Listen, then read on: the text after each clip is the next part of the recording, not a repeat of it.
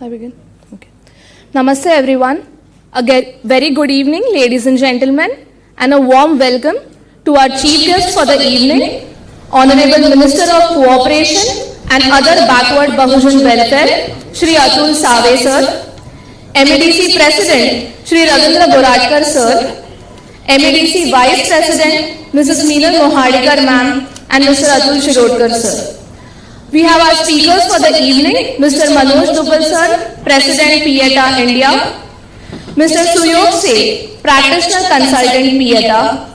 A warm welcome to the MEDC Regional Directors and Committee members, our sponsors, organizers, and all the delegate participants present here. I am Manasi Patil, your host for the evening, and it is my pleasure to welcome you all to the conference on redevelopment highs and lows. Before we begin, let me first give you a brief description about the Maharashtra Economic Development Council, MEDC. MEDC was founded in 1957 by an eminent economist, late Dr. Dhananjay Rao Gadgil, who was the Deputy Chairman of the erstwhile Planning Commission of the Government of India. The Council was founded to promote rapid and balanced economic and industrial development for the state of Maharashtra. In its rich legacy spanning over 6 decades, it was led by illustrious individuals as its presidents, including Mr. N.M. Wagale, Mr. Lalchand Hirachand, Mr. S.L. Kirloskar, Mr. Keshav Mahindra, Mr. N.A. Palkhiwala, Mr. Adi Godrej, Mr. B.D. Garware, Dr. Vitthal Kamath, and many other prominent individuals. MEDC is an autonomous think tank and research-based organization that acts as a development catalyst for the state of Maharashtra. The Council has 19 committees that work towards the economic development of Maharashtra in different regions. One of these committees is infrastructure and housing. We have thus organized today's event to create an awareness about the highs and lows in the housing redevelopment sector. Housing emerges as a critical sector of focus currently for various reasons. The most recent union budget has outlined for smart cities and the development of Tier 2 and Tier 3 urban areas. So housing needs to be upgraded and improved, which is why we have all gathered here today for this Redevelopment Highs and Lows Conference 2023. This conference will evolve around increasing the awareness about policies and plans of the government to build safer, less accident-prone, and more affordable houses, ideation on future urban planning and greener and sustainable redevelopment, discuss old and new challenges, and come up with solutions, develop collaborative partnerships, and nurture new ideas, to generate policy recommendations and to translate them into action plans. Once again, I would like to welcome you all to Redevelopment Highs and Lows Conference 2023. I request our chief guest, Honorable Minister Shri Atul Save ji, to join us on the dais. Along with him, I further request President Ravindra Boradkar sir, Vice President Mrs. Meenal Mohadikar ma'am, Mumbai Regional Director MEDC Chetan Raikar sir, State Committee Chairman for MSME and Cooperative Banking Anil Gajke sir, and Infrastructure Committee Member Neeta Shah ma'am to join the Minister sir on the dais.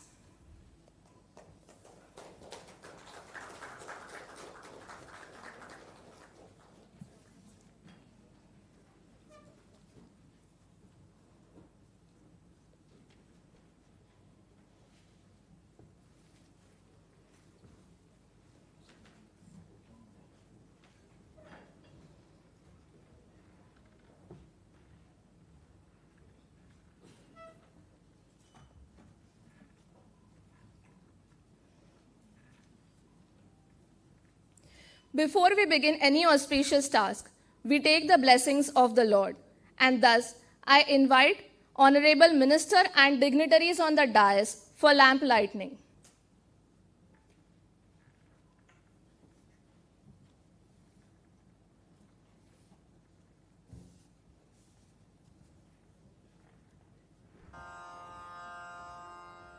Om Shri Gurubhyo Namaha.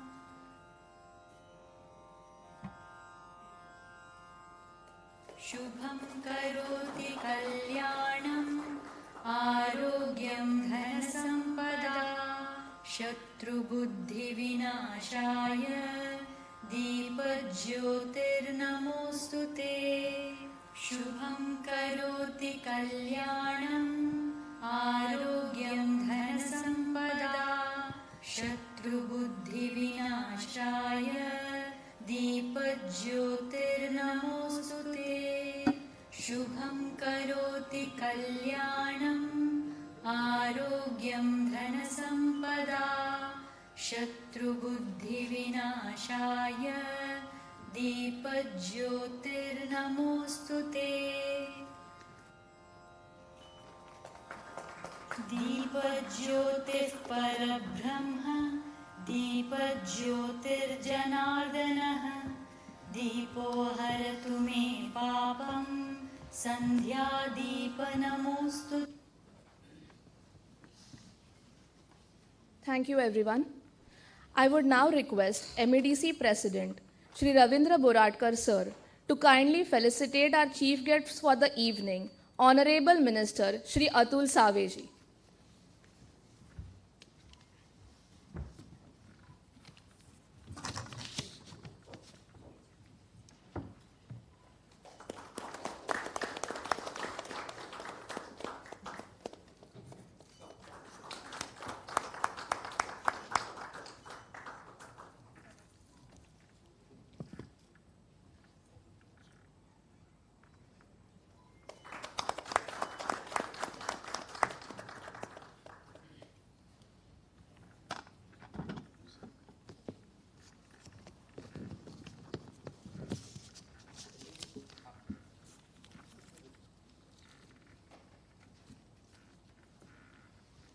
Thank you, sir. We would now move forward with the felicitation of our esteemed speakers. I request Vice President Mrs. Meenal Mohadikar ma'am to kindly felicitate Mr. Manoj Dubal, President PETA India.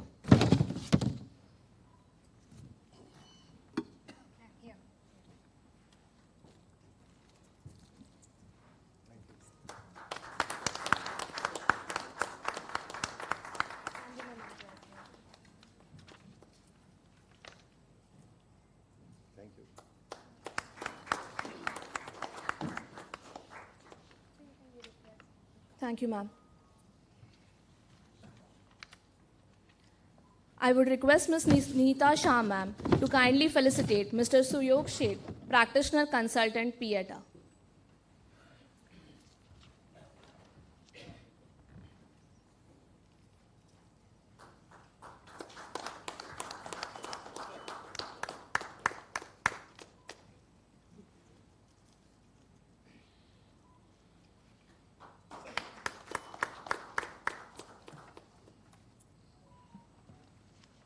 Thank you, ma'am. I further request Mr. Anil Gajke, sir, to kindly felicitate Mr. Uday Dalvi, Manager, Mumbai Bank.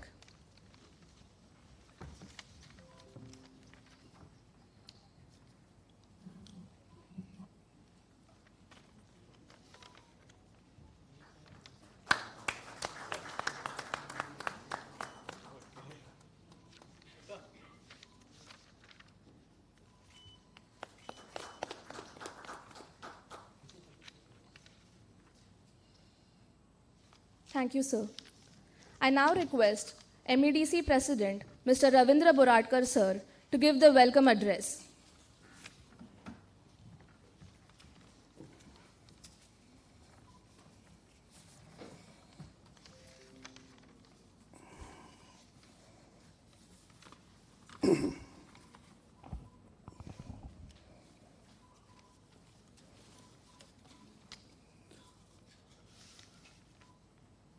Honorable Minister, Shri Atul Save, my colleagues on the dais, distinguished speakers who are going to enlighten us later in the day, all the invitees, delegates, members of MEDC, other associations, practitioners, developers, bankers. On behalf of MEDC, I feel privileged to welcome you all today to this conference on a very important topic, Redevelopment Highs and Lows 2023. Sir, at MEDC, it's always our priority and endeavor to work in the areas which are of utmost importance to Maharashtra and Maharashtra's socio-economic development. MEDC has been contributing through its members and through its presence across all the regions of Maharashtra, through its partnership with academia, industrial associations, and other Chamber of Commerce, of Industries, agriculture. And in the past few years, MEDC has been concentrating on some newer areas. Like, I would like to say here that just before the pandemic, or sometime before the pandemic, MEDC had done perhaps one of the first major conclave on blue economy in India. And after the pandemic, MEDC followed it up by doing on one important aspect of blue economy, that is fisheries, that is in the March 2022. Sir, because fisheries is certainly a very important topic for a state like Maharashtra, which has such a long coastal line, and not only the coastal marine fishery, but also it's important for the inland fishermen. Similarly, when our Prime Minister and the central government is focusing more about the sustainability and maybe in the larger goal about the zero emission targets, even Maharashtra is taking steps in that. So recently, sir, we concluded a conclave called GS2 conclave on green hydrogen. Because for a state of Maharashtra or India, from energy deficient to energy surplus, if this dream can be realized, then I think green hydrogen is the only option. And that's because of the vast resources like land, water, and abundant renewable energy sources. And I'm sure this, I think, is not only the dream of the state or the center for its commitment towards sustainability, but we have already demonstrated that because India is one of the fastest growing capacity in the renewable energy, particularly solar. And I'm glad that Maharashtra has already taken steps to form a policy on green hydrogen. And so today, we are here to address one very important aspect, which is particularly more important for a state like Maharashtra, is about the housing development. Since Maharashtra is one of the most urbanized states in India, this problem, amongst others, is also very critical. We all know that when it comes to housing or construction, it's not just providing the shelter to the residents or to the citizens, but this also flares up a very big economic development, because there are so many people involved in it, not only the consultants, engineers, suppliers, material suppliers, but there's a whole lot of economy. Now, even the software is coming in between, like IT is also playing a good role in the housing.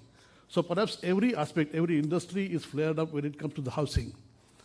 But on the other side, in the urban areas, and more so critical in Mumbai-like places, so the cost of land is going up like exponentially, and housing is becoming unaffordable. And I'm sure the moment there's a crisis of housing, that has a negative impact on other development. So the better option, it seems, is the redevelopment. So when we think about the redevelopment, so redevelopment of the existing structure hence assumes very critical importance, and most important part is also played by the government policies in this. Sir, in fact, Maharashtra government has taken some steps very recently, that there are some kind of amendments have been already suggested, implemented. I think there were some of it were already welcomed by all the stakeholders.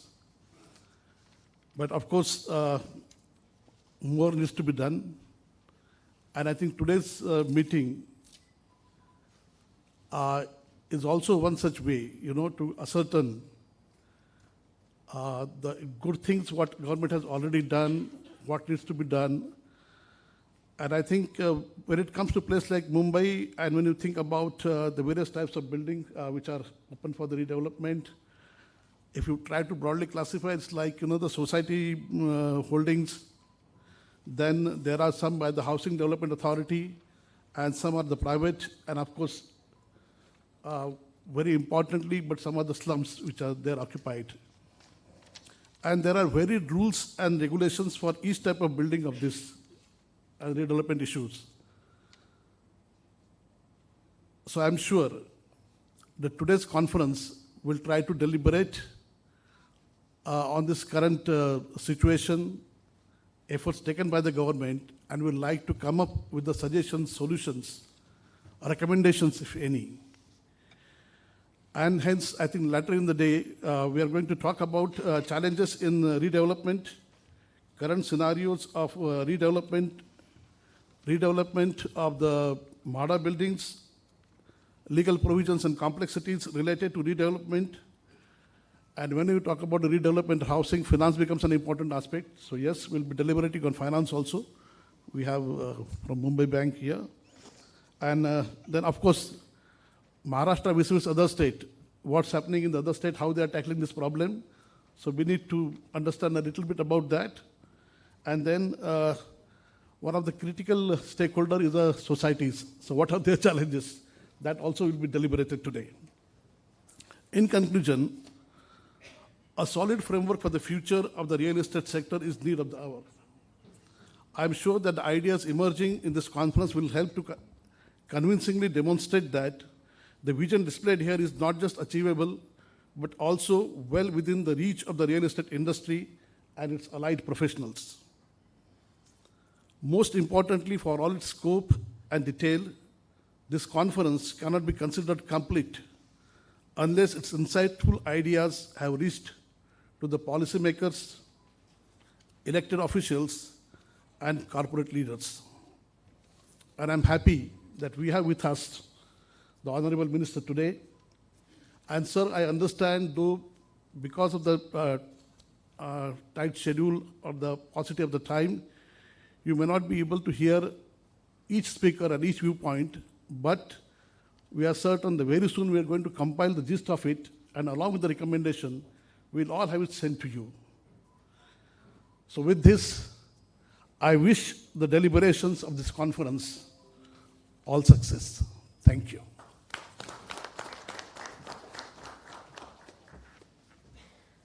Thank you so much, sir. Before we move ahead, we have with us Advocate Amit Mehta, sir. So I request Chetan Raikar, sir, to kindly felicitate Advocate Amit Mehta, Managing Director, Solicitors Lex.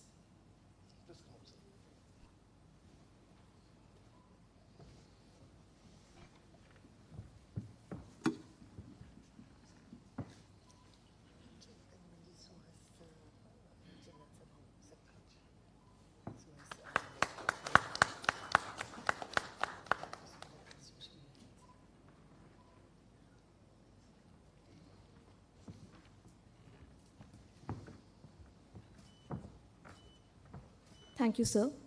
I would like to call upon Mrs. Meenal Mohadikar, Vice President MEDC, to introduce our chief guest, Shri Atul Saveji.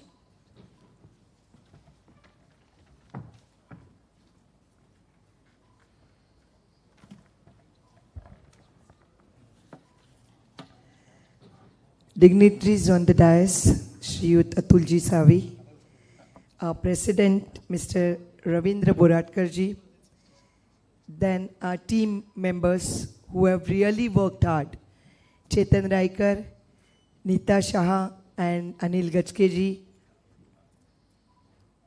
then all distinguished speakers and those who are present here for today's conference. We are really thankful to everybody that you are here with us. A dignified personality, a perpetual cheerful demeanor, a penetrating gaze, and vast accomplishments, such is the personality of Shri Atulji Savi. Despite being a successful entrepreneur, Udyojak, keeping in mind the social consequences passed on to him by his father, he has been active in the social sphere and politics. I am happy to share with you that Atulji Save's father was really a great personality.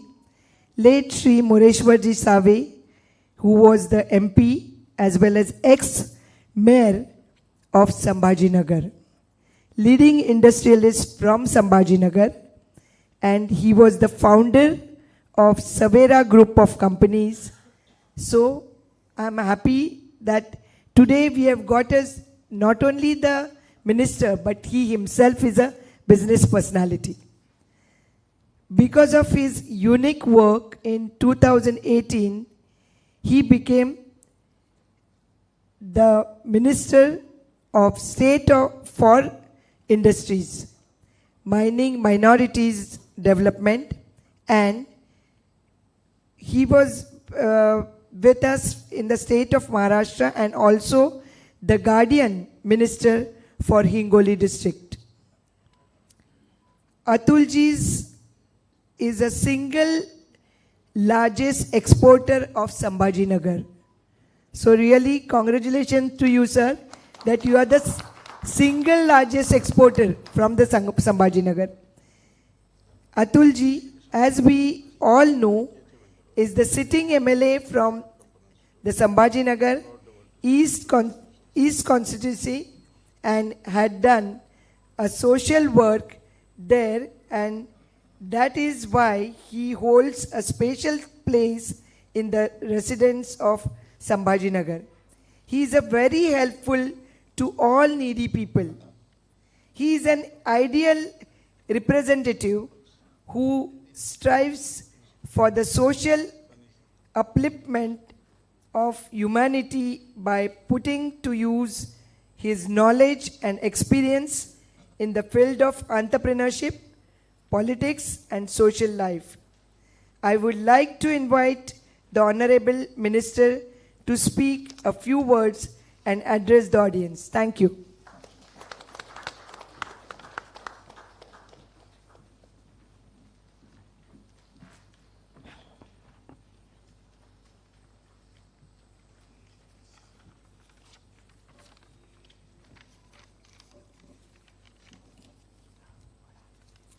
I'll speak a little bit in Marathi and little bit English. Because nowadays we are habitual to speak in Marathi everywhere. So I hope everybody will forgive me for that. आजच्या या Maharashtra economic development काउन्सिलच्या वतीने आयोजित redevelopment highs and lows कॉन्फरन्सच्या प्रसंगी उपस्थित असलेले रवींद्र बोरटकरजी, अध्यक्ष MEDC, उपाध्यक्ष vice president Mrs Meenal Mohadikar, state committee chairman MSME Anil Kochkeji, regional director Mumbai MEDC Chetan Raikarji, and committee member, Infrastructure and Housing, MEDC, Mrs. Neeta Shah, my friend from Sambhajinagar, Ashish Karde, Darviji from Mumbai Bank, and all the other keynote speakers, Mr. Swati Srivastav, Amit Mehta, Uddhav Dalvi, Rajan Andelkarji, Neeta Shah, Chetan Raikar, and all the dignitaries present here for this redevelopment conference. When Ashish had called me, I told him I usually stay in Mumbai for Tuesday and Wednesday only. On Thursday, usually I go back to my constituency because these are the 2 days I spend in my constituency. But Ashish is my childhood friend. I could not say him no. Then Modik Dai, madam also called me up. I said, no, I'll definitely attend it. Though tomorrow Amit Shah, our central minister, is coming in Maharashtra. I have to reach Nanded. I will be traveling out from here. But this is a concern with my department. So I said I must visit it and I should give some few words in this. I know redevelopment is a very sensitive issue today in Maharashtra, especially in Mumbai. Because I am a cooperative minister. And every week I have hearings on Wednesday. About 40 hearings I fix up every week. That is the maximum. I have a lot of waiting. If you see, I have 2,500 files waiting with me for all these cooperatives. They are but different. They are with regards to sugar factory, with banks, with Patpidi and all such societies issue and all. But mainly there are issues which are pending in cooperative housing society. And housing society, as you said, in all over Maharashtra, there are about 2 lakhs different cooperative societies, out of which 50,000 are housing societies, and out of which 24,000 are from Mumbai itself. And that is why when we receive the complaints, we receive the appeals which have been submitted to us, they are mainly from Mumbai. And as rightly Madhuri said, okay, you just प्रत्येक माणसाला आपलं घर जे आहे ते सोडायचं नसते. मी थोडंसं मराठी काय का मला I may not be speak, I hope you. कसं असते की ज्या माणसाने एकदा घर घेतलं, once he buy a house, he has a lot of affection for that house. And that's why he doesn't want to leave that house. Redevelopment is a very difficult issue. Every day what we are facing in the market is that people who have been staying, the old people who spend their whole day, this son has gone up, my daughter got up, she got married from this. When the people come to us and they explain that no, but new generations, they want redevelopment. Rightly, because the which houses, which buildings cross after 30 years, 40 years, the maintenance, the lot of other issues are there, leakage is there, there is no lift, there is no, everybody wants a redevelopment. And that is why government has decided that we should support redevelopment facility. And rightly, as now, one of the issue of deemed conveyance, which is one of the most important issue, which has been always troublesome to all the redevelopment issues. So now we have decided that we will give deemed conveyance within 1 month, which earlier we used to give in 6 months. Even then, some people didn't got for 3 years, 4 years. Some issue, the officer writes a note, which last day of the, he will write you a note and take again 6 months time. So now we have taken it, it like NA system is then, if you don't get a NA in 1 month, it is a deem. That deem conveyance will be also same way, you should get the permission within that particular period. That is our main aim in that.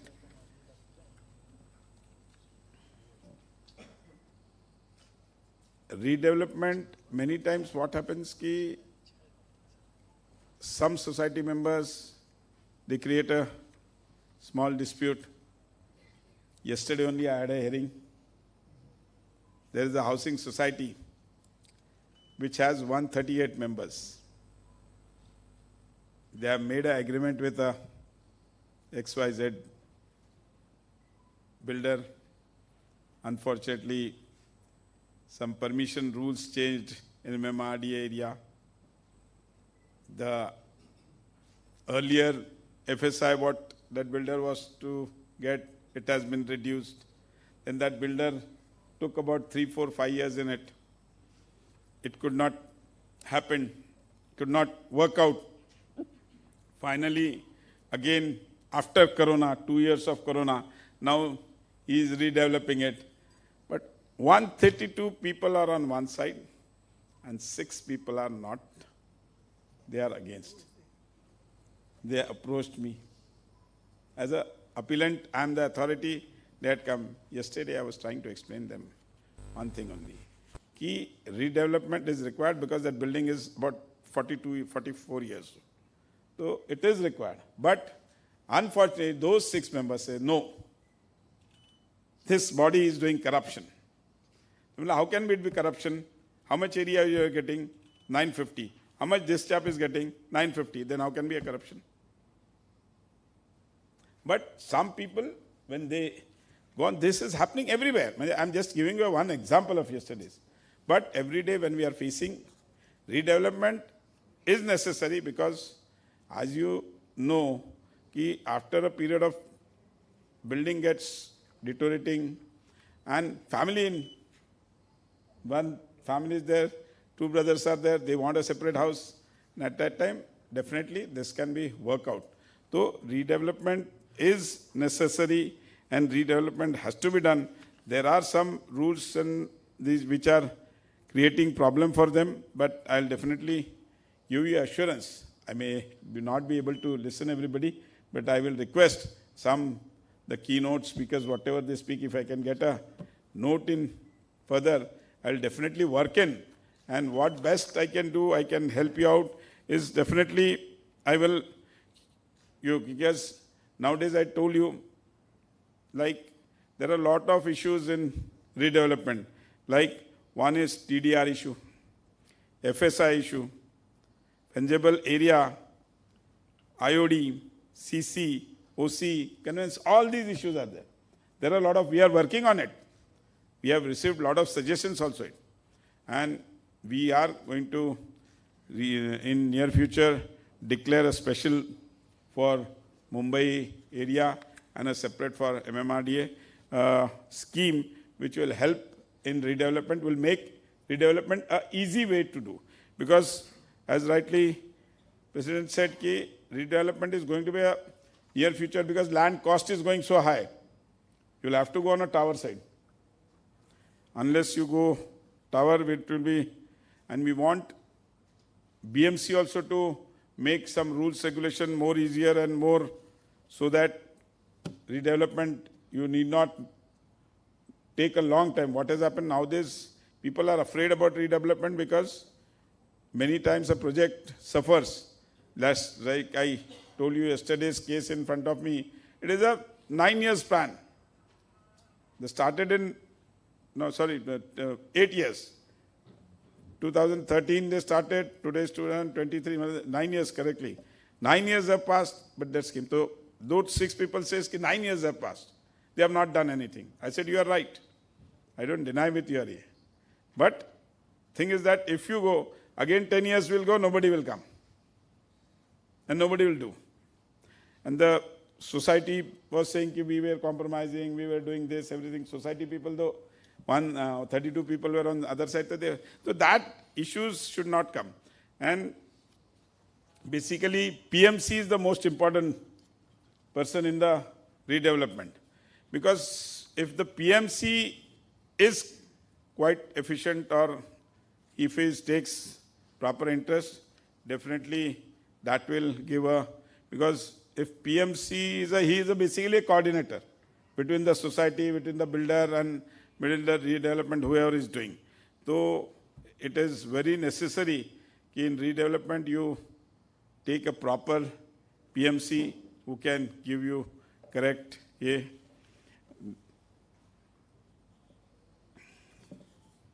had written in Marathi तो better थोड़ा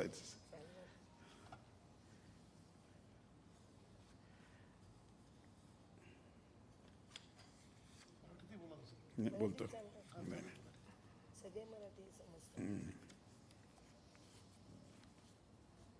जसं सांगितलं तसं कसं आहे की प्रत्येक सभासदाला असं असते की माझ्या आयुष्याची पुंजी मी या घरामध्ये लावलेली आहे आणि हे घर सोडताना त्याला जिकडे कुठे शिफ्ट होतो त्याच्यानंतर मी परत माझ्या घरात कधी जाईल ह्याची काळजी असते. जसं मी सांगितलं मेनली सिनियर सिटीजन जे आज आमच्याकडे रोज येतात, साहेब माझं पूर्ण माझी मुलं वाढली, माझं हे झालं सगळं झालं, पण परत त्याच्यामुळे थोडंसं त्याच्यामुळे मी सांगितलं जसं PMC जो आहे तो जर प्रॉपरली असला त्या हे सगळ्या गोष्टीचं प्लॅनिंग करतो आणि त्याच्यामुळे ते होऊ शकतो. मी सांगितलं तसं हे जे परमिशन्सचे इश्यूज आहेत, परमिशनच्या इश्यूजसाठी PMC जर प्रॉपर असला तर तो तुम्हाला मॅक्झिमम काय TDR मिळू शकतो. कारण कसं आहे आपल्याला काय मिळणार आहे, जास्त मिळण्यापेक्षा जे मिळणार आहे ते प्रॉपर मिळणार आहे की नाही ह्याच्यावर जास्त कॉन्सन्ट्रेट केलं पाहिजे. क्वालिटी ऑफ वर्क जो कोणी रिडेव्हलप करणार आहे. दुसरं एक आता आम्ही सेल्फ डेव्हलपमेंटसाठी जास्त आम्ही कॉन्सन्ट्रेट करतो आहे. आत्ताच मी एक 15 दिवसापूर्वी मी गिरगावमध्ये कुठे ते वजे म्हणून अतुल वजे म्हणून आमचे हे आहेत, ते गिरगावमध्ये त्यांनी एक सेल्फ डेव्हलपमेंटची सोसायटी अतिशय सुंदर बनवली आहे. आपला सिनेमा कुठला सेंट्रल सिनेमा ना, सेंट्रल सिनेमाच्या बाजूला सेल्फ डेव्हलपमेंट म्हणून आमचे अतुल वजे आमचे OSD आहेत DCM साहेबांकडे, त्यांनी म्हणजे ती बघली. मी खरोखर म्हणजे I was so much impressed की ती बघून सेल्फ डेव्हलपमेंटमध्ये त्यांनी कोणाला केलं नाही, काही नाही, सगळ्यांना एरिया वाढून मिळाला, सगळं मिळालं. क्वालिटी ऑफ वर्क त्यांनी इतकं चांगलं केलेलं आहे. Self development is also very म्हणजे फक्त कसं आहे एक विचाराचे सगळे लोक असले पाहिजे तर तिकडे नक्कीच होऊ शकते. सेल्फ डेव्हलपमेंट हा पण एक म्हणजे रिडेव्हलपमेंटमध्ये खूप चांगला प्रोजेक्ट आहे ज्याच्यात कसं आहे. आणि बँक्स फायनान्स करतात. मुंबई बँकेचे इकडे मंडळी आहेत, ते काय कुठलीही बँक तुम्हाला self development because the property values as Modikar साहेब सेड की प्रॉपर्टी व्हॅल्यू आज खूप वाढलेल्या आहेत आणि त्याच्यामुळे तुम्हाला कोणीही बँक फायनान्स करू शकते. तुम्ही सेल्फ डेव्हलपमेंटसाठी पण प्रयत्न केला पाहिजे. PMCचा विषय मी सांगितलं तसं बाकी जे तुम्हाला FSI IOD वगैरे CC घेण्याकरता ह्या सगळ्या गोष्टीकरता त्याचा नक्कीच उपयोग होईल.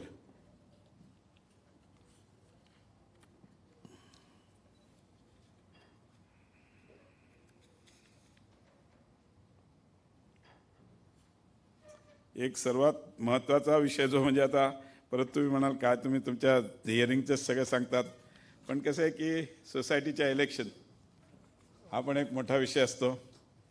इलेक्शनमध्ये काहीतरी यादीमध्ये चुकलं किंवा फेक यादी दिली की जी यादी पब्लिश झाली आहे ती बरोबर नाही आहे आणि त्याच्यावर स्थगिती द्या.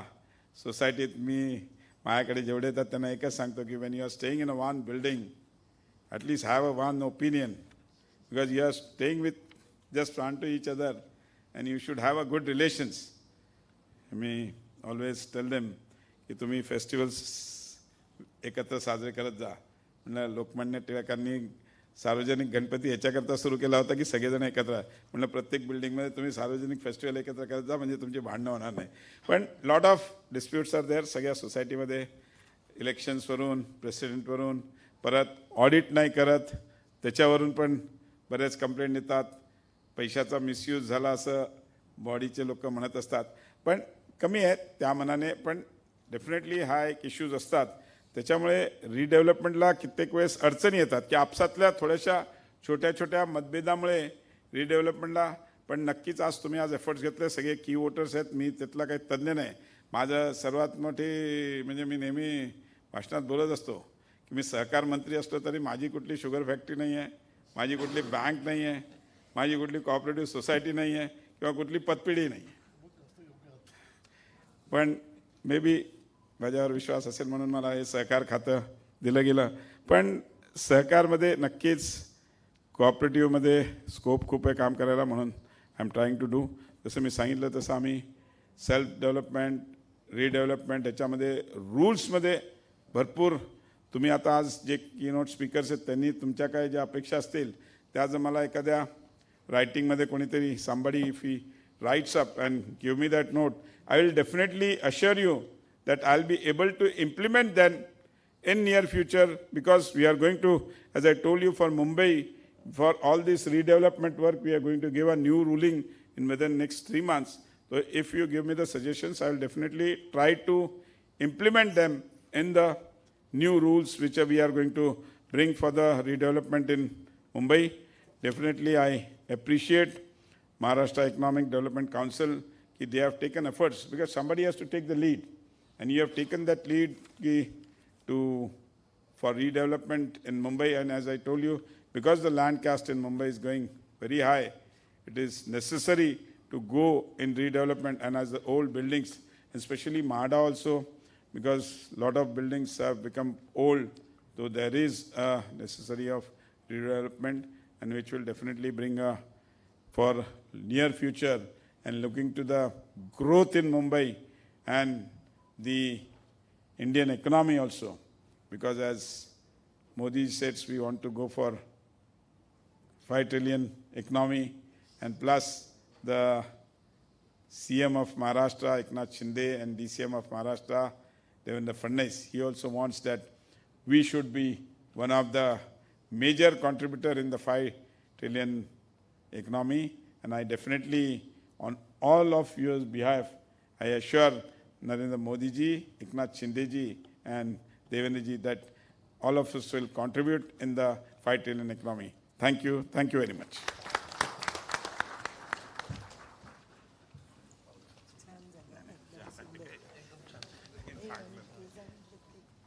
Thank you so much, sir, for your supporting and inspiring words. And thank you, Meenal Madam, for giving the minister's introduction. Before we move ahead, I would just like to inform that the minister, sir, has other programs aligned, so he might have to leave soon. Before we move ahead, we have with us Mr. Rajan Bandelkar. I would request Mrs. Neeta Shah to kindly felicitate Mr. Rajan Bandelkar, President, NAREDCO.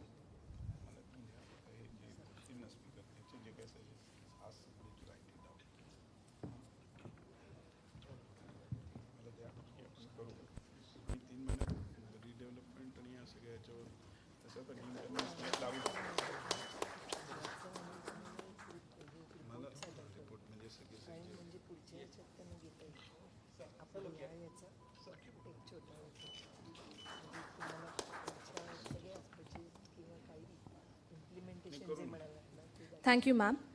I would now request Mr. Chetan Raikar, MEDC Regional Director for Mumbai, to give away the vote of thanks for the inaugural session.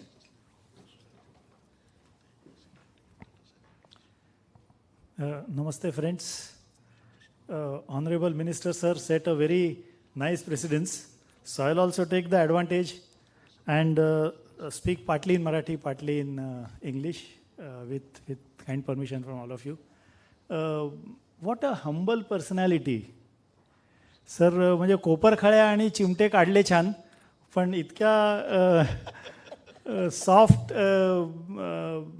म्हणजे his way of expressing, it was so humble. आणि we thank you very much, Shri Atul Save sir, for coming here despite of your extremely busy schedule. आणि एक दिवस आमच्यासाठी sir मुंबईत राहिल्यामुळे personal thanks from all of us. Thank you very much, sir. MEDC, magaspaasna you have all seen, MEDC is a link trying to take up all the industries, organize such seminars, events, link between the stakeholders and the government. So thanks the MEDC top management, Boratkar sir, Meenal ma'am, for taking up this subject, which is of redevelopment. ज्वलंत subject आहे. Housing म्हणजे अन्न वस्त्र निवाऱ्यातलं निवारा, आणि मुंबईमध्ये अन्न मिळतं, वस्त्रही मिळतं, पण निवारा मिळत नाही. So this is a very important subject. Thanks for taking it up. A complete managing team who has been working for last 6 weeks.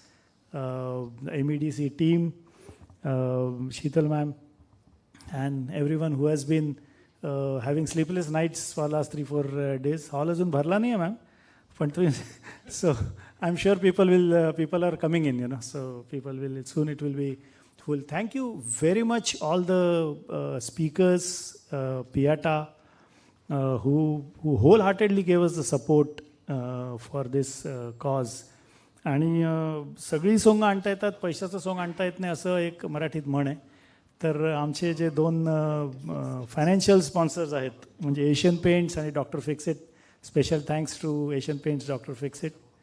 Thanks the management of this auditorium and आपला अन्नदाता who will be giving us a dinner at the end of the session. Thank you very much. If I've missed some names, they are my ignorance and I am singularly responsible for it. Thank you very much, everyone.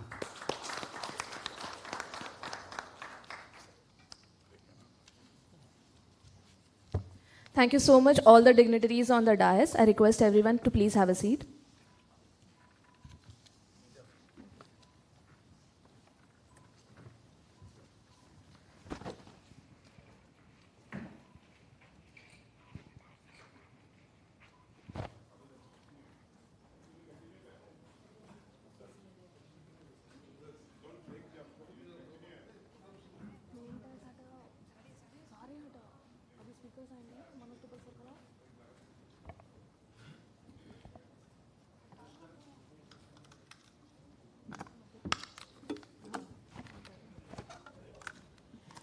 We'll now begin with the first session for the day, Challenges in Redevelopment, a Professional's Point of View.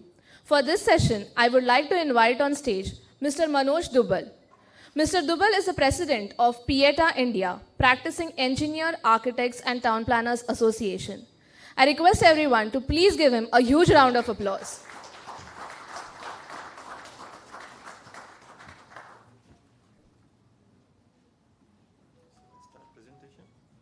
Presentation?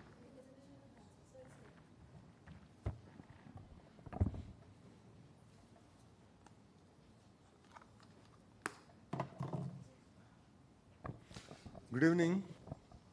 First of all, let me thank MEDC for inviting PIATA for this presentation as well as for this conference on redevelopment and its issues. First of all, I would like to give you the brief introduction about the rules and regulations of redevelopment in Mumbai. There are various redevelopment rules and regulations for different plots in Mumbai.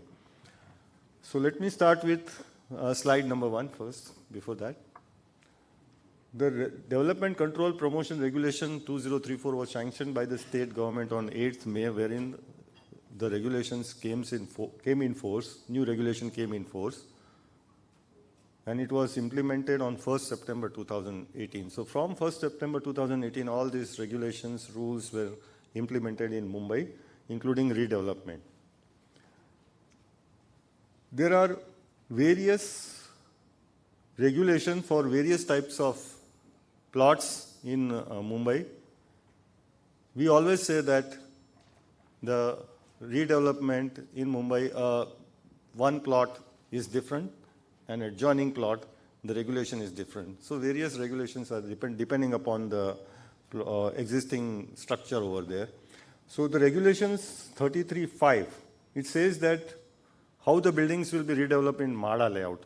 All those buildings in MHADA layout will be covered under regulation 33.5. 33.7 says tenanted cess building in Island City. So all those cess structures and buildings in Island City, that means from Sion to Kolaba and Mahim to Kolaba in Island City, excluding suburbs and extended suburbs. 33.7a states tenanted buildings in entire Mumbai, excluding cess buildings. So excluding the category of 33.7, all other tenanted buildings, the buildings which are tenanted.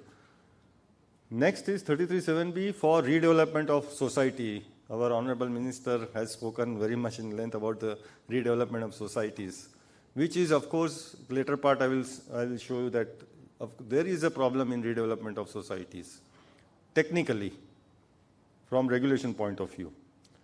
Then there is 33.9 cluster redevelopment, wherein few buildings, plots are merged together, making a larger layout, and those buildings are redeveloped. And of course, 3310 slums. All those are declared slums that are under 3310. Next, please. So basic I'm giving you, not going to details because it's a big, in every regulation, there are lots of things are there, but basic I will tell you, and in the end, what are the issues related to that. 33.7 is a redevelopment of, as I said earlier, tenanted building existing prior to 1969, or buildings of corporation existing same 1969, or building constructed earlier by MHADA or PMGP of 30 years of age, or declared unsafe by, many buildings are declared unsafe because they were constructed long back. So declared by competent authority, those are unsafe building for human habitation.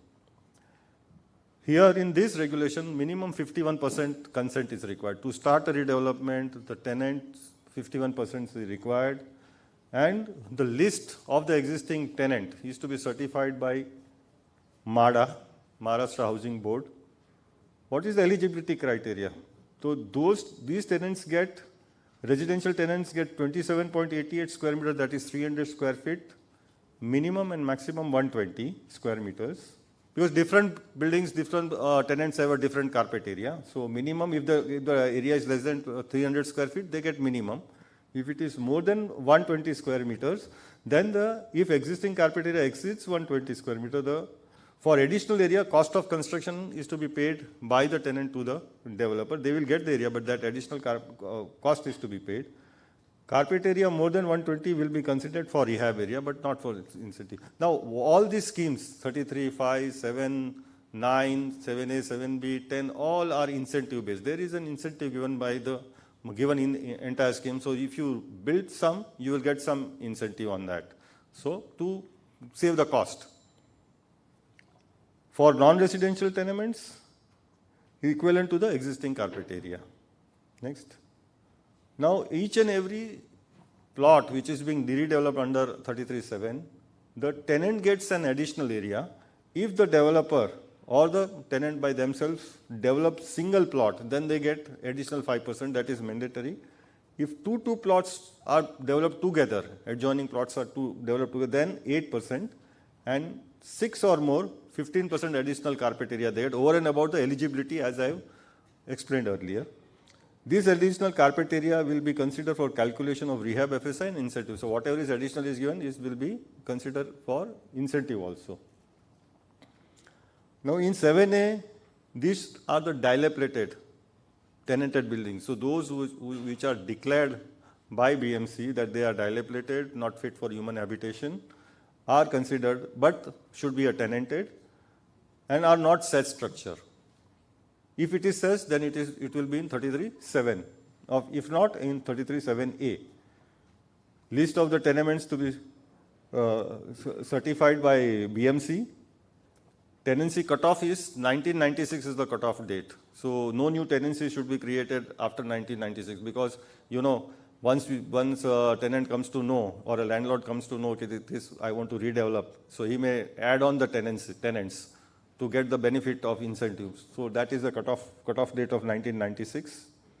Minimum consent required here is also 51% of the tenant. Eligibility is almost same as the 33.7, 27.88, maximum 120. If it is more than 120, then payment cost is to be paid. Additional carpet area will be considered for rehab, but not for incentive, and non-residential, same as 33.7. Next. Here also, it is similar. Additional carpet area, single plot 5%, 2 to 5 plots 8%, and 6 and more 15%. And additional carpet area will be considered for rehab and incentive. This 5, 8, and 15%.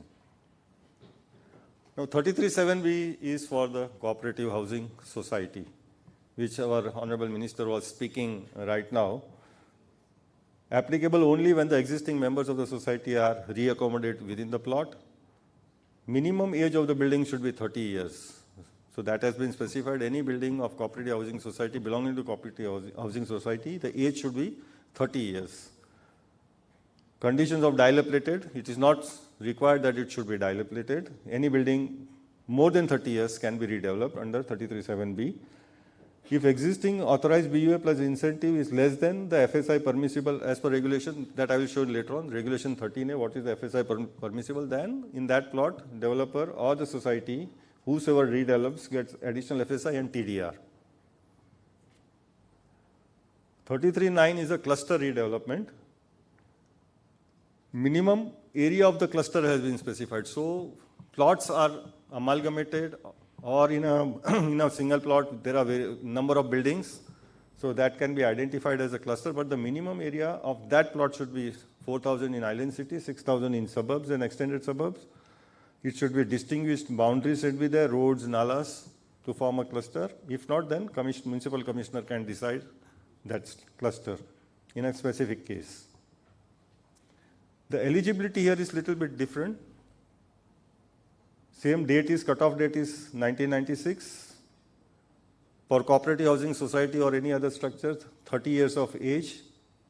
For slum, 1st January 2000. Slum also can be included in cluster redevelopment.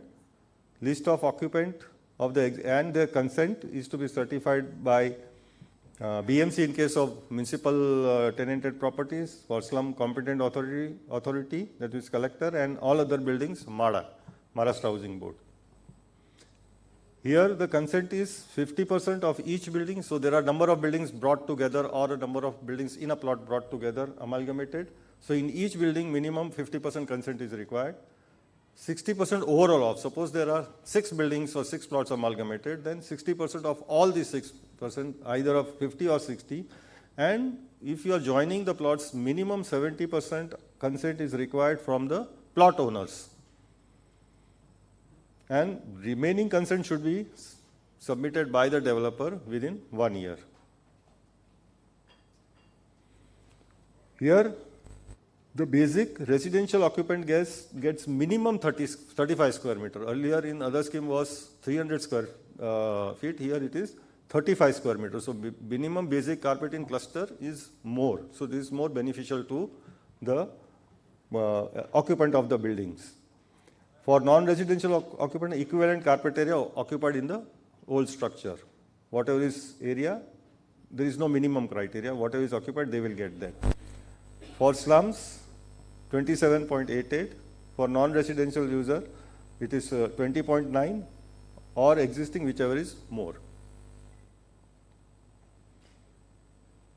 Now, in this scheme also, over and above the basic entitlement of minimum 35 square meter or existing carpet area, the occupant or the tenant gets additional carpet area, which is if the plot under development, under cluster is between 4,000 to 5,000, then they will get 10%. As in the plot area increases, the tenant or occupant gets more carpet area, 15%, 1 to 2 hectare is 20%, 25, 30, and above 10 hectare is 35%. 3310 is redevelopment of slum. Carpet area for residential cum non-residential is 300 square feet. Even if in these slums, even if the carpet area is more than 300 square feet, they will get only 300 square feet in slums.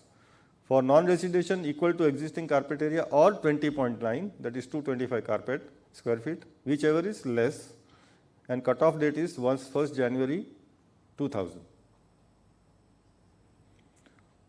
Now, in all the schemes, the occupants are to be re-accommodated, and in all redevelopments, as the incentives are granted, incentive FSI is to offset the project cost, including free of cost, because a developer or a society or occupant, if they develop, there is a cost involved. So to offset the cost, incentive is given by the government. What is the incentive in various schemes? Now 33.5, my friend Suyog will be giving for MHADA layout. He will be giving his presentation, so detail will be given by Suyog. 33.7, it is ranging from 75% of the rehab area to 100% depending upon the RR rate of that plot, ready reckoner rate. In 33.7a, it is ranging from 50 to 70% of rehab, 7B, it is only 15%. That is 7B is, as I said, cooperative housing society is only 15% or 10 square meter per residential tenement, whichever is more. 33.9, it is ranging from 85% to 130%. It is depending upon the RR rate as well as on the plot area. And 33.10, it is ranging from 80 to 135%, depending upon the RR rate and the area of the plot. So if you see, the incentive are different for different scheme. That's the problem. That's where the problem is. Now, wherever the development takes place, BMC and government collects the premiums. What are the premiums? 33.5, of course, Suyog will give the details. 7, it is 10% of the normal premium. Suppose 100 rupee premium is to pay, then if you go for 33.7, you will have to pay 10 rupees. Similarly, for 33.7, a 10%. 33.7B, once again, society, the premium is more, 75%. 33.9, the premium is less. For EAB and composite, staircase premium is nil. Sale, non-composite, normal premium you have to pay. Deficiency, sale and composite 10% and sale normal. And 33.10, it is not 10%. I have, in other slides, I have given some example where you will come to know the difference, what difference it is. Now in Mumbai, particularly in suburbs, there are majority of redevelopment which are cooperative housing society. Tenanted buildings are there, but the majority are cooperative housing society in suburb and extended suburb, and those buildings are coming under redevelopment. As our Honorable Minister has rightly said, buildings are old, more than 40 years, 50 years. So in suburb, majority are redevelopment, and that too are those constructed prior to 90 years, 30, 40 years, 50 years. Now, as per the then regulation, FSI consumed was normally 1 FSI or 1.4 in those, maximum 1.4 in those buildings which were constructed prior to 1990. What is being granted, FSI is granted to those buildings in suburb and extension, even in city also, suburb particularly. If the road width is 9, then only 1 FSI, no TDR, no FSI. So if the road width is less than 9, those buildings cannot be redeveloped. Because of there is no additional FSI, no TDR. So they can redevelop themselves equivalent to existing area and of course plus fungible. So no developer will come in those plots where the road width is less than 9.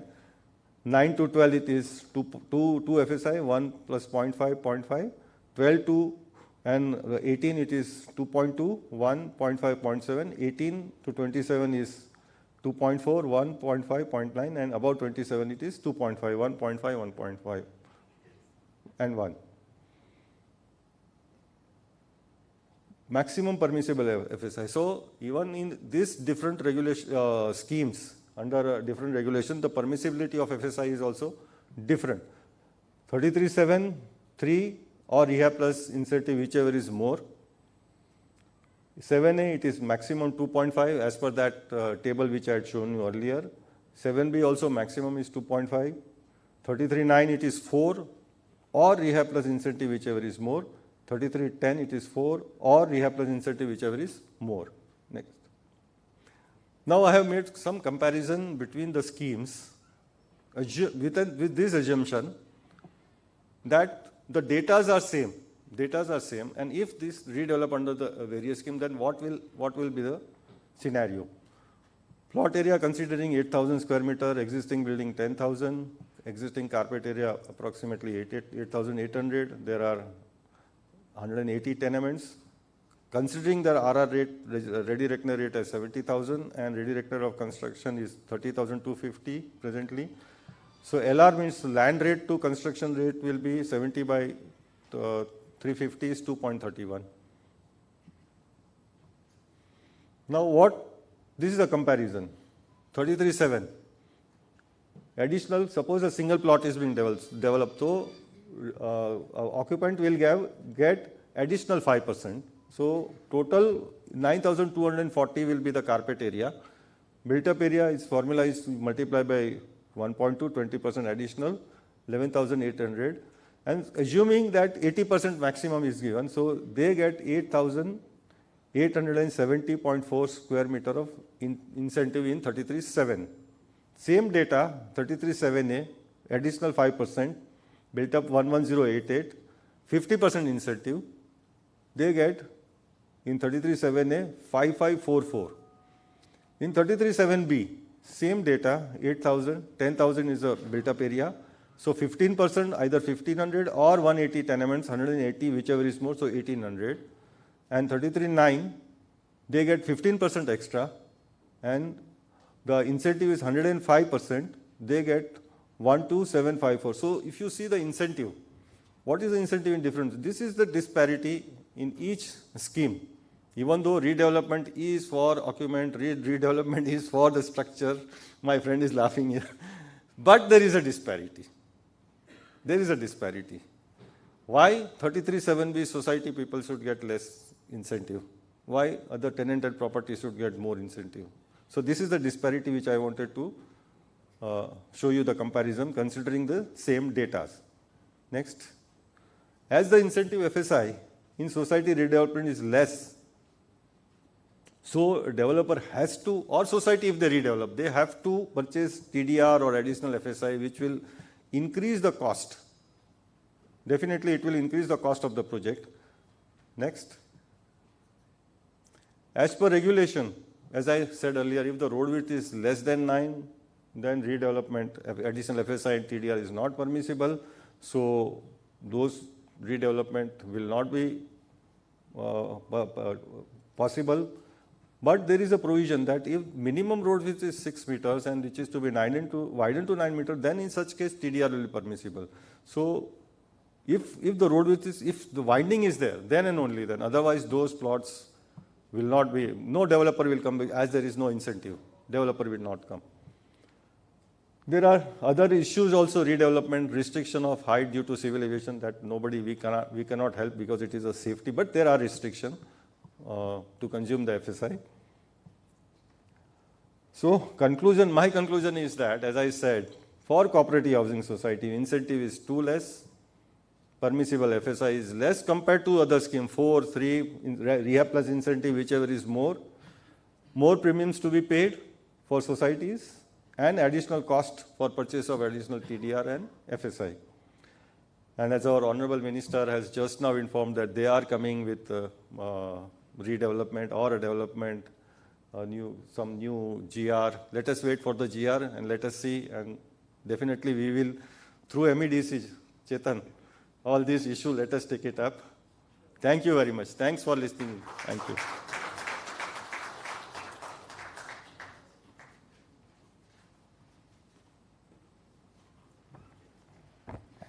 Thank you so much, sir, for your insightful words. Our next session for the evening is Redevelopment of MHADA buildings. For this session, I would like to invite on stage Mr. Suyog Sheth. Mr. Sheth is a practitioner consultant and he is the Joint Secretary of PIETA India. Please give a huge round of applause for Mr. Suyog Sheth.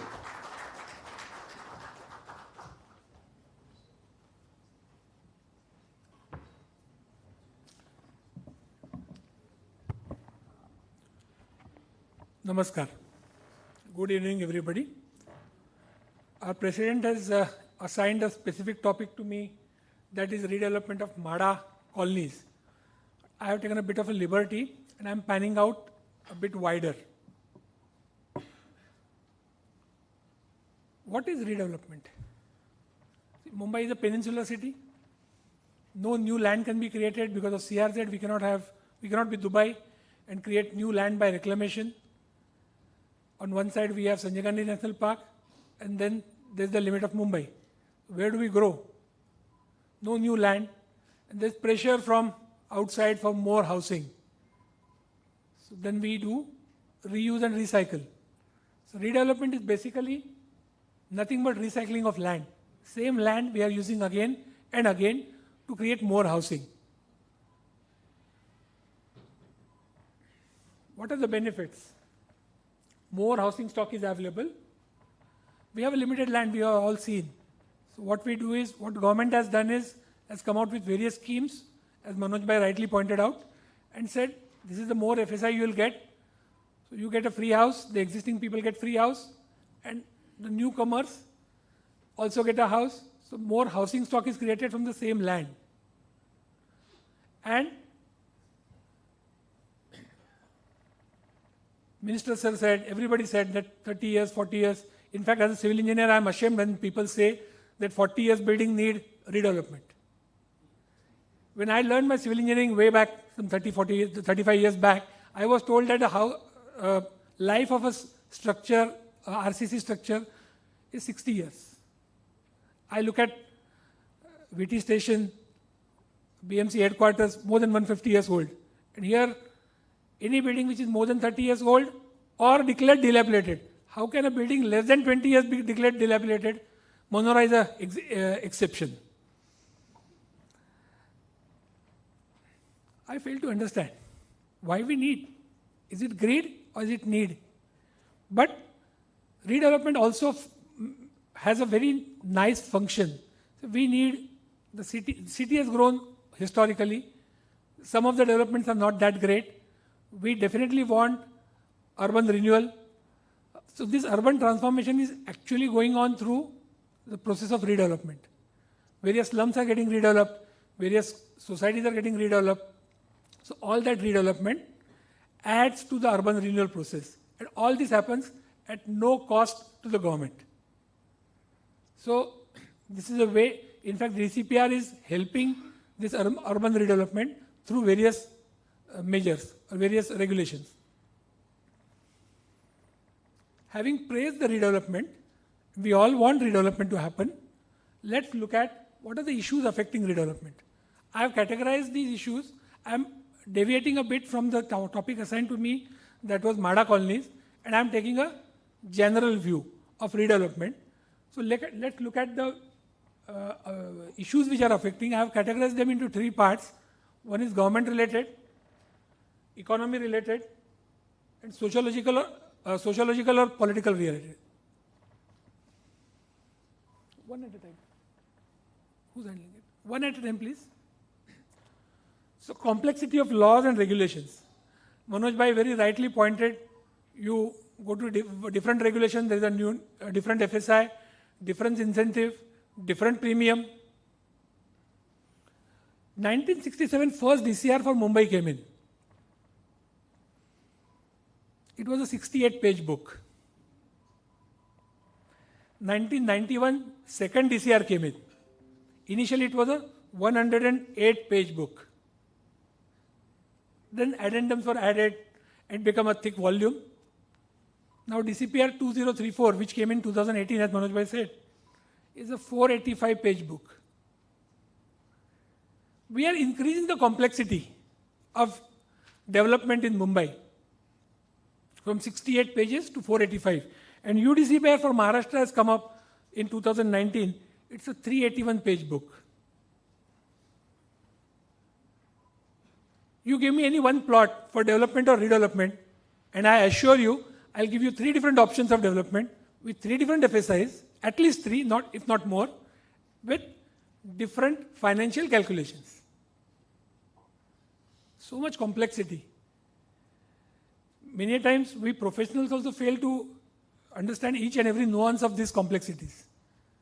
When we explain it to our clients, developers, sometimes they also miss out on few things. When it goes to the society redevelopment, imagine a common society member trying to grapple with so much complexity and come to a conclusion that this is the best. It's very easy to say that PMC will help. PMC has limitations. Finally, the decision has to be taken by the society. PMC cannot take a decision on the behalf of the society. How can we expect a society member, a common man, to grapple with these complexities and come to a conclusion? I actually shouldn't be complaining about these complexities. I'm a professional, it gets me my business, right? My bread gets buttered because of this. But is it good generally for the society, for our city, for our state? Next, please. Next comes is changing goalposts. We have ever evolving policies, ever evolving, ever changing regulations. I was specifically designing the topic of MHADA. I'll give you a classic example in MHADA. Month of May, that word May we all dread.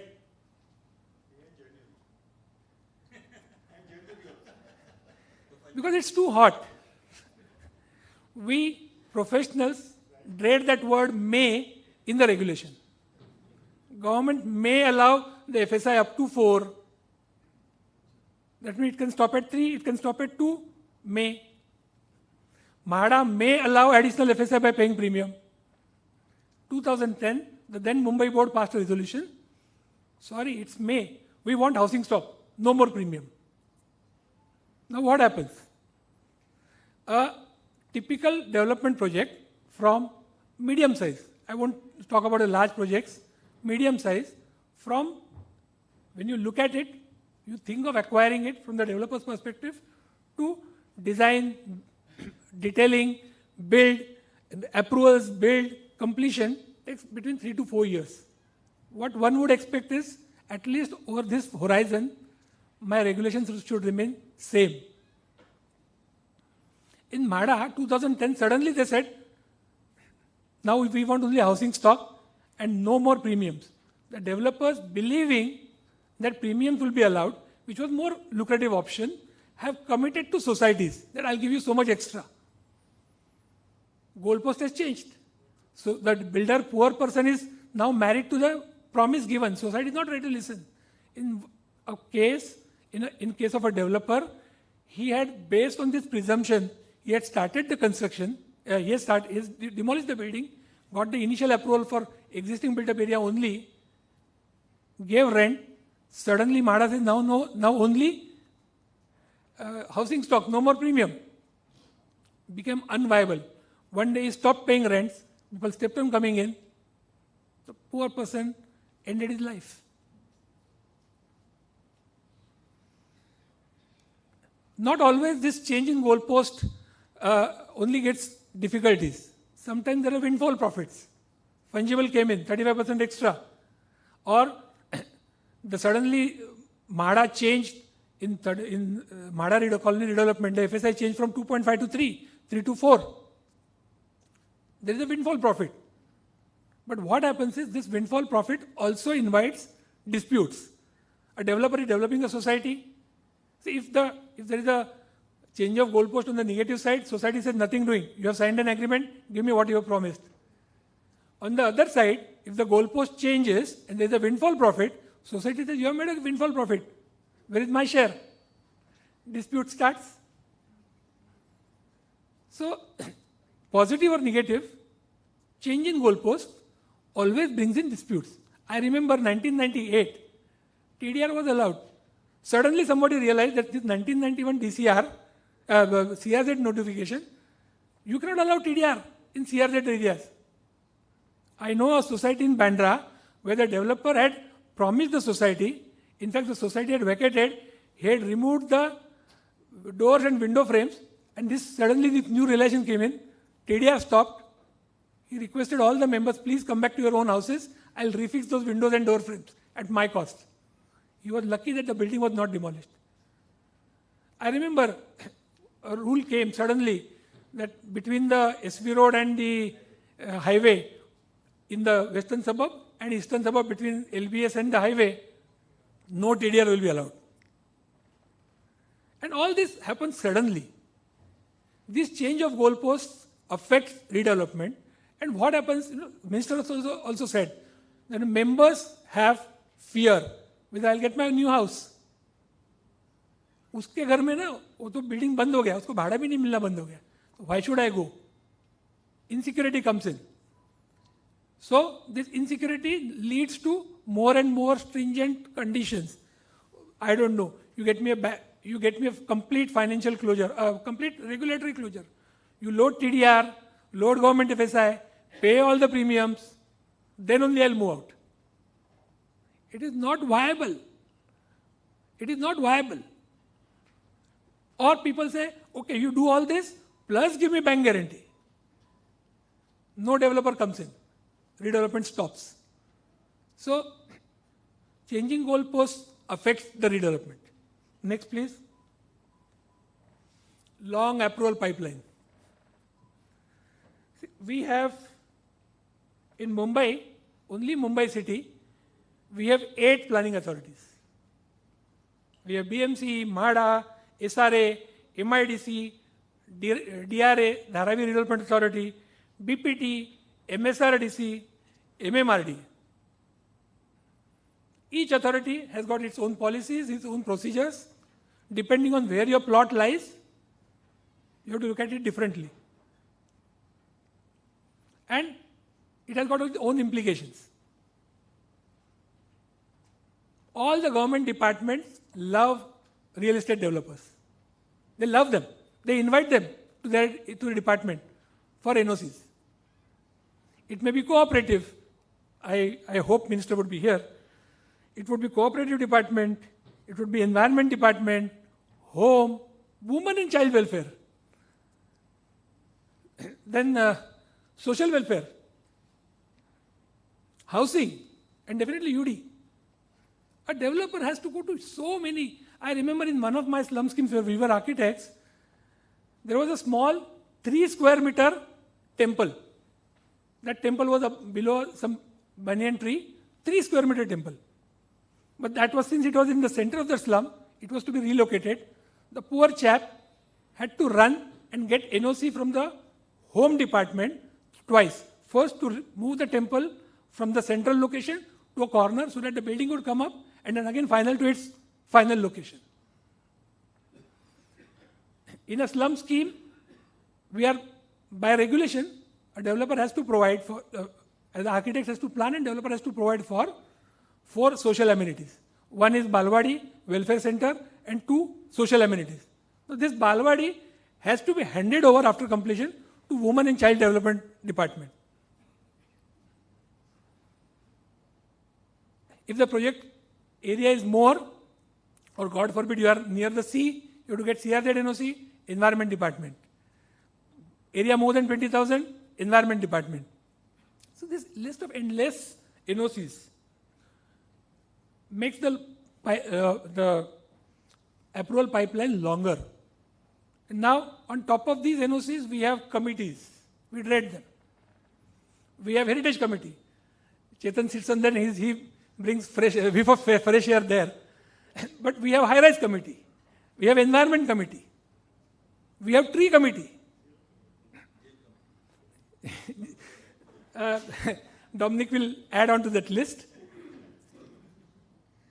Most of these committees, all of these committees, have definite right to approve or reject a proposal, or God forbid, delay it. No accountability. Why it is delayed, why it is rejected, the committee can only pontificate. If a commissioner grants approval, grants a concession, he is supposed to write reasons in writing, record reasons in writing for granting or rejecting a concession. Committees, you cannot ask for. Committee changes, the members change, viewpoints change, approval processes change. Many times committees go much beyond their terms of reference. Many times committees work at cross purposes. We had a high-rise committee that was looking at environmental issues. We had an environment committee that was looking at environment issues, and both had different sets of expectations from us.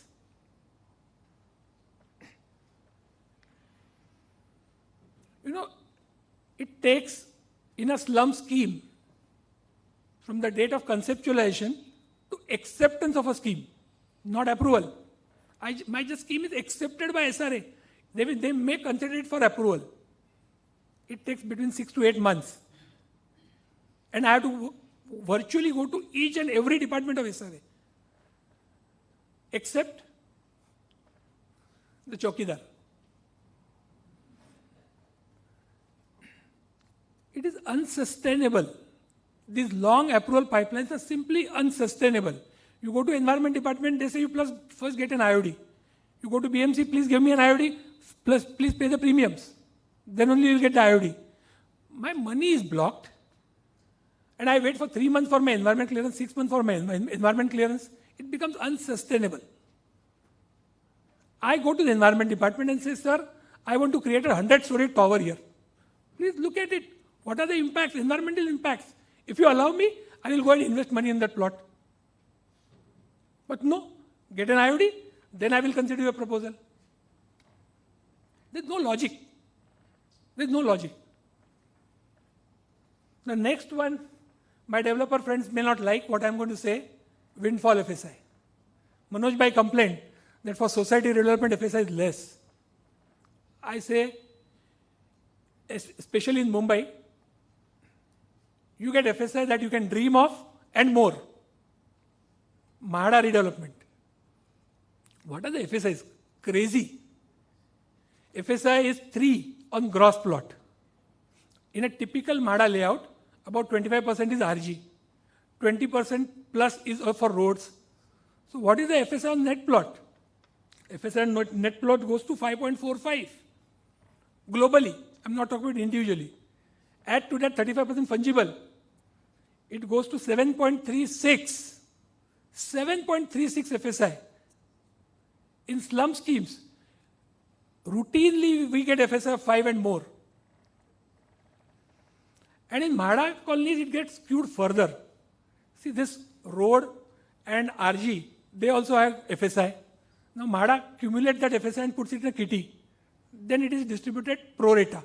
That means typically LIG houses are small houses, so they are denser on a given plot as compared to MIG or HIG, which are bigger houses, so lesser houses on the same size of plot.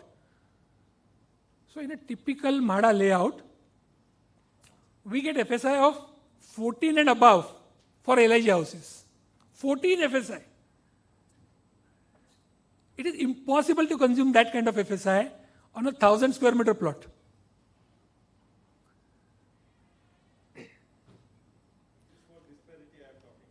What we look at, see what happens, one can always say, it's not compulsory to consume entire FSI. You may not consume. But in case of redevelopment, who's the landowner? Or who's the occupant? I go to as a PMC, when I go to the society says, sir, this is the FSI. This is what I'm going to get. Please base my tender on this. Maximum consumption of FSI.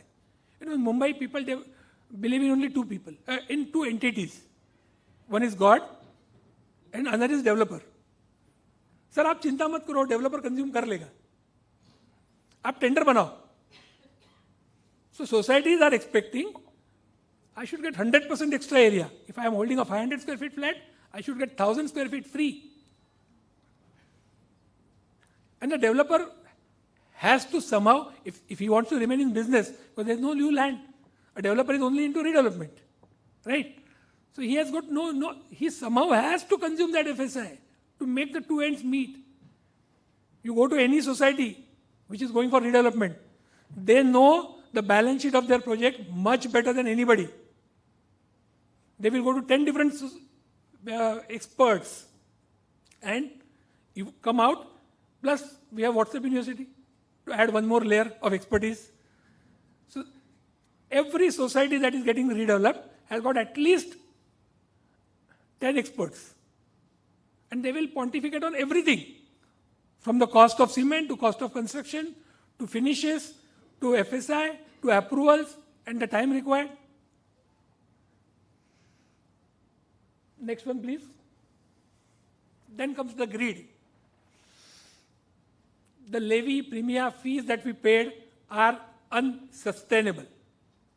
They are killing the housing industry. Now, you may please clap.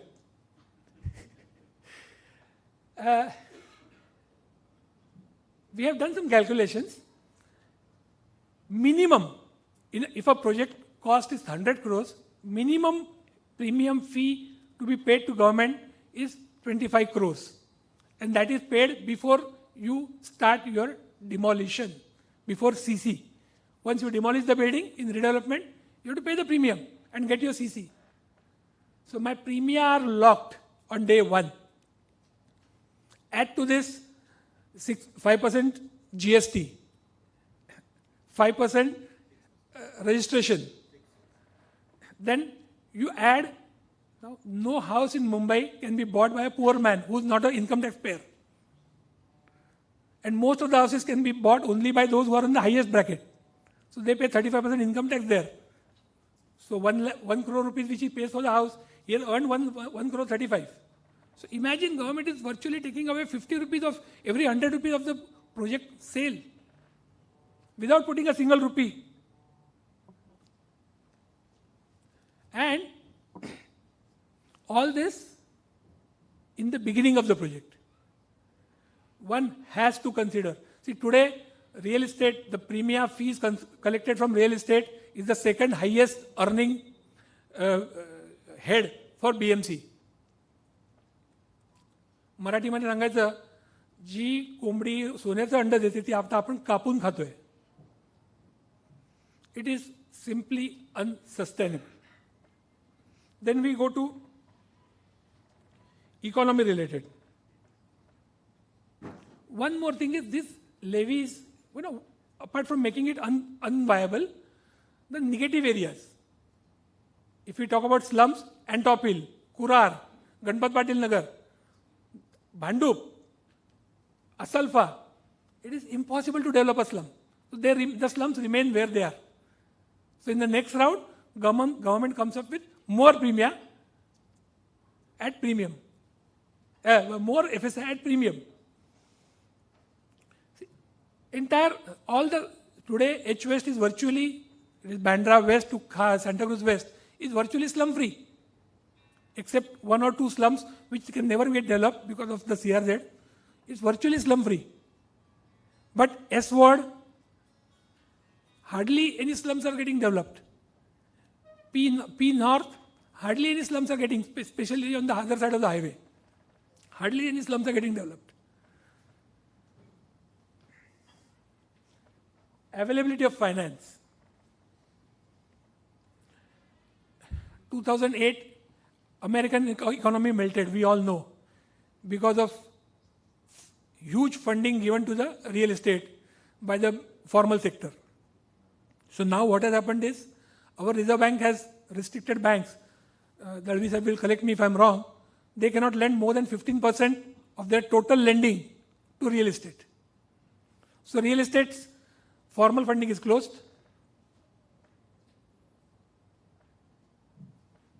Most of the levies and my the construction finance comes only when I actually start the construction. But the levies and premiums are to be paid beforehand.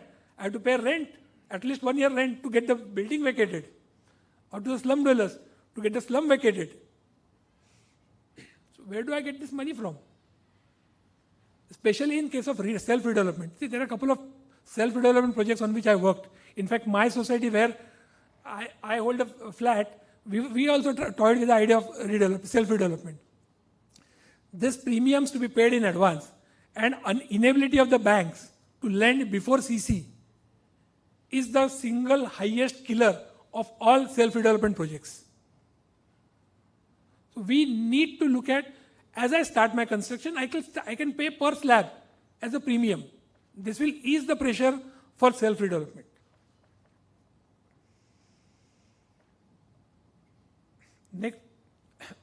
Next please. Market capacity to absorb the sale tenements. See what happens, those who are senior in age will vouch for what I'm saying. In the olden days, in 60s and 70s, what was the biggest house on Malabar Hill apart from bungalows? There were two. They were called 4-room tenements. It was no BHKs. 4-room tenements, fairly large houses, and only one toilet. Because nobody thought of spending on construction for toilet. Now, if I don't have 3 toilets in a 2 BHK, I call it 1.5 BHK. So, the rise in FSI is actually fueling the size of the flat. If I have to consume FSI of 7 and 8, I have to make larger flats. 3 bedroom, 4 bedroom, 5 bedroom. In one of the projects which we handled, a master bedroom had 2 toilets. One his and one hers. Otherwise, how do you consume FSI? And we have on one part, we read in the newspapers, so many houses remain unsold. housing inventory is piling up. And on the other side, MHADA comes up with the lottery, and for one house there are 100 applicants. So this is a mismatch between what is being built or what is being forced to be built and what is needed by the market. If the house doesn't get sold, at the end of the day, there's bound to be a delinquency. And it will have effect on the banking. Those banks who have lent, if the houses don't get sold, how is somebody going to repay the bank and the interest? Finally, one day somebody will have to raise their hands.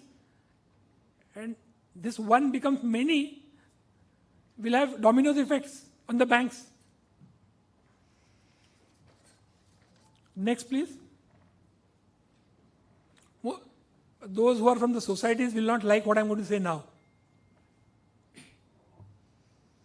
Free houses. There's plus. People don't stop at a free house. They want more area, they want corpus fund, they want rent, white goods, the list is unending. Suppose I am a small farmer, I built a small house in my farm somewhere in the village. Huge rains come in. My house falls down. Who gives me a free house? Extra area? Unheard of. I have to face the elements till I build my own new house. Maybe sell a small piece of my land to raise finance. Here in Mumbai, anybody who occupies a house, formal or informal, is assured of a free house. And corpus. You read the regulations, Regulation 33, which mostly deals with redevelopments. 33.5, government, the developer will have to pay corpus fund as decided by the government. 33.10, 40,000 per member, per house. Corpus is fixed. 33.7, 33.9, corpus as decided. So there is a government acceptability. So you don't only give a free house, extra area. Fungible to existing member will have to be given to the same member, cannot be sold in the market. So everybody is assured of extra area and more. This free houses, what it turns out to be. When, suppose I have to buy a house, mostly it comes from redevelopment. I have to finance government for its premiums. I have to finance the free house and all the lad pair that the existing occupant gets. And then I get my house. Why are the houses costly in Mumbai? Because of this lad that we are doing. See, Mumbai is, it's not something to say with pride. Mumbai is one of the costliest cities to stay in the entire world. Whereas our per capita income even of Mumbai is nowhere comparable to the bigger cities of the world. The next one is centralization of power. Our beloved PM said, minimum government, maximum governance. That was his slogan. What is in practice? For smallest of the things, first though, every file has to either go to the VP MHADA or CEO SRA or municipal commissioner for grant of concessions. I have planned a building which has given regular open spaces, no deficiency in open space. So that concession I don't want. But still the file has to go to commissioner. Why? To allow staircase free of FSI. But that is by paying premium. How much premium? No discretion, it is written. And you only say in your budget speech that my second highest earner is premium from real estate. So you need, have you ever seen, you walk into a mall to buy a shirt, you need permission from the mall owner to buy a shirt? Staircase free of FSI is as simple as that. I'm buying a shirt, I'm buying my FSI. Take the premium, let that be the end of the story. No. I need fungible FSI. I need commissioner's permission. I'm paying premium, sir, at 50% of ready reckoner, nothing less. No, you need permission. It takes valuable time and resources. Now add one more layer. In MHADA colony, if my plot abuts 18-meter road, I am allowed 4 FSI. The 4th FSI will be granted to you after paying premium at 60% of ready reckoner rate with special permission of government. Send a file to government. It happened in slums. Earlier, government increased the free house size from 269 square feet carpet to 300. Ongoing schemes, all slum dwellers said, please stop. Give me free house of 300. Why 269? But I have started your work. I don't know. You do. Builder है ना, कुछ भी कर सकता है. भगवान के बाद एक ही तो आदमी है जो कुछ भी कर सकता है. If you want to give the 300 square feet house, somehow make it technologically possible, you needed government's permission. Send a file to government for raising the size from 269 to 300. So these pipelines, these centralization of powers at few posts or with the government is creating special people. Those who can get this approval faster are able to grab more projects. So there is uneven playing field. And the last one I am specifically dedicated to the self-redevelopment. Systemic hurdles created only for self-redevelopment. In fact, as if the entire system is ganged up to ensure that self-redevelopment will never happen. You know, in slum schemes, 3310, there is a provision. If the slum dwellers want to develop their own scheme, they get 10% extra, 5% extra.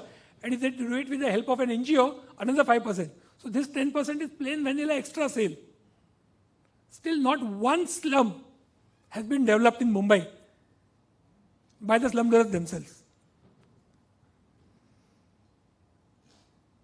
First is raising finance. Mumbai Bank is able to lend, but they are bound by RBI. They cannot lend more than 15% of their loan book. Any small project needs 100 crores. How many projects can they fund? Why more banks are not coming in? When my society was going in, I spoke to at least 4 different big size private as well as nationalized banks. They said, we have no policy placed. Somebody has to have a policy in place. A manager or regional manager, director cannot take a call on their own. There are no policies. Mumbai Bank is the only bank who has taken the bull by the horn. No else. So finance is not available. I have to pay the premiums. It's a society. So I cannot look like a developer that, okay, I'll start with 1 FSI, then I'll buy FSI, then I'll buy TDR and complete the building. All the members first get regulatory closure, put in all the money. There's no money to be got. My money will come only on CC. What do? Don't go for self-redevelopment. So these are systemic hurdles that are created only for self-redevelopment. I transgressed a bit from the topic that was allotted to me, that was only 33.5, but I thought it was more needed for all of us to grasp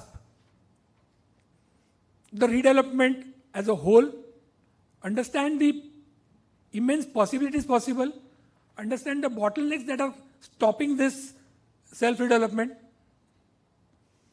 or even development, all types of redevelopment. If some of these bottlenecks are removed, the creases smoothened out, I believe we will see a new Mumbai in next 10 years. Thank you.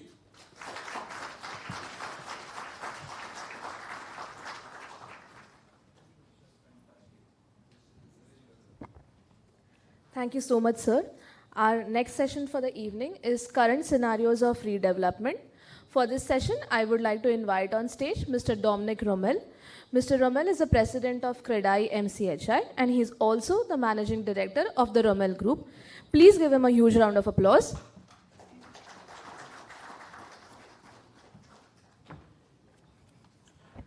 Good evening, friends. I think by now you might be scared of redevelopment with all the various complications and complexity of each speaker speaking about it. But I still say it's good. Redevelopment change is always good. It's just a matter of perception, how you deal with it. And definitely in whatever you do, there are nuances in every project of your life. Even whatever you decide in life, there are nuances. So the point is, the current part of it, I have no much complaints on what the current situation is, because there are almost 3,000 societies which are down redevelopment. So I think everybody has worked on it.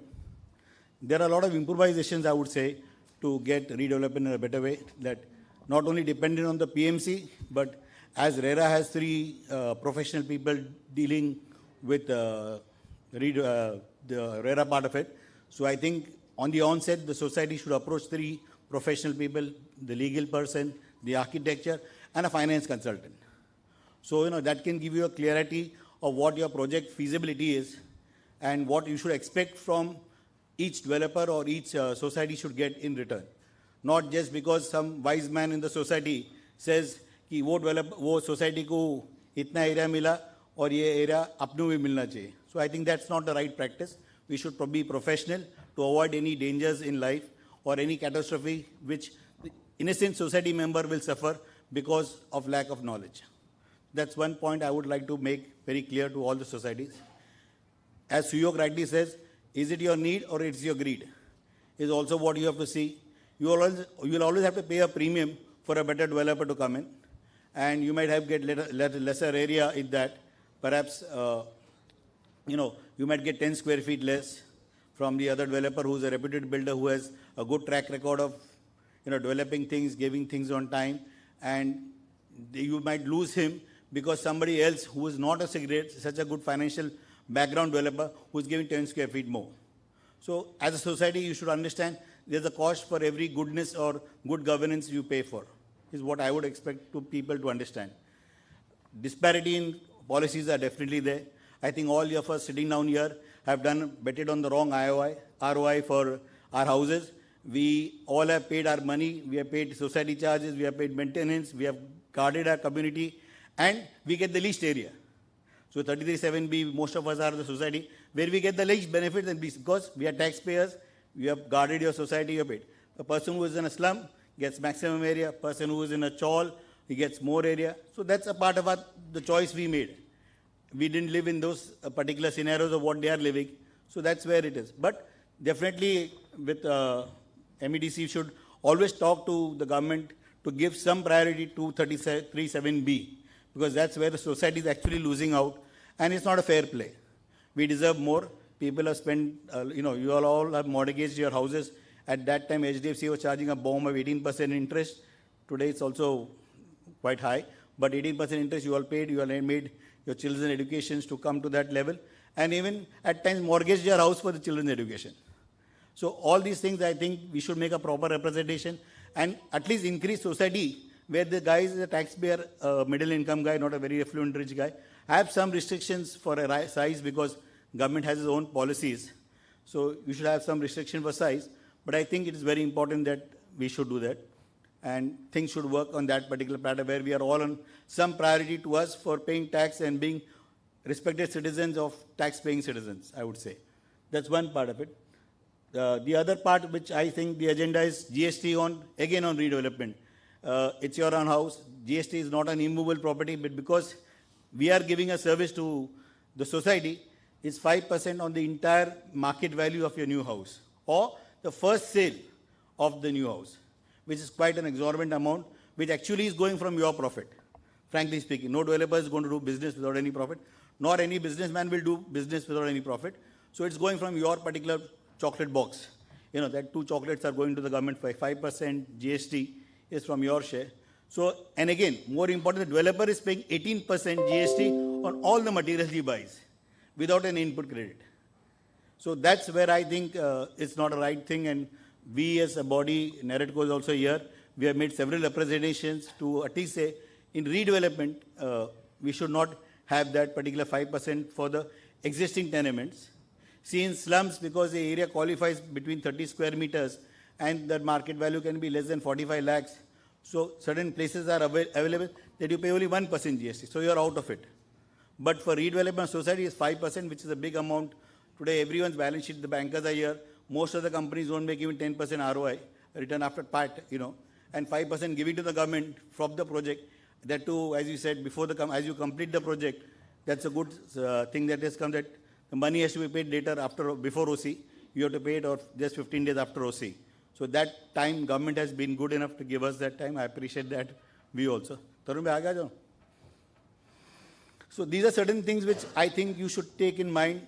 But I would always request all the societies to have 3 people professionally supporting you. I know there are small societies which may not afford it, but before you take that leap of faith for going to a new developer, let's look at the competency of the developer, his financial closures. The bigger point is that the architecture who is giving it, most of the PMCs are not even architects. Sorry, no offense to them. They are structural consultants. They don't know much of DCR. I'm not against them, but I'm being very honest and frank because I see a lot of societies come ill-prepared for that part of it. So your tender document itself has a lot of litigation point of view in that. So a proper architect, a proper financial consultant should be a part of your team so that they can guide you. And a chartered accountant, as I said, and a legal person also, that he should be a part of your team so you know what you're signing or not just go on a copy-paste draft from Google and then try to modify certain changes. Because every development has different part of it. Even society today are looking to do 3311 to get maximum FSI or different do of this. And most important, I would tell society that people who can come together with your adjoining society to build a better infrastructure, you might get quality of life. Forget the incentive, but you'll get better planning, you'll get better parking, which is a very painful thing today to have stack parking or have that. You at least get a podium.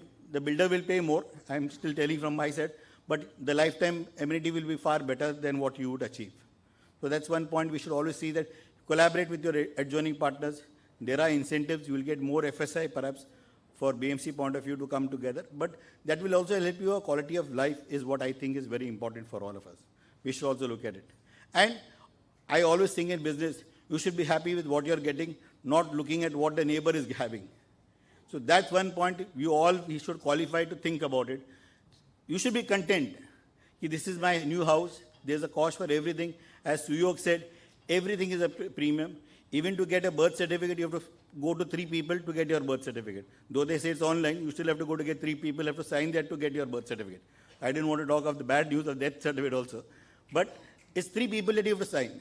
So for any approval, you take from the IOD, there are 7 tables I have to go to get an IOD or a fire NOC, any NOC. Every has 3 or 4 people which you have to talk to or get to them or get them. It's a part of the development I appreciate, but those many tables have to be passed by. Time is the problem. Again, it's not a bad proposition, but because of the delay of time, the NPV which we would get, the net profit value of the product diminishes because that time is a constraint of it. So I would always tell the society who was going for redevelopment, they should be prepared, take consensus of the entire members, be transparent to your members, let them be clear, not just the committee guys meeting 4 people or 5 people and deciding for everyone and enforcing on them thereafter. I think you should be very transparent, let them understand what it is, give them all the documents they want on time, not asking them to come on particular hours, and be transparent. They will have a better aspect of it to understand, is what I would say in redevelopment, part of it. Because see, they are also a participant of yours, they are also a member of the society, they also hold the shares like you do hold. So be transparent and not be, irrational to them or tell them you have to ask a specific time. These things are small things which we observe during our redevelopment. Most of them are dependent on some like-minded person to go on that thing. I would say that people should all take a known decision than an unknown decision.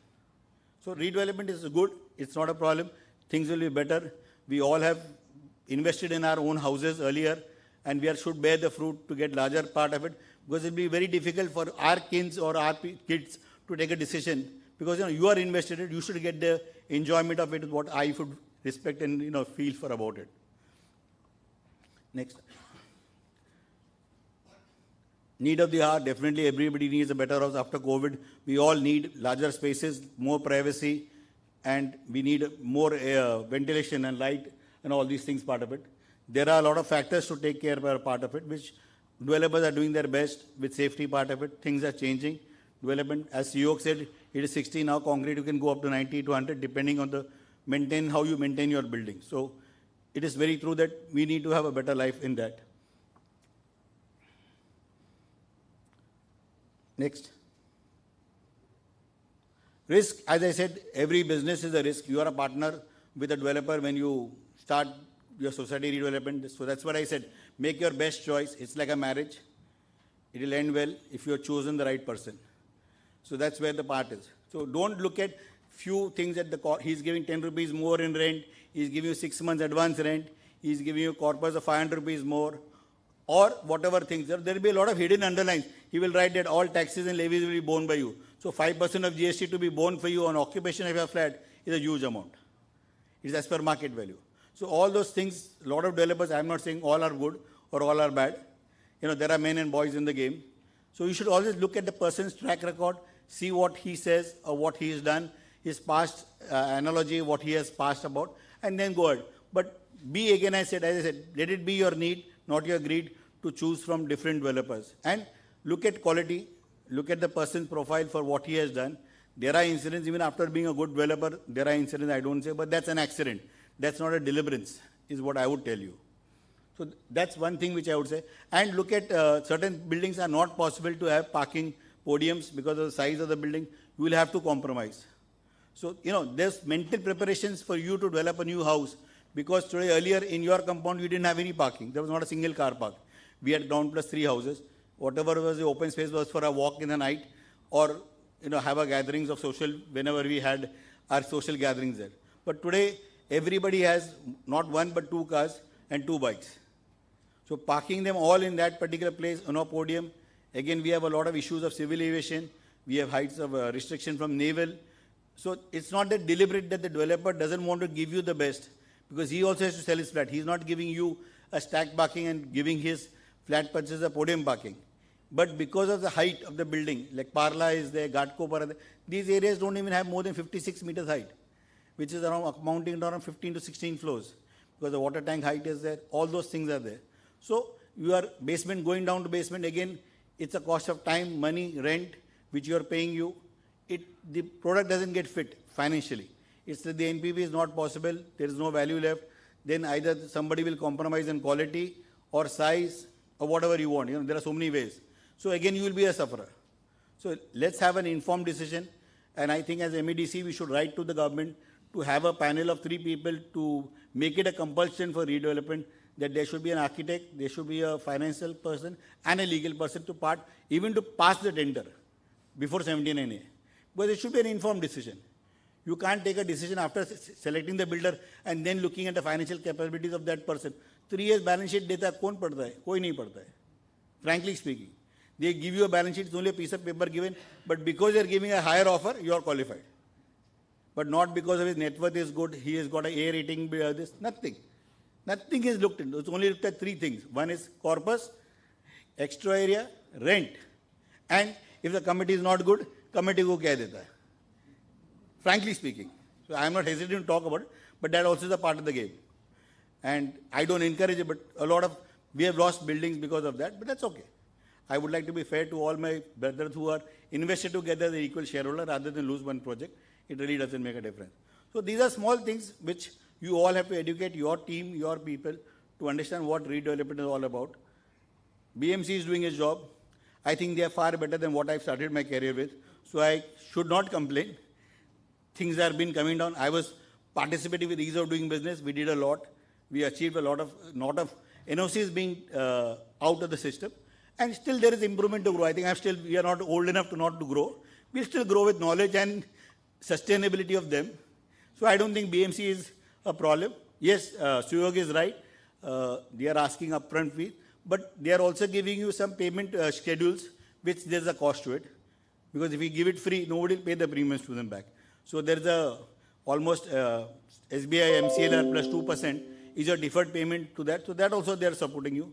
It's online today. We are looking to do it much better in time to come, as our Aadhaar cards and our passports are done by a IT company like TCS or Infosys. We hope that one day we'll also have the privilege of your plans being approved by those people. Because it's only more on AutoCAD drawing, nothing else which somebody can add to knowledge on that. It's just what you do, and softwares are very good enough to capture all what you want. In fact, they might guide us better at sometimes we make a mistake in our designs. The software will guide us and tell us, this could be saved by less open space or something. So that's possible. So I don't think there's much of complaint. You should not worry much. My submission again to all of you is that as a developer, though I'm part of the president of the CREDAI part of it, is to look what you need to get from your redevelopment, take a in-sound decision of what you should expect, what feasibility that is there, because somebody promising you something which is not there is always going to be a scam or a scare. So that's my request to all of you. That's all I could say. Thank you very much. You have been a great audience. Good luck.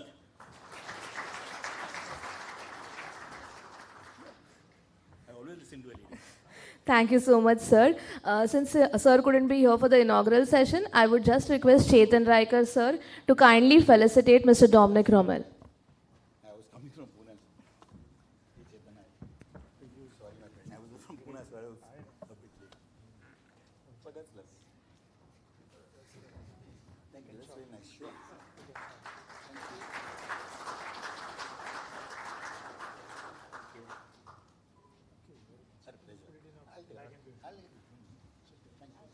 Thank you, sir.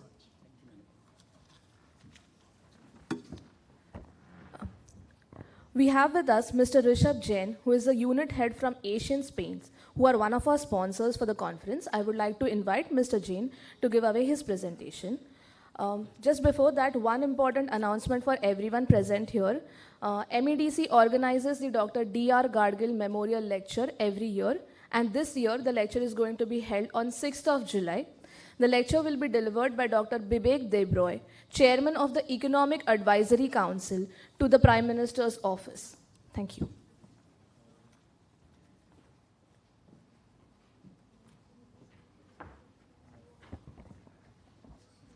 Good evening, one and all present here. We are glad to collaborate with MEDC for the event. The major reason being the agenda for today, which is redevelopment highs and lows. The reason being, even we are working on redevelopment projects now and then every day. And it is a great opportunity not only to learn from our dignitaries and enlighten ourselves about the know-how and the current practices of the market, but also share about the solutions that we provide that will be beneficial to the end consumer and to the builders as well. So when I say about Asian Paints, so what is the first thing that comes across our mind? It's usually paint, exterior, royal, interior, so on and so forth. But it's just not limited to paints. And that is the perception we are here to change for. That Asian Paints is not just about paints, but it is more than a one-stop solution for all the needs of the customer. And hence, we'll be depicting that in the AV that I'll be sharing. So talking about redevelopment. So if I say what is redevelopment to us, frankly, redevelopment to us is a growth story, not only for the state of Maharashtra, but for our country. And we wish to contribute to this growth story by not just being a paint company, but by being a one-stop solution. I'll just share the AV, a 2-minute AV to you to glance for that what is the one-stop solution that we offer.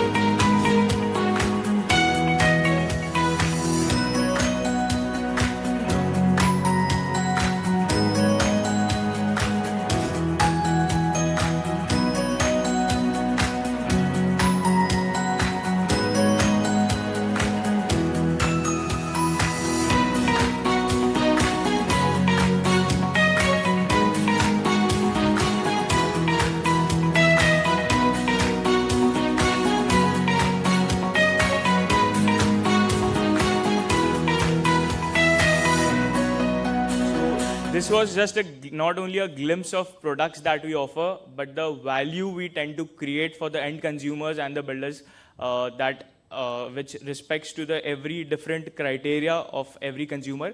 I would just like to conclude by saying it is a dream of every Indian to own a house at a particular point in time of their life. And we want to create and be a part of that fulfilling dream, and we work towards that. And at the end, it's home where the heart is. Thank you.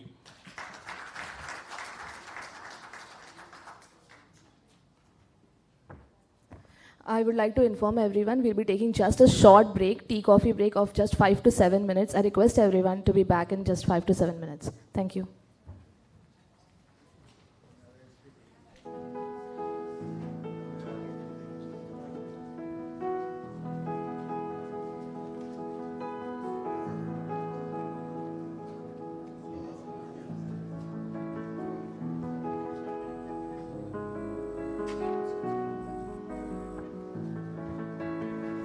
Hello. Tea and biscuits have been served in the hall besides the venue.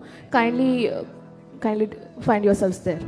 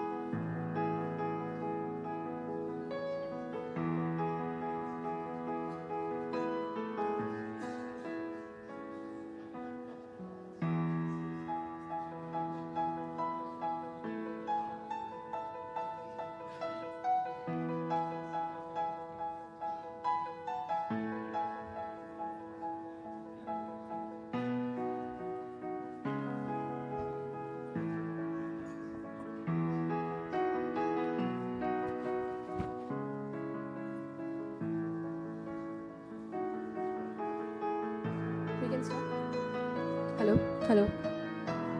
I request everyone who are standing outside to please come inside. We are beginning with the sessions. Hello. I request everyone standing outside to please come inside. We are beginning with the session soon.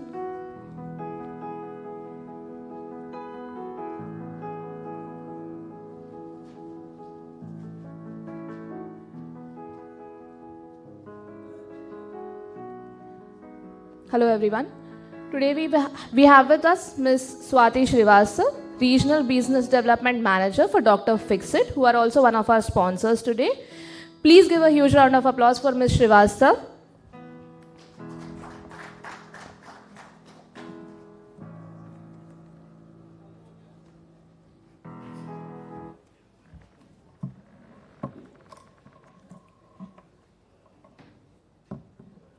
Hi, good evening, everyone. Firstly, I would like to thank all the previous honorable speakers for such insightful views on redevelopment. The honorable speakers emphasized on the fact that and the importance of building a structure that is long-lasting. And I will briefly talk about how Dr. Fixit, or rather Pidilite, can help our developer and PMC friends right now here in this room. So please give me some time. I'll talk about that. Before I start, I would take few seconds or rather few minutes to talk about, or rather give you a brief on Pidilite and Dr. Fixit. So next slide, please.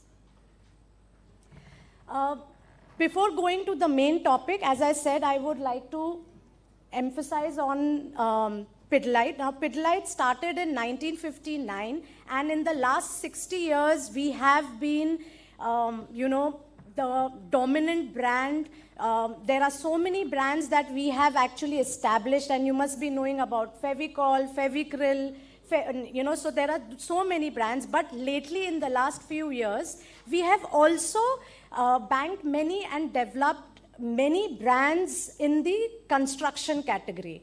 So first brand is Dr. Fixit.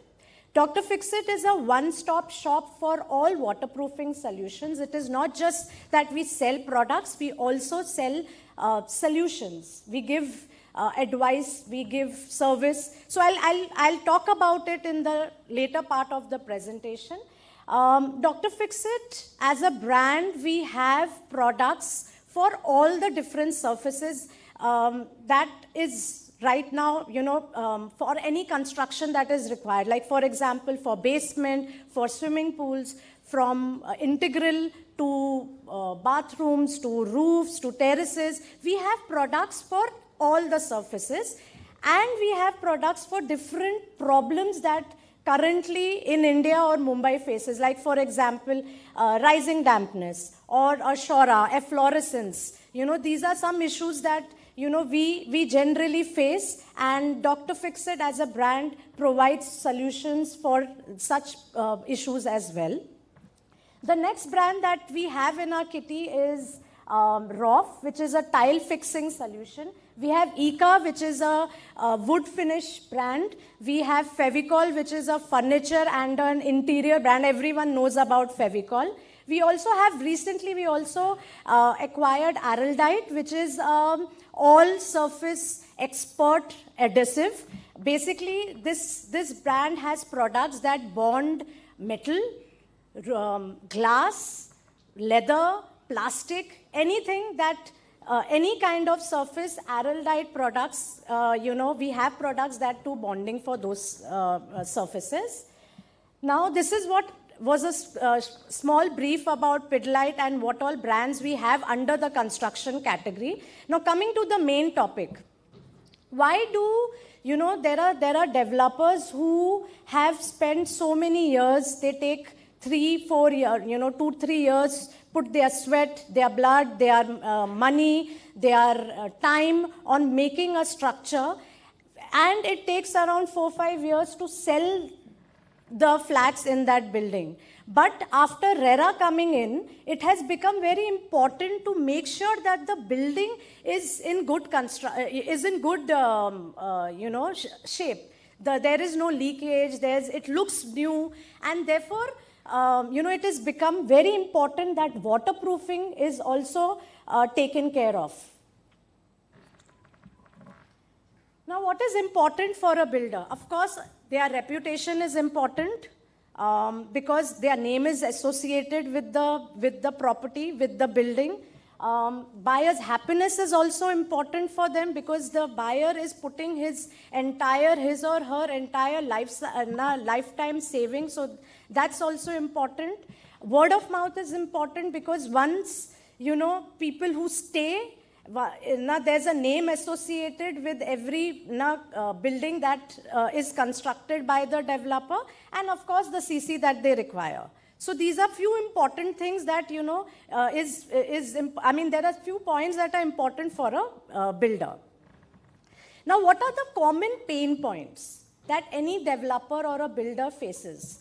There are internal cracks, external cracks. There are leakages across multiple floors. There are leakages, from swimming pools as well. So how can Dr. Fixit help in solving these issues? Next slide, please. So there are 5 critical surfaces that require waterproofing, and out of those 5, I will emphasize more on the 3 surfaces. First is the terrace waterproofing. Now, why is terrace waterproofing important? Because entire year, the terrace is exposed to monsoons, rains, extreme hot weather, extreme cold weather. So the terrace definitely is bound to have more cracks, and because of that, the flats below the terrace also gets leakage problems. So therefore, terrace waterproofing is important. Next comes the wet areas, bathrooms, water tank, because 365 days you can't stop water coming into a water tank or a bathroom. So what is the solution that we provide? We have 2 products. Next slide, please. We have 2 products, Pidifin 2K, which is a very popular economy product. It's a 2-component cementitious coating which has around 1000 microns thickness and has a crack bridging of 1 mm. Also has an elongation of 80%. So it can withstand any extreme temperature, that that surface is getting exposed to. The other product that we have, which is the advanced product, is Dr. Fixit Fast Flex. Now, this is again an acrylic 2-component cementitious coating.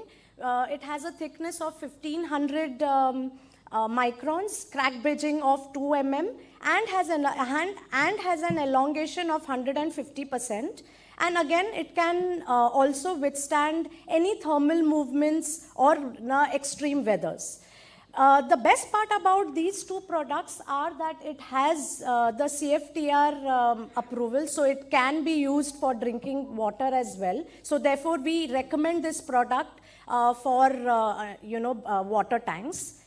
Coming to the next part, which is the external walls, waterproofing on the external walls. Now, why, every person actually looks at the cover to understand how good the building is. So it's very important you use good products inside, but exterior wall is if you don't do waterproofing, entire reputation goes for a toss. Next slide, please. I'll quickly give you a comparison between why a normal paint is not as good as a waterproof coating. Now, in a normal paint, there's no waterproof protection. There is no crack bridging ability, plus it is only for aesthetics. Therefore, it is very important to have a waterproof coating, which our products also, which Dr. Fixit also provides, which is our raincoat range. Now, I'll explain about the solutions. Next slide, please. We have 4 kind of products. The economy product,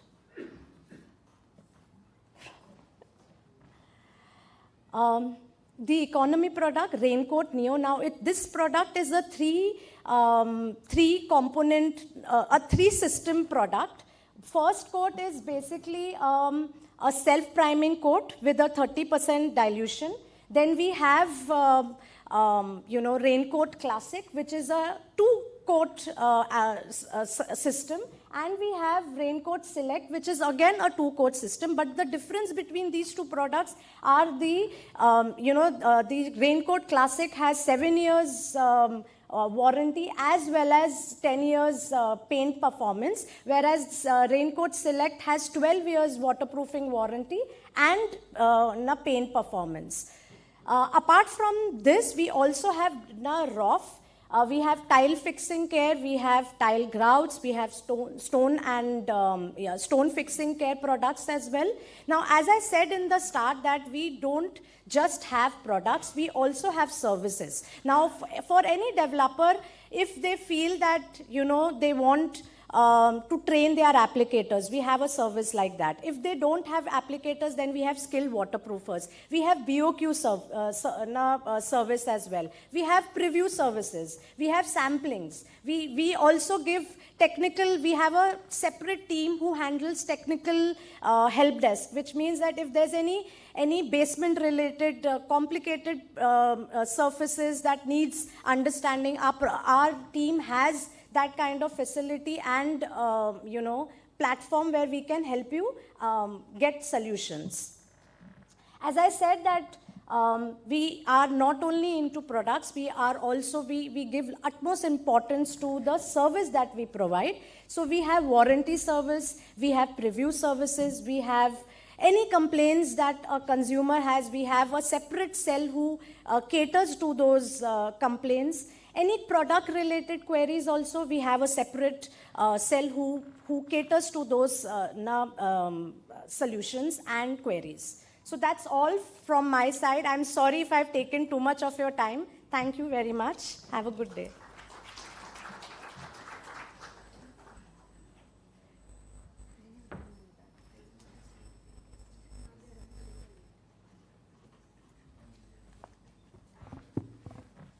Thank you so much, Mr. Srivastav. Our next session for the day is legal provisions and complexities related to redevelopment. And for this session, I would like to invite on stage Advocate Amit Mehta. Mr. Mehta is a managing partner of the law firm Solicilus Lex. Please give him a huge round of applause.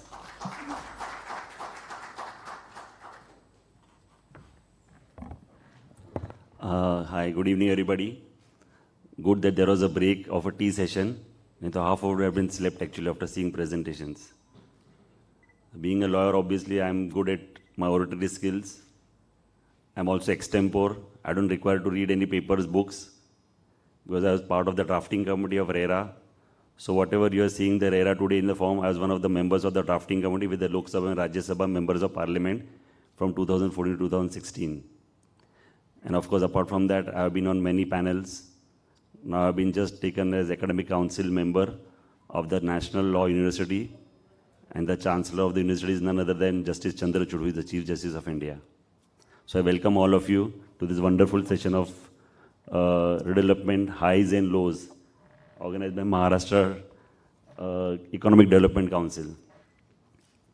So my subject is obviously legal hurdles. So I have both sides of people today.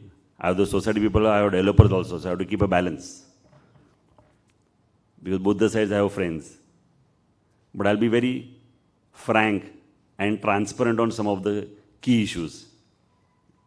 Let me divide my discussion into 2 parts, and I'll be as short as possible. First is hurdles which are internal in nature, and one which are external in nature. So let's talk about first which are external in nature. Now, while we are shortlisting a developer, you undergo a tendering process. The tendering process are of both types. One is open tender, one is closed tender system. In open tender means you tell all the members of society, please bring developers. They'll bring some developers, you'll put in an envelope, and decide. The closed is you put in a public notice, then sealed tender comes, then you shortlist the developer, and the developer is shortlisted by the general body. But while we are shortlisting a developer, whether they are an open tender or a closed tender, we need to understand some of the intricacies while selecting. Because if you don't have a proper selection system, you'll end up in a litigation. As a lawyer, for me, there are three topmost important things before I select a developer, because if you get a wrong person at the start itself, the entire project is wrong. You would have found a lot of litigations in the period of about 2002, 2003 onwards, till about 2016, till actually RERA came into place. In these about 10 or 12 years, you would also have seen a lot of developers who are sent behind bars. Some of the top developers in Mumbai itself, some of the top in Delhi. And you then see what happens to the buyers. Even the rehab. Some developers have also sold the rehab part of the building. You would know that. I would not like to name anyone. Double sale. And I know one project in Goregaon, Bangur Nagar, where the original member's flat has vanished. So let's not go into those parts right now. So when we are talking about shortlisting a developer, for me, there are three most important things. And this is very important because at the start, if you are correct in the entire process. First, you have to see what is the total quantum of our project. This I am talking in terms of financial capacity, the total expenditure, and what is the project cost, which obviously you will come to know through a feasibility report by a PMC. As rightly said by the earlier speakers, some of the PMC are actually not the architects. They're actually some structural auditors, or they're just merely consultants. Sorry to say, but about 70% of them in Mumbai are like this. And it's very difficult to deal, because what happens, they would only see everything commercially. Hamara fees kitna hai? Actually, the question should be, what is the project cost? What is the type of developer you're going to select? What is the quality of the developer? So for us as a lawyer, the first important thing is the developer who has a good balance sheet and profit and loss statement. I'm excluding the COVID part of 2020-21 onwards. But prior to that and after that, see what happens. I'll give you a simple example of a project, and I'll give you good citations, so you come to know. There is a society called Surendranagar in Ram Gali in Kandivali. There's a developer who entered in that project. See how they take entry. It's called entry. There are tenders which are invited. It was an open tender system. About 12 developers came. All of them gave offers ranging from 15%, 20, 25, up to 38%. And one developer gave offer of 78%. Now people are very happy. See how the legal issues start. So when general body was called, people are told कि इतने 10 developer आए हैं, you raise the hands. Obviously, who they going to vote for whom? They're going to vote for 78%. We have to understand one thing, this is a trap. There was Tata Housing, there was Godrej, there was Shapurji Palanji, there was Rommel. So the offer was all between the range of 15 to 35, 38%. But this particular developer, he gave that 78%, he was selected unanimously. The letter of appointment was given in 2012.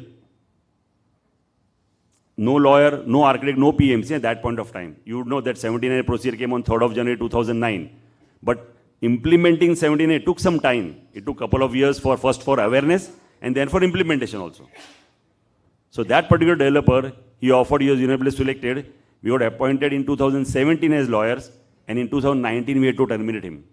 Because from 2012 to 2019 he did nothing. He was just sitting. And can you believe what is the offer they have got now? About 22%. After how many years? After 11 years. This is a trap. So first, learning, as far as the legal issue is concerned, always select a developer who is appropriately having a good balance sheet and profit loss statement, because I would not select a developer who has 1 crore turnover and give him a 100 crore project. Second, we have a committee. Overnight, this committee becomes good lawyers, good architects, good chartered accountants, and even builders also. When this particular committee, if it doesn't do a proper due diligence, there is a second hurdle which will come. Whenever we are selecting a developer, please ensure that at least go and check their last 3 projects. And last 3 projects doesn't mean a physical survey. For us, the last 3 projects means checking the copy of the OC, then checking the quality, then checking whether they have got all the approvals in place before getting the OC, and have a chat with the society. Why I'm talking about society? Because we are talking about rehab part today, redevelopment, and not a greenfield venture. So at least if you get 3 copies of OC of 3 previous projects, it helps you in analyzing how good the developer is. Because 50% of the societies in this city don't have OC. A person who doesn't insist for OC and even doesn't bring, try to avoid such developers. The third important thing is the litigation history. Now for me, a litigation is not a litigation between 2 directors or 2 partners, brothers, or something which is not related. For us, a litigation means a litigation with the society. Many of the developers have a tendency to enter into a society, give an unreasonable offer. I would not like to name a developer, but I'll tell you something which has happened in Andheri West. A developer, he gave an offer, then he changed the offer 2 times. In the meantime, he had a LOI, he took the MOU, and then he put the blame on the society. They are not finalizing terms, conditions, and then he put a case on his own. He did not get ad interim, that's a different issue. But this is also another important thing where we need to check what is the litigation history of the developer. Mumbai city cannot be free of litigation. Everyone would have a litigation. But the litigation has to be something that demands for us to have a look at. Many developers in the city have litigation history with societies. They enter a society, litigate, and then you know the history. These are the external factors. Another factor is the development agreement. Please note there is a society called Majithia Nagar in Kandivali West. We had fought a case till Supreme Court. The opposite party developers are my very good friends, but they lost the case because they did not have a development agreement which was registered. You understand one thing, that the Supreme Court had given a judgment that any case to survive, at least you need to have a registered development agreement. This particular society had fought this case till Supreme Court. Of course, they had won right from the lower courts, and Supreme Court also, it was favoring the society. But understand that before you finalize a development agreement, please go through all the important clauses. The bone of contention starts with 3 clauses. First is area dispute. Now see, it's very difficult to understand Mumbai city. My architect friends would understand that there are 4 types of carpet area. Now I don't know which one to rely. Even I don't know. Okay? One is that Mofa carpet area. One is Rera carpet area. Now there is a carpet area which is mentioned in the first plan, original plan of 1970-78. Then there is another carpet area mentioned at the back of an agreement called Schedule of Property. Then there is another carpet area कि जो मैंने occupy किया वो मेरा carpet area, which normally developers agree कि 10% ज़्यादा है उसे सब encourage करके रहे, पर ठीक है 10% भी add कर दो और उस पे fungible add कर दो. And then there is another city survey plan. So you have different carpet areas. And then you also have conveyance. अभी डीम कन्वेंस में जाएंगे तो डीम कन्वेंस में सब डिटेल्स आ जाता है उसके अंदर. So you are moving with 5-6 carpet areas. तो हम कौन सा सिलेक्ट करेंगे? जो सबसे ज्यादा वही मैं लेने वाला हूं ना. और डेवलपर उस पर फंजिबल ऐड नहीं कर रहा, बोले ये डेवलपर चीटिंग कर रहा है अपने साथ. अरे पर कारपेट एरिया का बेस कौन सा है? From where does it start? So while you are entering into a development agreement, first make it clear कि what is going to be the start point of a carpet area of the existing flats. Second important point is termination clause. हम इसको terminate कैसे करेंगे? उस पे वो clause पे बहुत डिस्कशन चलता है, लंबा चलता है डिस्कशंस. वो developer is already put in money, is already put crore of rupees, and that start with paying premium.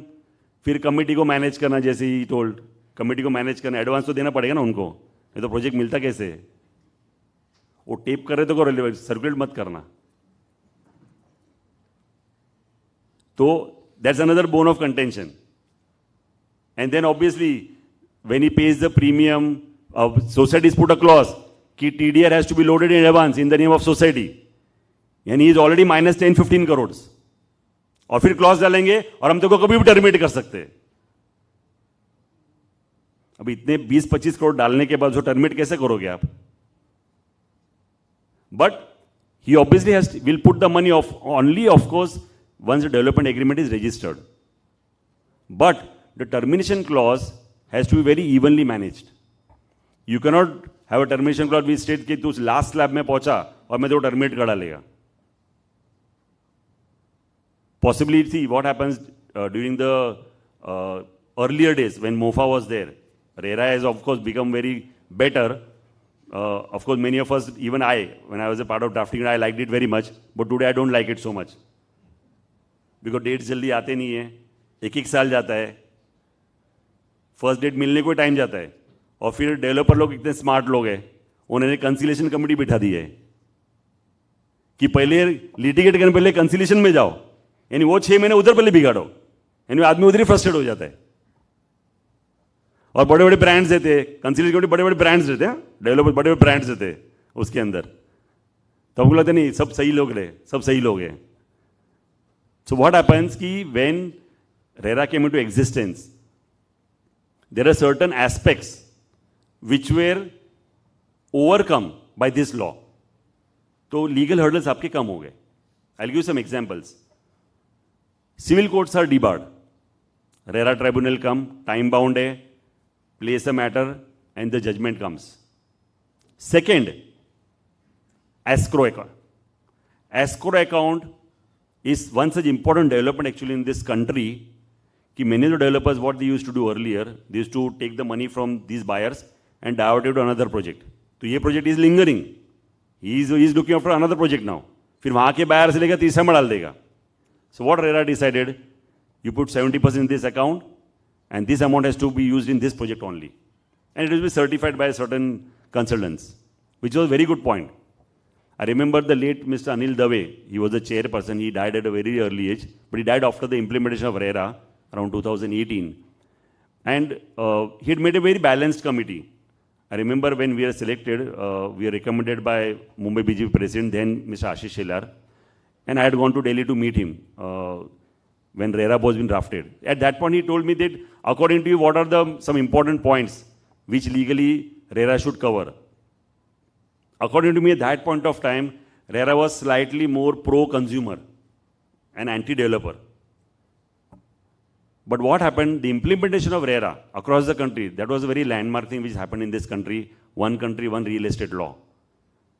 And because of which, a lot of our hurdles were actually streamlined. So apart from these two aspects about escrow account is, the most important thing which came into existence was standardization of agreements and allotment letters.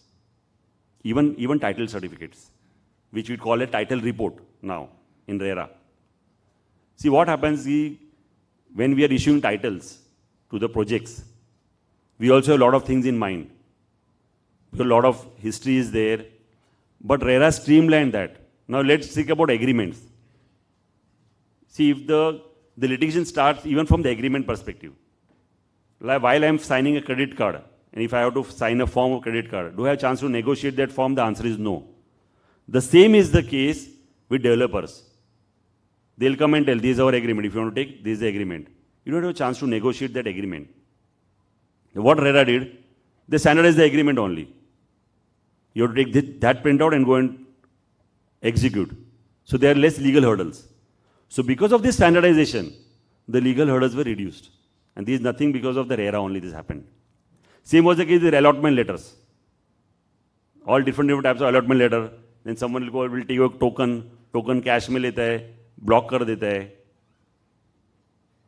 Another important aspect, as far as the development agreement is concerned, in the clauses I am talking, is about the bank guarantee. Now, once escrow account has come into existence, actually bank guarantee concept has slightly gone behind the curtain. I'll tell you why. What happens when the developer is already investing crores of rupees, and then he also has to give bank guarantee? So he is investing doubles. Example I'll give you. Earlier, we used to have 20% of deposit to get a bank guarantee. Then it became 50%. Today there is 100% deposit in the bank to get a bank guarantee.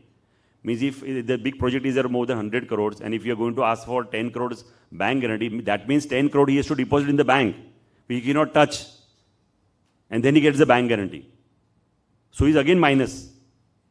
So he is paying premiums, he's taking concessions, he's managing the committee, then he's loading the TDR in the name of the society, he's vacating, giving rent and corpus. At the start I am talking, this is without the project being started also. And then he's giving bank guarantee also. So he's already minus 20, 30 crores minimum to start the project. So where will he get the money from? He'll take it from the project only. Na? So,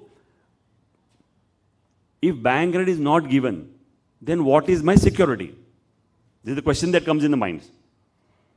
So we took out certain concepts. One concept was really mine in Mumbai, I'll tell you. So what happened? Many of the developers started giving lien of a flat which never existed. ये general concept है. 22nd floor पे जो 3 flat आ रहा है वो आपको मैं लीन में दे रहा हूं. वो फ्लैट किधर है किसको मालूम नहीं. वो टॉवर नंबर बी में वो 3 है ना, वो फ्लैट तुम्हारे लीन पे मैंने सिक्योरिटी करके दे दिया. उसका फायदा ये है कि डेवलपर कुछ पैसा देने का नहीं, वो 3 फ्लैट के लिख के दे देने का है, 1 रुपया खर्चा नहीं. ये security. But we agreed this. I'll tell you with whom. We started with whom? We started this with Rustam ji in a project called Sindh and Maharashtra CHS, and they agreed with this concept. अभी देखो कितने intelligent है ये clause. There is a project they are doing, and we had a discussion with the directors of Rustam ji, and he told Amit, we are going to give flats which are on X floors. We agreed, but we told there is one more thing you'll have to do with this. That is, give an equivalent amount of a check which is undated. So we are going to give an escrow letter to you stating that in case of default, these checks will be deposited with no further notice to you. And they agreed. So what happens now? We are doubly secure. One is that flat which is not existing, but then on top of it we are taking a check of equivalent amount. That value of the flat is 10 crores. So you are taking a 10 crore check with us, with the escrow letter. So neither he has spent any money, neither he is minus X crores, but still there is security. So this helps us. The second place of security could be obviously 100% loading of TDR in the name of the society. An average cost would maybe about 5-10 crores. So if you take it in the name of the society, normally the society is happy कि भाई 10 crore है, अभी भागेगा नहीं, या हम भी उसको भगाएंगे नहीं. So there's another security which you normally try to take. Obviously we don't take the combination of all of them. It's difficult because you cannot load too many things with the developer. नहीं तो क्या होगा? The project cost का खर्चा का आप में से निकालने वाला है. He'll cut the corners.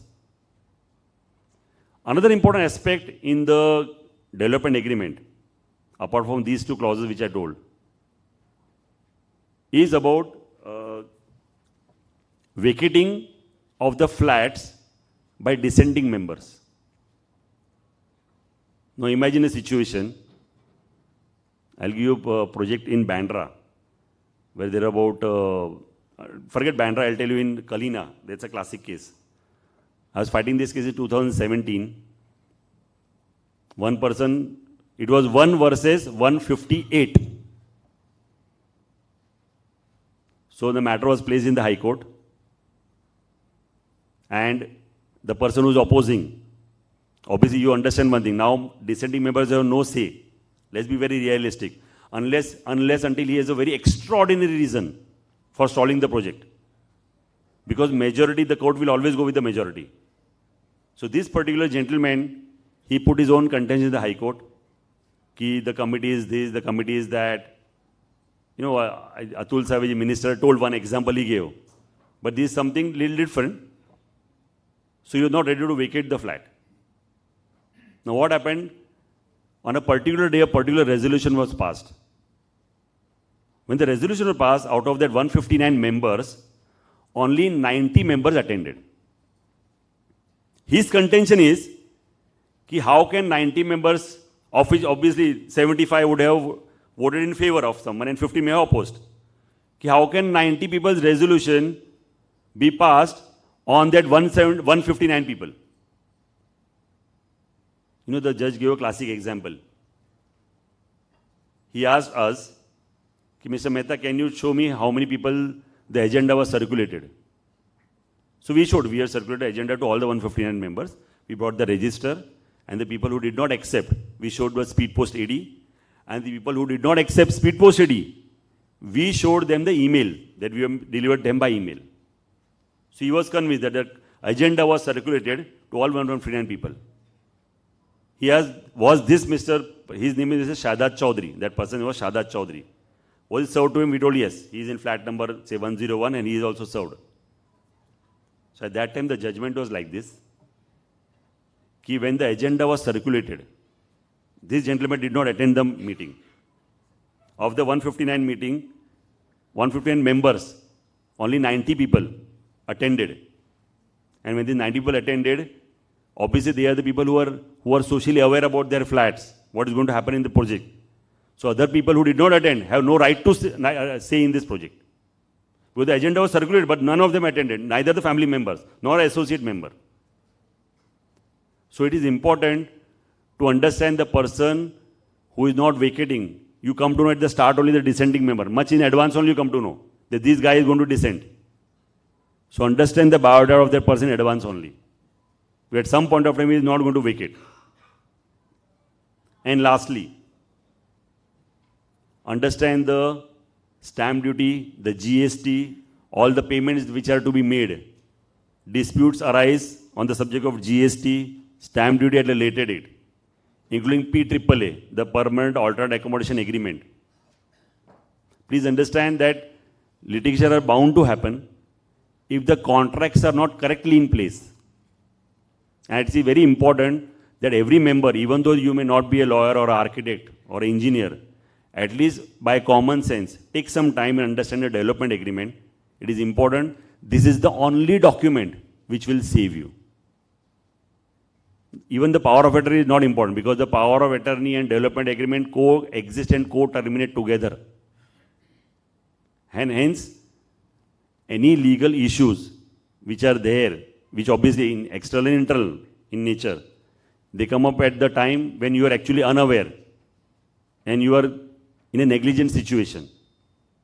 Hence my submission is like this, that whatever documents you execute, please follow the proper procedure.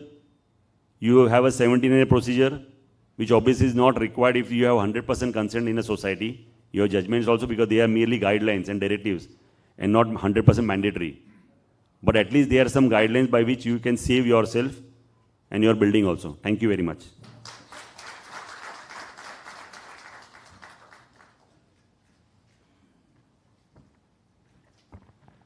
Thank you so much, sir. Our next session for the day is Finance of Self-Redevelopment. And for this session, I would like to invite on stage Mr. Uday Dalvi. Mr. Dalvi is a manager of Mumbai Bank. Please give him a huge round of applause.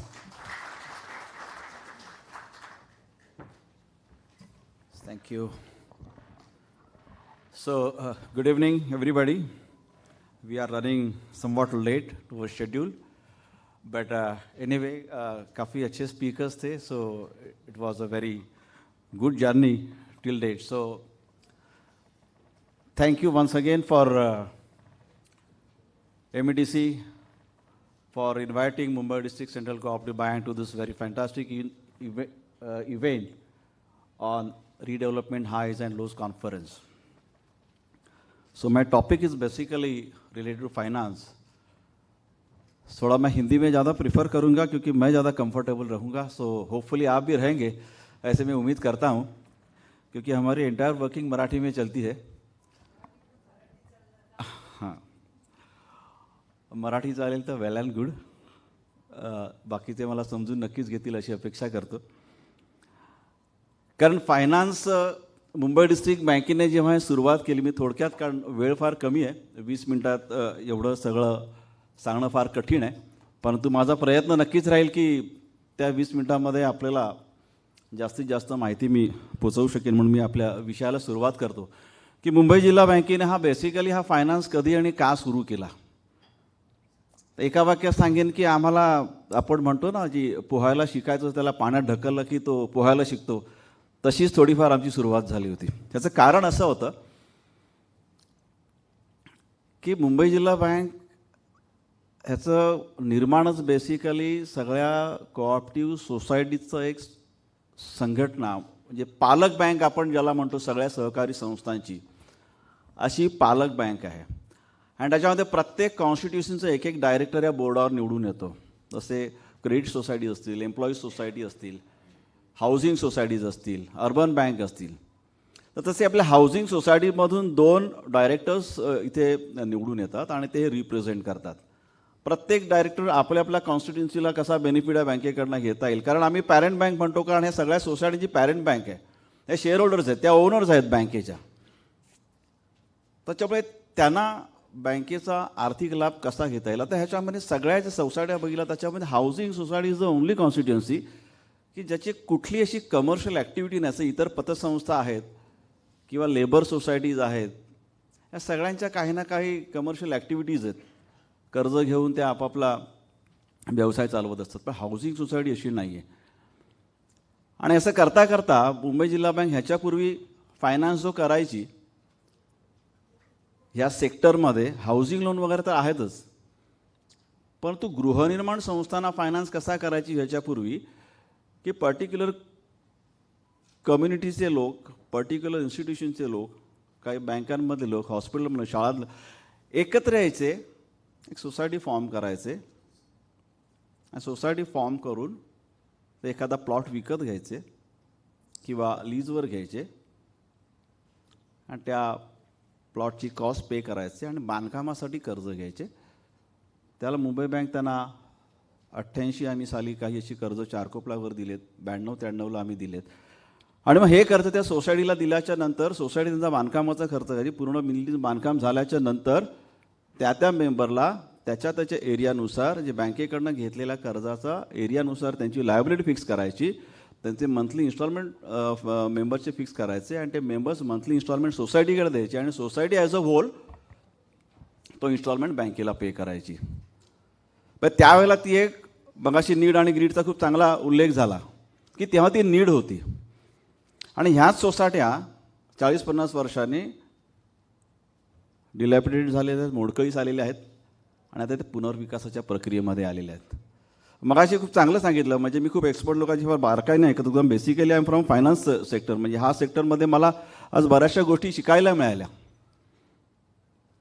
तर exactly सुयोग सरांनी सांगितलं, Rommel सरांनी मला सांगितलं की grid ह्याच्यामध्ये खूप आहे आणि ते आम्ही स्वतः अनुभवली. म्हणजे तेव्हाची नीड होती, रिडेव्हलपमेंटला ग्रीडमध्ये कन्वर्ट झाली. मग सुरुवातीला आम्हाला ह्या गोष्टी समजतानाच खूप त्रास होत होता आणि बऱ्याचशा गृहनिर्माण संस्था, आमची पालक बँक आहे, तुम्ही आम्हाला मार्ग काढायला पाहिजे. 12-13 साली आम्ही एक कमिटी फॉर्म केली आमच्या बँकेने. आमचं board of directors far aggressively काम करतं आणि आता तर आपण बऱ्याच ठिकाणी बघतही असाल की आमचे बँकेचे अध्यक्ष प्रवीण दरेकर साहेब आणि आमचं एंटायर संचालक मंडळ, मग ते कुठल्याही पक्षाचे असोत, विविध पक्षाचे लोक आमच्या बोर्डावर आहेत, परंतु स्वयंपुनर्विकासाचा जेव्हा विषय येतो ना, सगळे संघटितपणे काम करतात. कारण त्यांचं एकच आहे की पालक बँक म्हणून जेव्हा काम करतो तेव्हा गृहनिर्माण संस्थांना त्यांचा न्याय हक्क हा मिळालाच पाहिजे. तर अशा पद्धतीने आम्ही सुरुवात जेव्हा केली आणि तेव्हा आम्हाला लक्षात आलं की बऱ्याचशा सोसायट्या ह्या विकासकांकडे अडकलेल्या आहेत. त्यांची लीगल मॅटर्स आहेत, इश्यूज पेंडिंग आहेत. बँक, कुठलीच bank, not only Mumbai district bank, अशा प्रोजेक्टना फायनान्स करू शकत नाही अनलेस अँड अंटील त्याचे निकाल लागेपर्यंत. मग त्याला बोर्ड ऑफ डायरेक्टरने निर्णय घेतला आणि एक आम्ही कमिटी फॉर्म केली. त्याच्यामध्ये L&Tचे काही होते, गॅमनचे काही वरिष्ठ अधिकारी होते, त्यांची कमिटी आम्ही फॉर्म केली आणि कमिटी फॉर्म करून आम्ही ह्याच्यातला पूर्ण आढावा घेतला. तेव्हा आम्हीच विचार केला की ह्या ज्या गृहनिर्माण संस्था ज्या प्रक्रियेमध्ये जाऊ इच्छितात त्या तरी ह्याच्यापासून वाचाव्यात आणि स्वयंपुनर्विकासाचा मार्ग त्यांनी स्वीकारावा. याच्यासाठी बऱ्याचशा एक्सपर्टना घेऊन काही वेळेला आम्ही जुन्या ज्या सहकारी संस्था होत्या ज्यांनी स्वतःच त्यांची बिल्डिंग त्यावेळेला बांधली होती, असे काही सिनियर सिटिझन्स त्याच्यामध्ये होते आणि त्यांची मुलं, जे यंग जनरेशन आपण म्हणतो, यांचा एक चांगला मिलाफ करून आम्ही ती पॉलिसी रिवाईज केली. आणि आज आम्ही जवळजवळ सांगायला मला आनंद होईल की कोविडच्या नंतर आम्ही जवळजवळ टोटल 7 प्रोजेक्ट 134 कोटीची आता सँक्शन करून त्याची डिस्बर्समेंट आमची चालू आहे. हा आमच्यामध्ये पण एक आत्मविश्वास वाढवणारा फायनान्स आहे. कोविडपूर्वी आम्ही 3 प्रोजेक्ट फायनान्स केले होते. पण तुम्हाला सांगण्याचं एक महत्त्वाचं याच्यामध्ये, जसं आपण मगाशी यांची चर्चा ऐकली सगळ्यांची की असे काही इन्सिडन्सेस होतात आणि प्रोजेक्ट थांबतात, मग काय लिटिगेशन्स असतात किंवा आणखीन काही अर्ध्यावर प्रोजेक्ट थांबतात किंवा ती पार्ट CC घेतलेली असते, नियम बदलतात, TDRचे रेट वाढतात, अमुक तमुक सगळ्या गोष्टी. आम्ही सगळ्या गोष्टीचा बँकेने अभ्यास केला with the help of our experts. आणि त्याच्यामध्ये एवढं एक मी तुम्हाला कॉन्फिडेंटली सांगू शकतो की स्वयंपुनर्विकासाचा तुम्ही निर्णय घेतल्याच्या नंतर, मुंबई जिल्हा बँकेचा तुम्हाला एकदा फायनान्स सँक्शन झाल्याच्या नंतर तो शेवटपर्यंत तुम्हाला मिळणार. एकच मोठा हर्डल आम्हाला एंटायर प्रक्रियेमध्ये आला होता. इट वॉज व्हेरी अनफॉर्च्युनेट की कोविडच्या नंतर आम्हाला रिझर्व्ह बँकेने त्यांच्या काही नियमामुळे किंवा काही वेगळं राजकारण घडलं असेल, मला त्याच्यात जायचं नाही आहे, पण रिझर्व्ह बँकेने सप्टेंबर 2020 साली अशा प्रकारचा फायनान्स जिल्हा बँक करू शकत नाही, त्याच्यामुळे आम्हाला त्यांनी बंदी आणली. त्यावेळेला आमच्या हातात 1 FSI IOD घेऊन आमच्या हातात जो 6 प्रोजेक्ट होते, त्यातले काही लोकांनी व्हेकेट केले होते. अनफॉर्च्युनेटली त्यांची काही फरफट झाली, मग त्यांनी इथून तिथून फायनान्स उभा केला आणि त्यांनी केले. ह्याचा पूर्ण पाठपुरावा आमच्या संचालक मंडळाने केला, आमच्या प्रवीण दरेकर साहेबांनी केलं, आमच्या संचालक मंडळी त्यांना पाठिंबा दिला. रिझर्व्ह बँकेचे गव्हर्नर यांची भेट घेतली आम्ही देवेंद्र फडणवीस साहेबांना घेऊन. 4-5 महिने गेले तरी प्रश्न मिटेना. शेवटी आम्ही दिल्ली गाठली. याचा आम्ही साक्षीदार स्वतः आहे, कारण या सगळ्या मिटिंग भरवण्यामध्ये मी होतो. आम्ही दिल्ली गाठली, निर्मला सीतारामन मॅडमला भेटलो, आमचे फडणवीस साहेब आणि दरेकर साहेब. तिथे हा प्रश्न आम्ही मांडला आणि स्वयंपुनर्विकासासाठी जिल्हा बँकांना फायनान्स करायची परवानगी द्या का, कशी, याचं डिटेल वृत्तांत आणि कथन आम्ही तिथे केलं. आणि एक चमत्कार घडला आणि 8 जून 2022 रोजी रिझर्व्ह बँकेने केवळ मुंबई जिल्हा बँकेला नाही तर देशातल्या सगळ्या जिल्हा बँकांना ह्या प्रकारच्या फायनान्सची परवानगी दिली. आणि त्या जिल्ह्यातल्या त्या राज्यातल्या राज्य बँकेनी जिल्हा बँकांमार्फत हा फायनान्स करायचा एवढा मोठा आज आम्ही पल्ला इथे गाठला आहे. मगाशी सुयोग सरांनी बरोबर सांगितलं की रिझर्व्ह बँकेने परवानगी दिली, परंतु त्याच्यामध्ये प्रत्येक गोष्टीमध्ये हर्डल असतो, तसं ह्याच्यामध्ये पण हर्डल आला. आणि तो असा आला की त्यांनी तुमच्या टोटल असेटच्या 5% जास्त फायनान्स ह्या सेक्टरला करू शकत नाही, अशा प्रकारची एक अट घातली. त्यांच्या दृष्टीने ते बरोबर आहे, ती चुकीची मी असं अजिबात म्हणत नाही. एवढा पाठपुरावा केल्यानंतर ॲटलिस्ट आम्हाला परवानगी तरी मिळाली. आणि जे प्रोजेक्ट त्या पाईपलाईनमध्ये होते, ज्यांनी तो निर्णय शेवटपर्यंत बदलला नव्हता, एवढे आपत्ती येऊन सुद्धा आम्ही ताबडतोब त्या संस्थांना फायनान्स सुरू केला. त्यांनी बाहेरनं घेतलेली कर्ज परत आम्ही त्यांना रिपे केली आणि कमी दराने आम्ही त्यांना आता फायनान्स सुरू केला आहे. ही खूप मोठी अचिव्हमेंट मला सांगायला इथे अभिमान होतो. त्याच्या पुढेही जाऊन सांगतो की अजूनही फायनान्स करण्यासाठी मुंबई जिल्हा बँक ही एकट्या मुंबईपुरता विचार केला तर एक डॉट आहे. एवढा फायनान्स एकटा मुंबई जिल्हा बँक करू शकत नाही. ह्याच्यासाठी आम्ही स्वतः काही नॅशनलाइज बँकांकडे गेलो, काही लीडिंग कोऑपरेटिव्ह बँकांकडे गेलो. त्याच्यामध्ये काही BR ॲक्टमधल्या काही प्रोव्हिजन्स आहेत, त्या BR ॲक्टमधल्या प्रोव्हिजन आहे, RBIची सर्क्युलर, ह्याच्यामध्ये पण काही कॉन्ट्राडिक्टरीज आहेत, ते सुद्धा आम्ही करतो. म्हणजे मुंबई जिल्हा बँक ही केवळ आपला व्यवसाय वाढीसाठी नाही, तर केवळ आणि केवळ स्वयंपुनर्विकासामार्फत आपल्याला घर मिळावं, आपल्या हक्काचं घर मिळावं, हे सगळ्या बँकांकडे प्रयत्न करते. परंतु त्याला यश येत नाही. म्हणून आम्ही दरेकर साहेबांनी, आमच्या संचालक मंडळाने डेप्युटी CM साहेबांना भेटून 8 मे रोजी एक ऐतिहासिक मिटिंग झाली सह्याद्री गृहामध्ये, हॉल क्रमांक 2ला.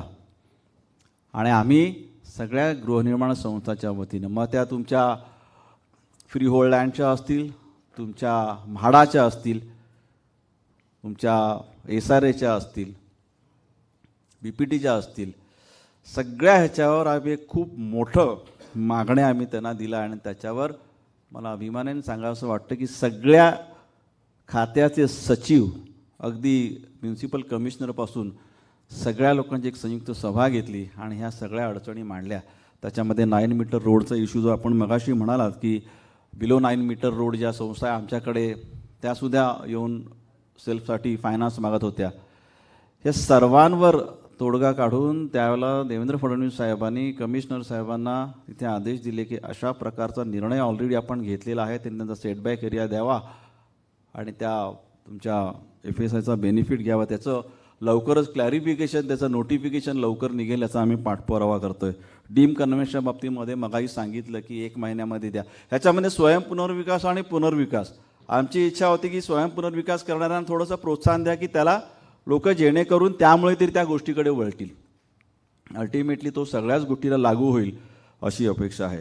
त्याच्यामुळे या संदर्भात बँकेच्या माध्यमातून आम्ही हा सगळा प्रयत्न करत आहोत. आणि जसजसे एक एक निर्णय शासनाकडनं घेतले जातात, जसे निर्णय RBIकडनं जेव्हा आम्हाला रिलॅक्स केले जातात, तेव्हा आमचाही कॉन्फिडन्स वाढतो. मी जास्त वेळ घेत नाही. मी ही सगळी पार्श्वभूमी का सांगितली आहे, केवळ फायनान्स करणं एकमेव काम जिल्हा बँकेचं नाही आहे. आज मी स्वतः गेल्या 8 वर्षामध्ये मोर दॅन 1200 सोसायटीज, 1200पेक्षा बरेचसे मला मंडळी भेटली ते की ज्यांच्या ऑलरेडी मी सोसायट्यांना कधी काळी व्हिजिटही केल्या होत्या. मला चेहरे सगळे परिचयाचे, पण नाव तेवढे लक्षात राहत नाहीत. 1200 संस्थांना मी भेटी दिल्या आणि त्याच्यामध्ये मुंबई जिल्हा बँकेचा एक प्रतिनिधी म्हणून मी त्यांना स्वयंपुनर्विकासाचं महत्त्व पटवून दिलं. बरेचसे अडथळे आले, कोविडसारखा तर मोठा अडथळा आला, तो तर सगळ्यांनाच त्याच्या झळा बसल्या. परंतु त्या दरम्यान आमचे 3 प्रोजेक्ट चालू होते. 3ही प्रोजेक्ट आमचे ऑलमोस्ट 90% काम पूर्ण होऊन बिफोर टेन्युअर ते पूर्ण होत होते. आणि अशा ह्याच्यामध्ये आपल्याला कोविडचा सामना करावा लागला. अशा वेळेला त्या प्रोजेक्टला आम्ही ॲडिशनल फायनान्स दिला आणि तो प्रोजेक्ट तरीही लोनच्या टेन्युअरपूर्वी पूर्ण करून त्यांचं कर्ज एंटायरली रिपे झालं आणि लोकच राहायला आलेत. म्हणजे कुठल्याही परिस्थितीमध्ये मुंबई बँकेने एकदा फायनान्स सँक्शन केला, तो कुठल्याही परिस्थितीमध्ये तो फायनान्स थांबला जात नाही. आज जरी रेस्ट्रिक्शन्स आपल्याला असतील 5% तरी पण ह्याच्याहून एक मोठी घोषणा त्या दिवशी 14 मेला करण्यात आली, जेव्हा सगळ्या सहकारी गृहनिर्माण संस्था मोठी कॉन्फरन्स आम्ही भरवली होती. तिथे स्वयंपुनर्विकास फायनान्स करण्यासाठी आम्ही एक स्वतंत्र प्राधिकरण उभारावं, जे हाऊसिंग फायनान्स सध्या मृतावस्थेत आहे. आमचा प्रयत्न चालला आहे की त्याला पुनर्जीवित करायचं आणि त्या प्राधिकरणामार्फत सगळ्या जिल्हा बँकांचे पैसे तिथे एकत्र पार्क करायचे आणि त्याला एक शासनामार्फत काही फंडिंग होतं का ते बघायचं आहे.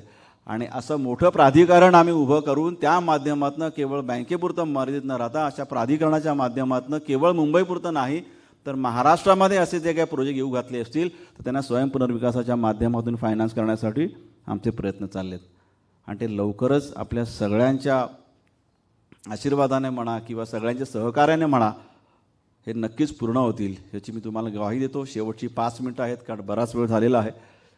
5 मिनटामध्ये मी तुम्हाला थोडक्यात फक्त बँकेच्या सध्याच्या पॉलिसीबाबत माहिती देईन की किती कर्ज मिळतं आणि कसं मिळतं आणि केव्हा मिळतं. टोटल प्रोजेक्ट कॉस्टच्या 95% कर्ज तुम्हाला मिळतं. 5% स्टेक हा आपल्या संस्थेचा असतो. काही सभासद विचारतात की 5% कुठून आणायचे. मी एकच त्यांना सांगतो, स्वतःचं जेव्हा आपण हाऊसिंग लोन घेतो तेव्हा बँकांना सांगतात ना की 90% बँक करतो, 10% तुमचा स्टेक पाहिजे. तेवढी क्रेडिबिलिटी आपल्याला पाहिजे.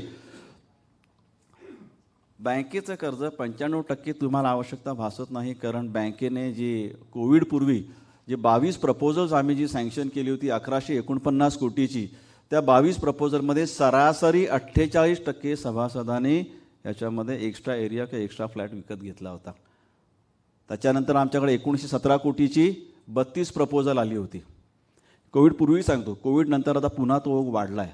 तात्पर्य तुम्हाला तुमच्या प्रोजेक्ट कॉस्टचा 90% नाहीच, तुम्हाला 30 ते 40% एवढ्याच फायनान्समध्ये तुमचा प्रोजेक्ट 100% पूर्ण होऊ शकतो. जो बँकेने आत्ता 5 प्रोजेक्ट पूर्ण केले, 6 प्रोजेक्टला फायनान्स सँक्शन करून आपलं आता कामं ते जोरात चालू आहेत.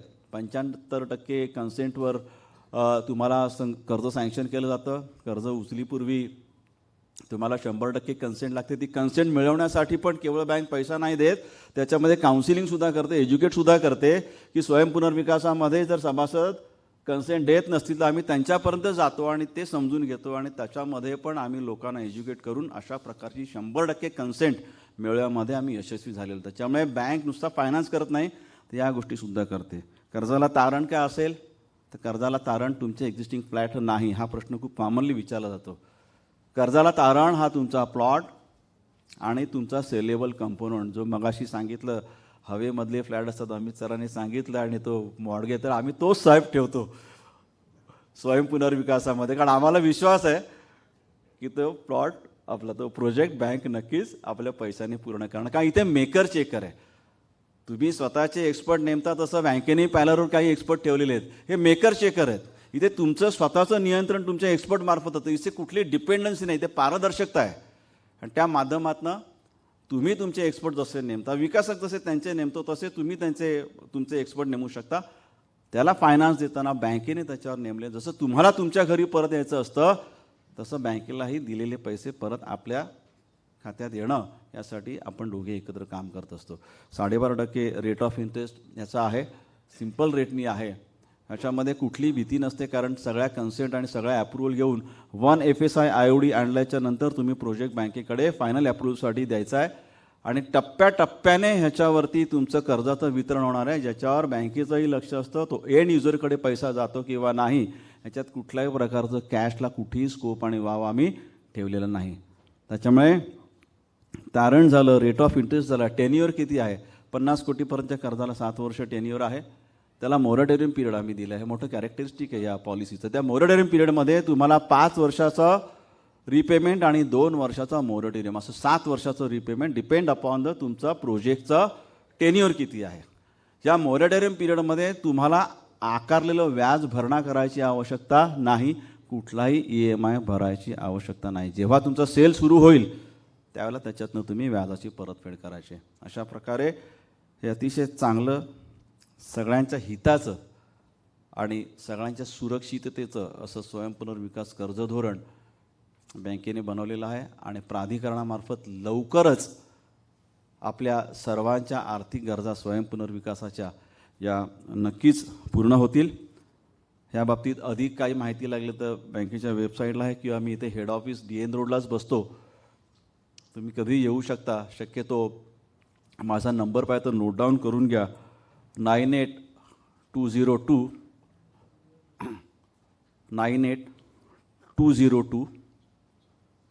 17401 98-202-17401. मी हेड ऑफिसला असतो. फक्त एकच रिक्वेस्ट करेन की येताना फक्त वेळ घेऊन या, कारण तुमचाही वेळ तेवढाच महत्त्वाचा आहे. त्याच्यामुळे तुमचाही वेळ वाया जाऊ नये.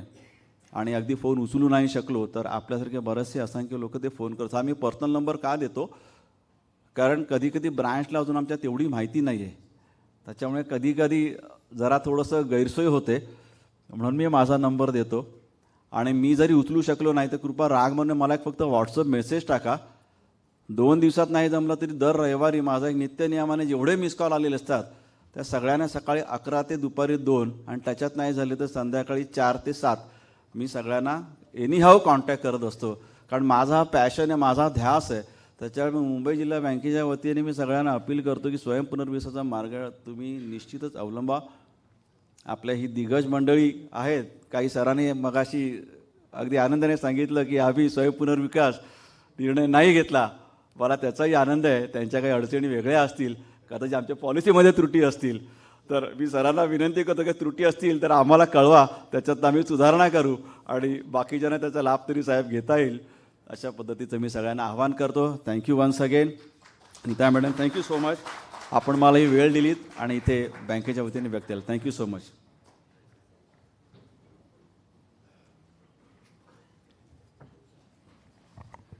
Thank you so much, sir. Our next session for the day is National Scenario of Redevelopment in Other States. And for this session, I would like to invite on stage Mr. Rajan Bandelkar.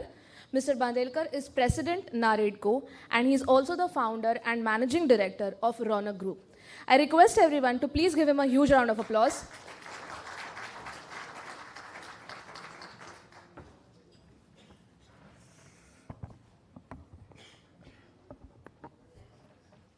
Friends, thank you very much because the hall is not empty. Otherwise, by now, I think whenever the last speaker is there, the hall is only 25% full and 75% empty.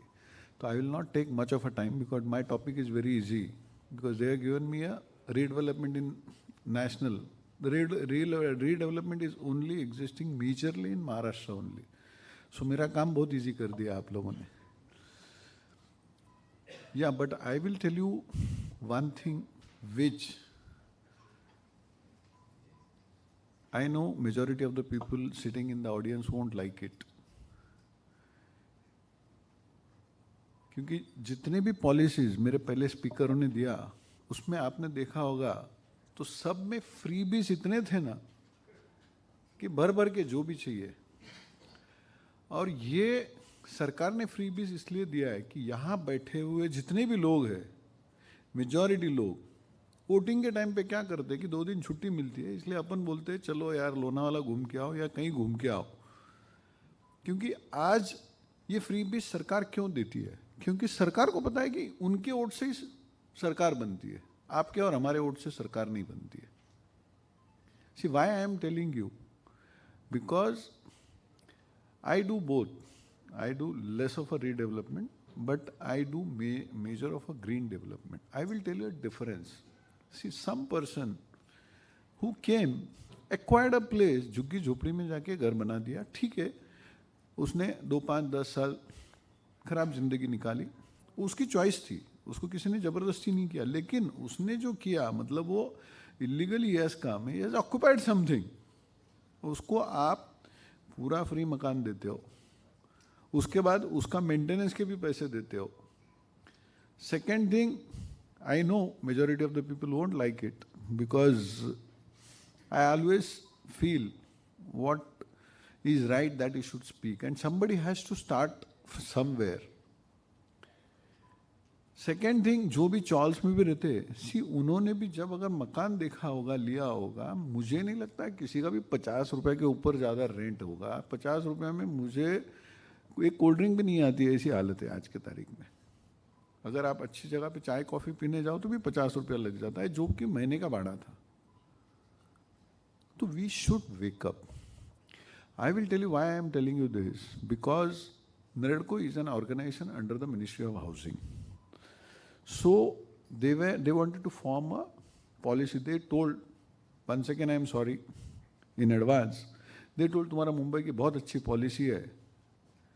अब मैं मुंबई में रहता हूँ इसलिए मैंने बोला नहीं खराब पॉलिसी है, मैं बोला पॉलिसी बहुत अच्छी है, लेकिन उतने ही स्लम डेवलप हुए जो लुक्रेटिव थे. सी देखो, हम यहाँ पे बिजनेस करने हैं, हम कोई चैरिटी करने नहीं आए. और मैं इतना बोल्डली क्यों बोलता हूँ कि शायद मुझे इलेक्शन में खड़ा भी नहीं रहना है, किसी के पास वोट मांगने भी नहीं जाना है. तो मैंने उनको एक सेंटेंस एकदम क्लियर कट बोला. आपने बोला महाराष्ट्र में मेरे हिसाब से, one second pardon me for saying this, मेरे हिसाब से ये पॉलिसी गलत की है कि फ्री घर दिया है. आप किसी भी इंसान को कोई भी फ्री दे दो ना, कोई कीमत नहीं रहती है.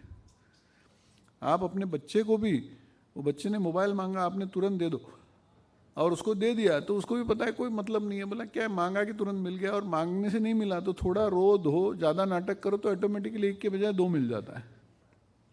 जो आज सारे सोसाइटीज़ को भी पता चला है कि क्या करना है। So I told them don't give them free at all, take construction cost from them. See what happens, the people who haven't come, मतलब पहले आके समझो झुग्गी झोपड़ी में नहीं रहे या चाल सिस्टम में नहीं रहे, they are paying for those people, which is I think really a wrong practice. आज आप सच में सोचो, जो ग्रीन फील्ड में लेता है वो बंदा बेचारा खुद के रहते हुए फ्लैट का रेंट भरता है, वो रेंट भरता है, उसके बाद उसकी EMI भरता है, और उसके बाद घर में रहने जाता है।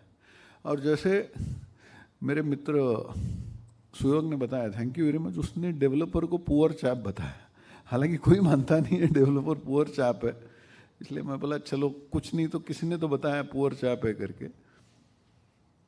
Of course developer is not a poor person because he pays to each and every person. आप बोलो कि आर्किटेक्ट बोलो, पार्डन मी अमित भाई, एडवोकेट बोलो, कंसल्टेंट बोलो, PMC बोलो, गवर्नमेंट बोलो, जितने बोलो सबको पैसे डेवलपर ही देता है। लेकिन अल्टीमेटली आपको भी पता है ये सब लोग रिटर्न में डेवलपर को क्या देते हैं, मैं बताना नहीं चाहता हूँ, लेकिन इसका रीज़न है, इसका रीज़न ये है कि हमारे डेवलपर की गलती ये है कि हमको जो पैसा देता है ना, हम उसको भी कुछ नहीं देते। कुछ नहीं देते मतलब उसको जो चीज़ देते हैं, अगर हम मकान भी देते हैं ना तो उसको उसके मकान की सेटिस्फैक्शन नहीं मिलती है। अमित भाई, थैंक्स टू रेरा, मतलब आपने थोड़ा कंसिलेशन के बारे में बताया, बट थैंक्स टू रेरा वो दिन 100% चेंज हो गए। लेकिन अब परिस्थिति वहाँ तक आ गई है कि डेवलपर के गले में आपने रस्सी डाल के खींचना चालू किया है। कल अगर डेवलपर ही नहीं रहे, मकान कौन बनाने वाला है?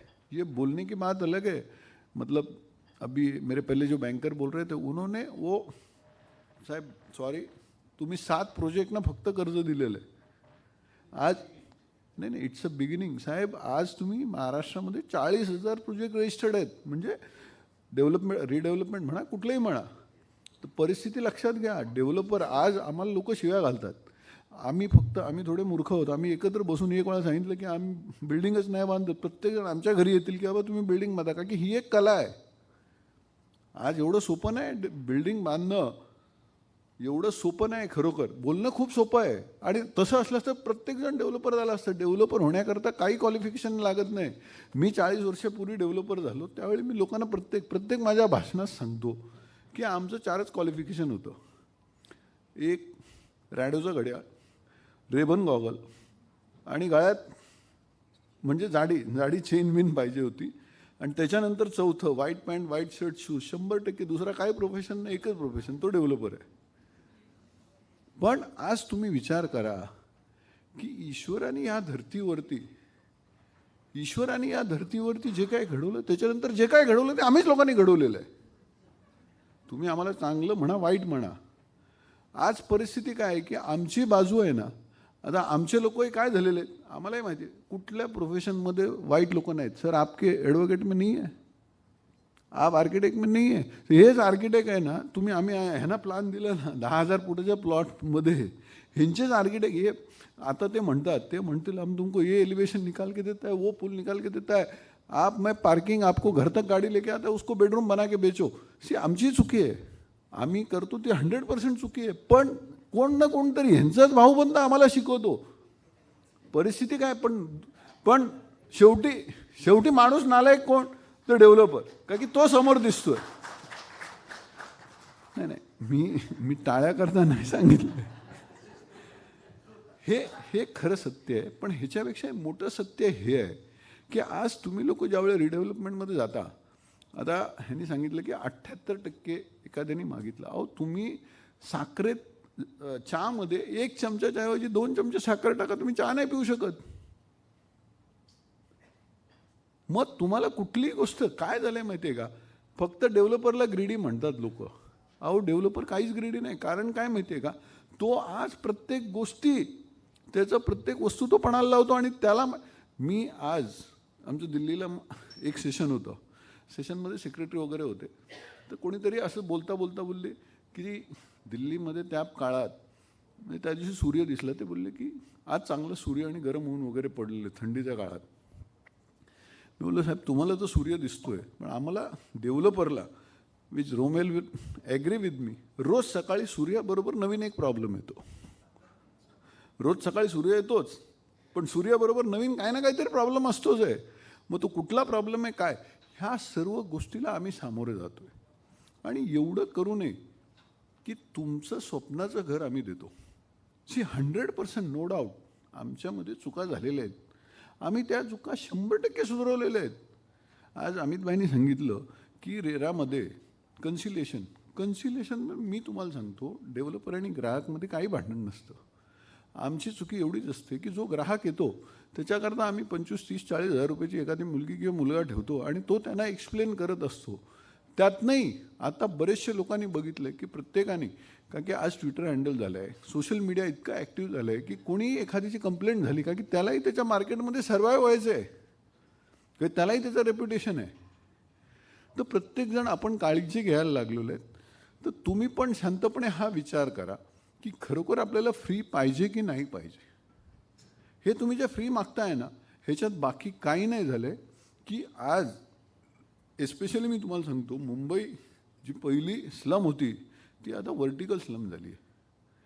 50 वर्षानंतर ज्यावेळी तुम्ही या बिल्डिंग तोडशाल, आज आपण निघून जाऊ, आपल्या मुलांना मला नाही वाटत ते कसं करतील, कसं राहतील. हा कदाचित परिस्थिती अशी होईल की बाकी शहरं एवढी डेव्हलप होतील की मुंबईची जनसंख्या कमी झाली तर खरोखरच म्हणजे ईश्वरचरणी तीच प्रार्थना आहे की मुंबईची जनसंख्या कमी हो. त्यामुळे काय होईल की जो लोंढे बाहेरनं येतात ते कमी होईल आणि ते लोक तिथेच थांबतील. आणि मला इथे बोलवल्याबद्दल रायकर साहेब धन्यवाद. जय हिंद, जय Maharashtra.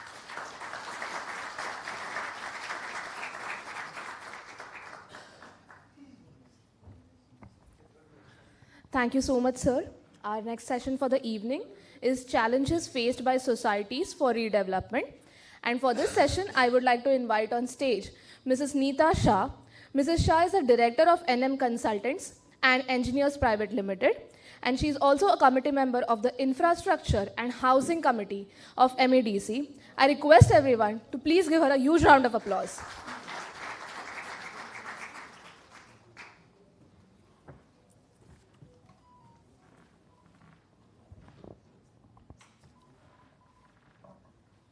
Good evening, dear friends and respected dignitaries. I am committee member of MEDC and practicing as a project management consultant for this redevelopment projects. I am thankful to my entire MEDC team who has given me an opportunity to be on the stage and to present about the challenges faced by the societies for redevelopment. Before I start about the challenges, I would like to share my vision. I dream about bring a revolution in the redevelopment industry, and every human being should have a safe house, not only in Mumbai or India, but across the globe. And I will love to work for it and will contribute for it significantly. I always follow Nitin Gadkari sir's statement as impossible, which state I am possible. So we all are aware that society is facing n number of challenges in the redevelopment, such as overconsumption of area, road width, property conveyance matter, dispute between the society members, and many more. We as a professional has to put focus on the complex projects and to make the projects feasible.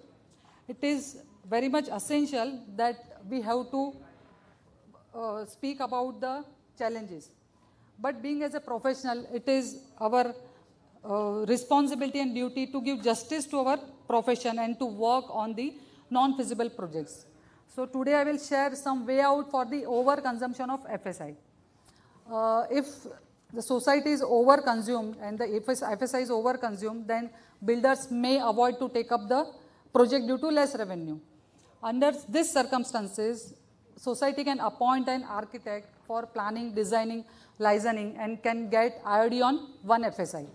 Society may contribute money for IOD on 1 FSI and can arrange funding from Mumbai Bank so that the execution of the project makes easy, this which is called self-development. There is another option where society gets IRD on one FSI by contribution of the money. Then they can go with a contractor who is expert in new construction and can work under barter system. That is also one of the way.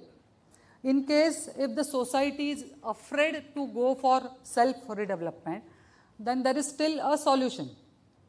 Society can go with the developer, can contribute partly for the construction cost, which they could have spent on the repair work if the redevelopment work not getting executed. So partly contribution of the construction cost can make the project feasible and will be win-win situation for society as well as developer. And society will get a brand new building with latest amenities and modern technology construction. So there are several cases in Mumbai where the society is neither going for repair nor for redevelopment, which results in making the building in dilapidated condition. There are many societies in Mumbai which are unattended and the health of the building is getting deteriorated day by day, which is endangering human lives. There should be an awareness program to guide the society on this subject matter. And one point I would like to share that for this matter, we had a discussion with Atul Save sir regarding awareness program between the societies, so that members should get an idea that what is a way forward in which the society body and the government body also will join for it and can put more light on the awareness program. So today's event is all about the redevelopment highs and lows. So let's be optimistic and take all redevelopment projects higher and higher. We all have to be in action for making better tomorrow. So let us come together to build our nation. Thank you for sparing your valuable time. Now it's time for panel discussion, and I am glad to invite Mr. Chetan Raikar on the dais. Mr. Chetan Raikar is Regional Director of MEDC and he is MD and Chairman of Stockwell Engineers Private Limited. Please give him a big round of applause. Thank you very much. Jai Hind.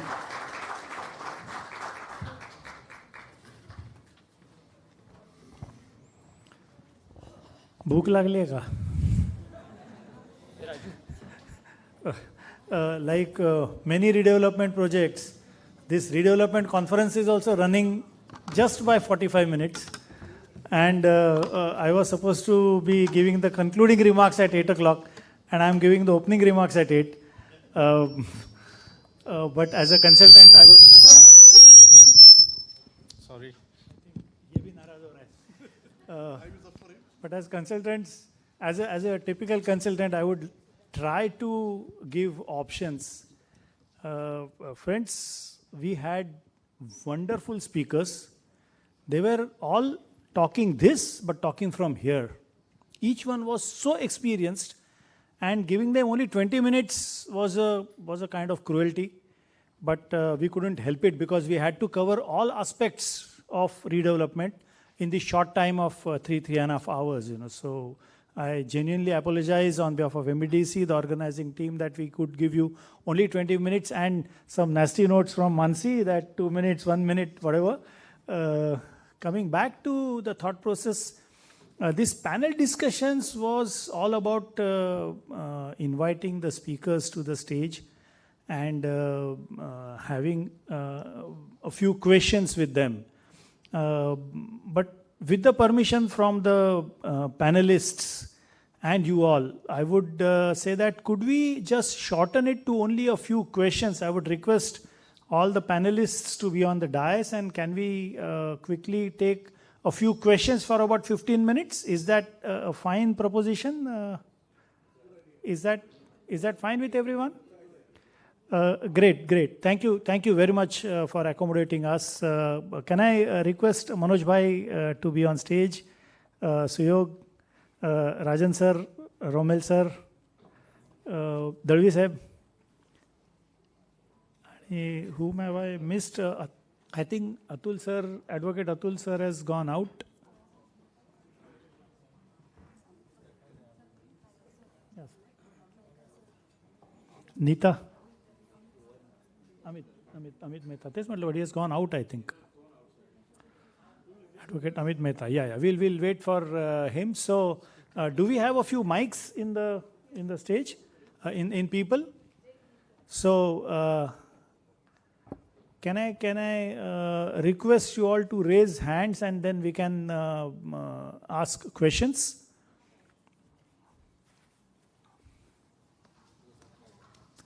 Can we give mic to the lady, please? There.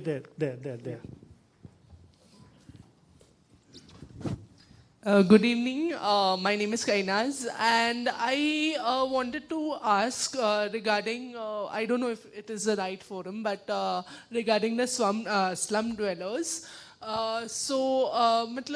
In US, there is, there's this temporary, this also they give, not like a proper housing, but temporary arrangement, and also slum dwellers में एक cleanliness या वो सब का भी problem होता है. So how can we?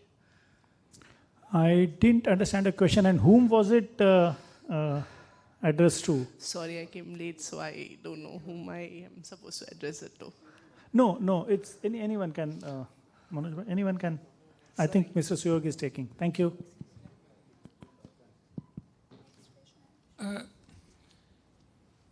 Why did the slum, see, the question is very clear, no slum dweller. I do, as architects, my company, we do a lot of slum rehabilitation projects. And I personally interact with most of these slum dwellers who are members of the societies which developers are developing, where we are involved. So no slum dweller likes to stay there. They are mostly staying out of compulsion. If we look at the genesis of slum problem of Mumbai, the day MHADA stopped making rental housing, slums started mushrooming in Mumbai. Around 74, 75, MHADA stopped. Around same time, slums started mushrooming. Not that they were not slums before, but they were very far and few in between. So what the city needs is rental housing on a mass scale. With the kind of house prices today, it is not remunerative for anybody to buy a house and give it on rent. The returns are 1%, whereas I pay banks 12 to 14% as EMI. So it doesn't work out. What Singapore fought this by creating mass rental housing projects, where you can anybody who comes new to Singapore gets a house only for 5 years. End of 5 years, you are out. First year you pay X rent, which increases by 20%. So by the end of 5th year, you pay 5 times the initial rent. 6th year you are out. But by that time, if you have not got sufficient money to own or rent a house on your own, you are not fit to be in Singapore. Go out. We need to have something like this in Mumbai. Then the problem that you are asking for may not exist. Advocate Mehta, can I request you to please join us? Yeah, can we have the next question, please? Can she get the mic, please? Yes, miss. Hello, my name is Wajuda Sheikh. I'm an economist from Research and Rating Agency. It was a wonderful evening with you all. My basic and a very general question which I am seeking an answer for, post demolition of a building, what is the exact or the correct time the building should be readily available for their tenants? Because I myself have seen the owners are never able to see their build-up houses. They die in that process, and that's a really very concern for them. They left their houses, and post 15 years, 20 years, sometimes they don't even know when they are going to come back. So what's the right time for a building to come up after the demolition? Will it not depend on the size of the project, size of the building? But many a times. Plus, I think Mr. Romel would want to. Yeah. There are many builders. They are also builders. Architect come builders. So the point is that there are categories of housing to be done. So if you're talking for a slum, I can answer for that for a slum. If you're talking for a society, I can answer it for a society. So which part of it are you talking for? A normal 5-story building when it's converted to a tower, a 15-story building if it's... So it's a society you're saying. Yeah. So basically it depends on what capacity is the society going to be rebuilt.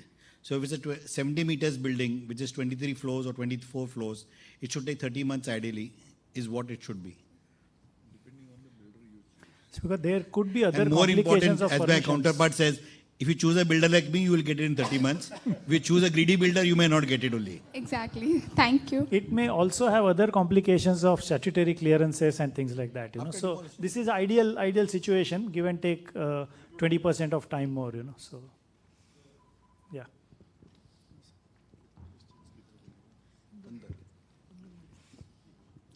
What is the difference between bank guarantee and bank assurance? Sir, that's for you.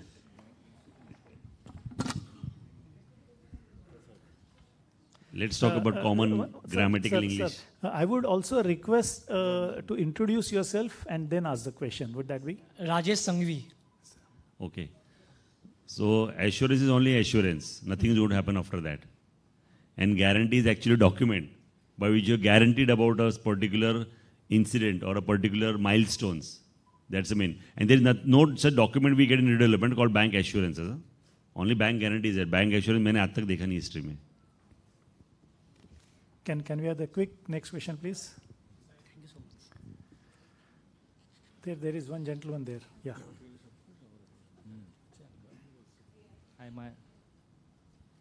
Hello, my name is Chetan Desai.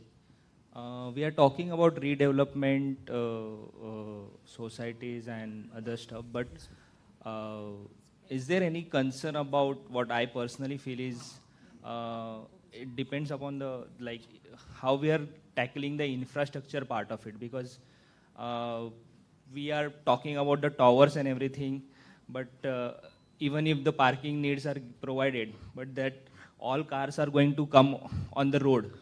So what we are thinking on that perspective? Manoj bhai? Yeah, good question. Infrastructure point of view, particularly roads and all that. You know, when any DP, development plan, is prepared by the planning authority, they do all these surveys, they do prepare a report. Okay, what will be the future population in next, suppose this DP, normally the DP's development plans are for 20 years. So they do all this exercise, what will be the population, growth of population in next 20 years. So what will be the housing need? This is the housing need. Then there are sets of parameters in a development plan, like roads, requirement of roads, then requirement of public open spaces, requirement of other amenities, buildable amenities like markets, welfare centers, on all that. So that is all being done by the planning authority during the preparation of the plan. They prepare a report based on that development plan, and to implement the development plan, regulations are formed. So in such a way, this is a process. And then, of course, public hearing, objection, suggestions are called for. Then, based on that hearing, the development plan along with regulations are submitted to government. This is a process. So, of course, Mumbai, what you say is correct. Roads are small compared to the traffic generated. But redevelopment, as Rajan Bhai is correctly, I would agree to him, freebies. Freebies. So how to, as I also said in my presentation, in order to offset the cost, incentives are given. So incentives are given, definitely X is existing, X plus Y will be constructed in order to offset and to give them the freebies. So what you say is correct, but then this is a process which planning authority, in our case Mumbai is BMC, prepares it, does it, and this is a process. Thank you. Can I, with the permission of the panel, I'll add, because I think one more component of your question would be what happens to the sewage, the stormwater, the parking, the road widths. Road we have 40 feet, both sides 2 cars are parked because footpaths are occupied by vendors. These are genuine challenges. The authorities are trying to give solutions. Political interference is just too much in Mumbai. The officers, because we work very closely with them, so sometimes they are not able to take a good solution, what we call as engineering solution to the challenges, and that's the reason we see our roads dug up and redug up, because we are continuously improving the stormwater drainage system, we are continuously improving the sewage system, telecom systems, gas lines, the services, underground services are continuously being improved. So that's a very big challenge Mumbai city has. Everyone is working towards it, but yes, you got a very valid point there. It's a challenge. And secondly, coordination among all these agencies. Yes, absolutely. That's the biggest problem. Absolutely. Next. Sir, gentlemen. Hi, my name is Keval. I'm with Creda MCHI as a COO. I'm also an urban planner and architect. So just to continue what Mr. Chetan asked, is that I'll just go little bit behind with Kaina's question. It's all about holistic development. When we talk about redevelopment, we forget that every day almost 80,000 people come to Mumbai to make a living.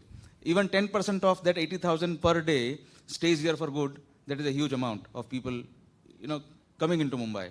So my question, Chetanji, is to Dubal Saab and Suyog, is that as architects or as the architect of the built environment of Mumbai as such, or urbanism of Mumbai, don't we think that there is a valid timeline right now to represent to Mumbai to focus on regional development, right? When California was built, I believe it was John F. Kennedy who was the president then. What he did was he developed the social and physical infrastructure, the question of Mr. Desai.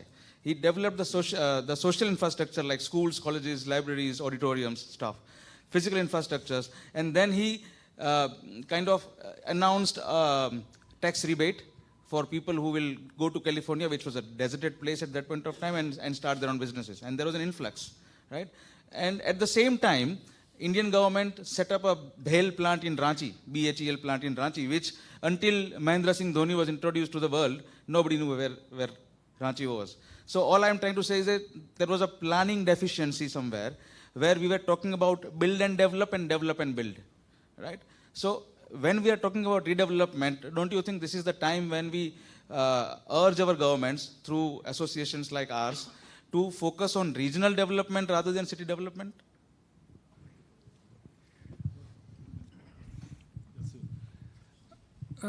In fact, the government has already started on that.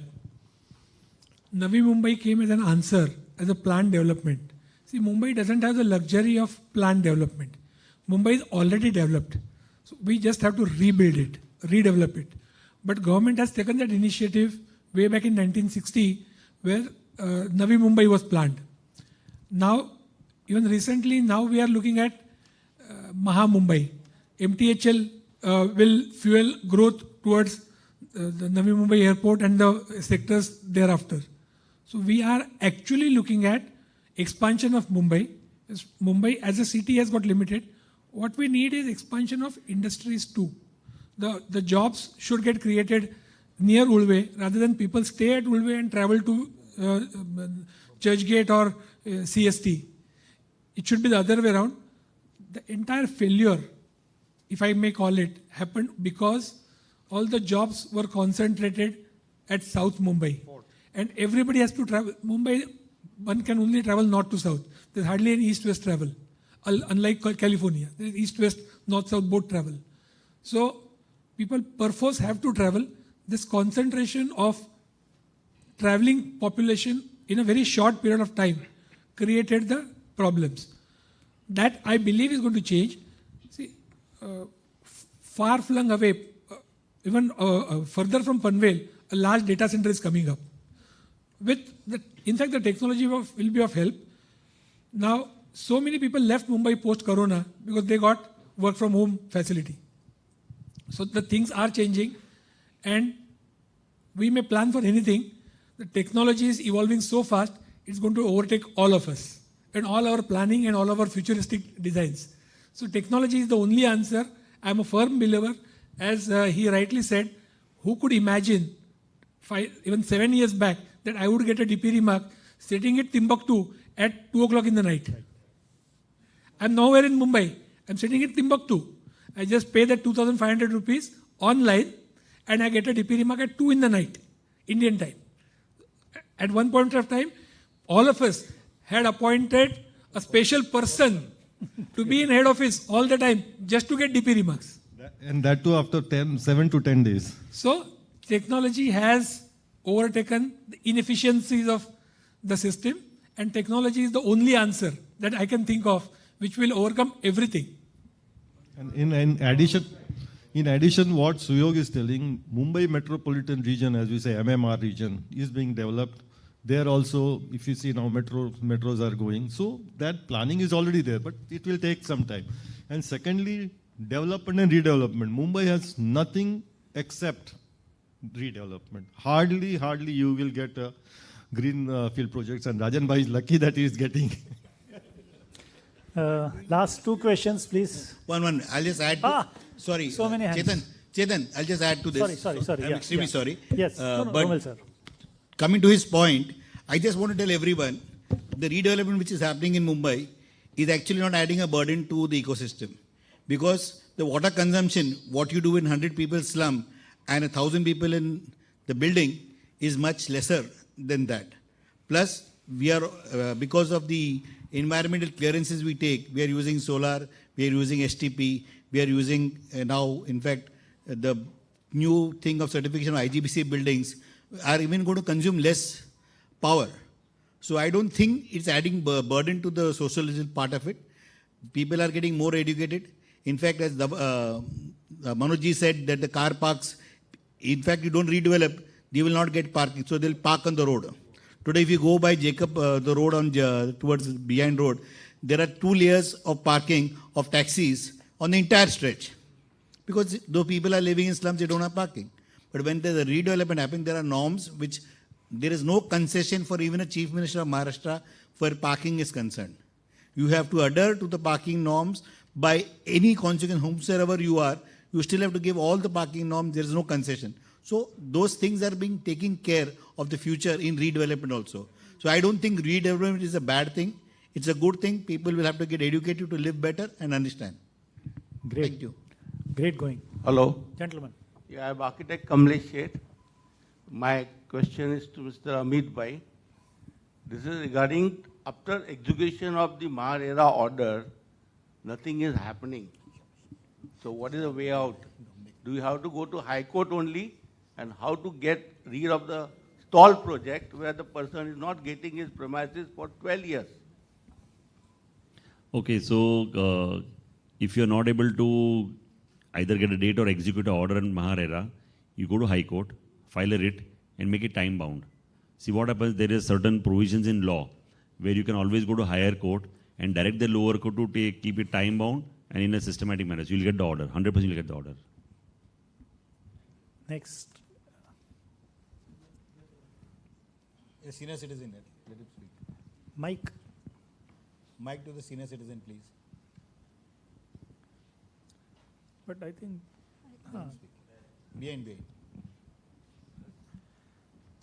Sir, a quick question, please. Good evening to all faculty members. I am Pramod Shah, practicing company secretary and corporate consultant. The question is regarding, sir, all the tall towers coming into Bombay. Bombay is nearly filled up with, half the Bombay is filled up with all tall towers. So what are your observations on the safety valve and how it could be regarding firefighting and other equipments are not provided everywhere? So your suggestions for any hazardous things to happen, sir. Thank you. See, incidents and accidents can happen even in a low-rise building. In fact, when you're building a high-rise tower, there are more abundance caution being taken place. And there is a CFO which has certain guidelines. So even the smallest part of your house has a sprinkler. Every room has a sprinkler. There are different gadgets which are to be done, which are automated. There is a fire lift and everything. So whatever you're seeing in redevelopment is only adding to your precautions of better living than just being in a slum where just is gutted out on one day with some fire or some burst of cylinder. So this, I think, is not a bad thing. It's only how you execute it and how you maintain it after that. This is very important for the society because maintenance is a cost which society should also adhere to use good things and maintain good things. What you say in addition, one second, regarding fire, what he has spoken is that if you read newspaper, wherever the fire incidents are happening in high-rise buildings, there is a standard and common report from the fire department, the system were not working. So it is very, very, very, imperative for all the societies to ensure that those systems are in working condition, and that is beneficial for them. I have seen many cases I have read that system was not operating. And then they will prosecute the committee members. Right? So this is very important. If you keep every system in working condition, this, as you said, automatic systems are there, but it should be in working condition. Thank you. Sorry, I'll add to what Marjbai says. If you look at, and this is not an analogy, but just a comparison which we read in the newspapers, most of the fires occurs in a residential building, not a commercial building. The residential buildings are maintained by the society, and commercial buildings are maintained mostly by the owners they are having their own safety norms, and they pay higher maintenance to maintain it. So this is a simple analogy which I can share with you. Can we have last question, please? Let them have questions. Yeah, okay. Then I'm fine.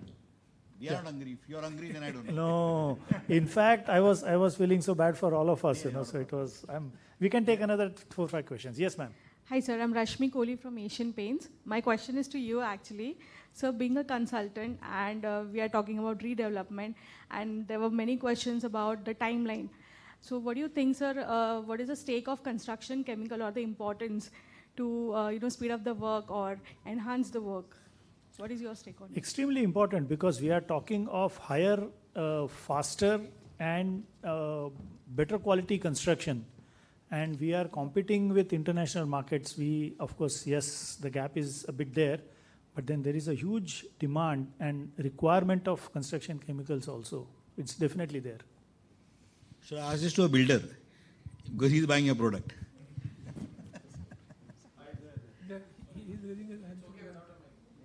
Yeah. So, I'm from Asian Paints. I had Mumbai sales projects. I want to understand what is the process of finalizing a brand which is a developing brand. So, in Asian Paints also there are other verticals which are coming up. So, if I want to understand of the process of just finalizing a brand. In fact, since this is a marketing question, can we have it over dinner? Okay. I'm there. We are all there over dinner, so we can discuss that. Yes, ma'am. Apologies to the engineers, but in the beginning you all said that there would be a recommendation given to the minister. So can we have a recommendation that architects are appointed as PMCs? And what are the other takeaways from our conference today which would go as recommendations? Well, it's a... Can I? I think... So basically, as I said while I was speaking to all of you, that we need a person who is financially able to explain to the society what the calculations are, an architect who will give you the best knowledge of which regulation to use, so you get the best value, not the best, the largest area. And third, a legal person to advise you to execute a document. These 3 people are very important for a redevelopment aspect, and that's what I thought about. And CEO can add to it. Certainly, we'll recommend. Yes, we should. I'll just add a small thing. See, most of the people who are in the practice as architects or as licensed surveyors don't practice as PMC. Why? Only one answer. When you pay peanuts, you get monkeys. None of the societies are ready to pay the fees which a PMC should get. What I see is most of the societies are willing to pay 2 lakhs. A society came to me through some reference, said, sir, 2 lakh rupees fee denge. I said, please, what is the per hour man hour cost that you want to pay me? Usually society meetings happen late in the evenings or on Sundays. Which senior professional would be willing? Ideally, if the society is serious, society should visit the PMC's office. It never happens like this. PMC spends on an average for a small society upwards of 30 hours, 30 man hours. At least I'm saying 30 man hours just to reach the feasibility report stage. Even if you take a moderate rate of 5,000 rupees a man hour, just for feasibility rate services, it goes to 6 lakhs rupees. Unfortunately, societies get everything free, extra area free, So they feel even consultant times they should get free. It may be bitter to many, but this is a hard fact of life. That's why most serious senior consultants do not practice as PMC. And secondly, what Amit Bhai has also pointed out in his speech when he has said that PMC should know all nuances of this. What is in general, whenever the tender comes, what he says was absolutely right. Tender comes and our client wants to bid it and brings the tender to us. We see that there are flaws.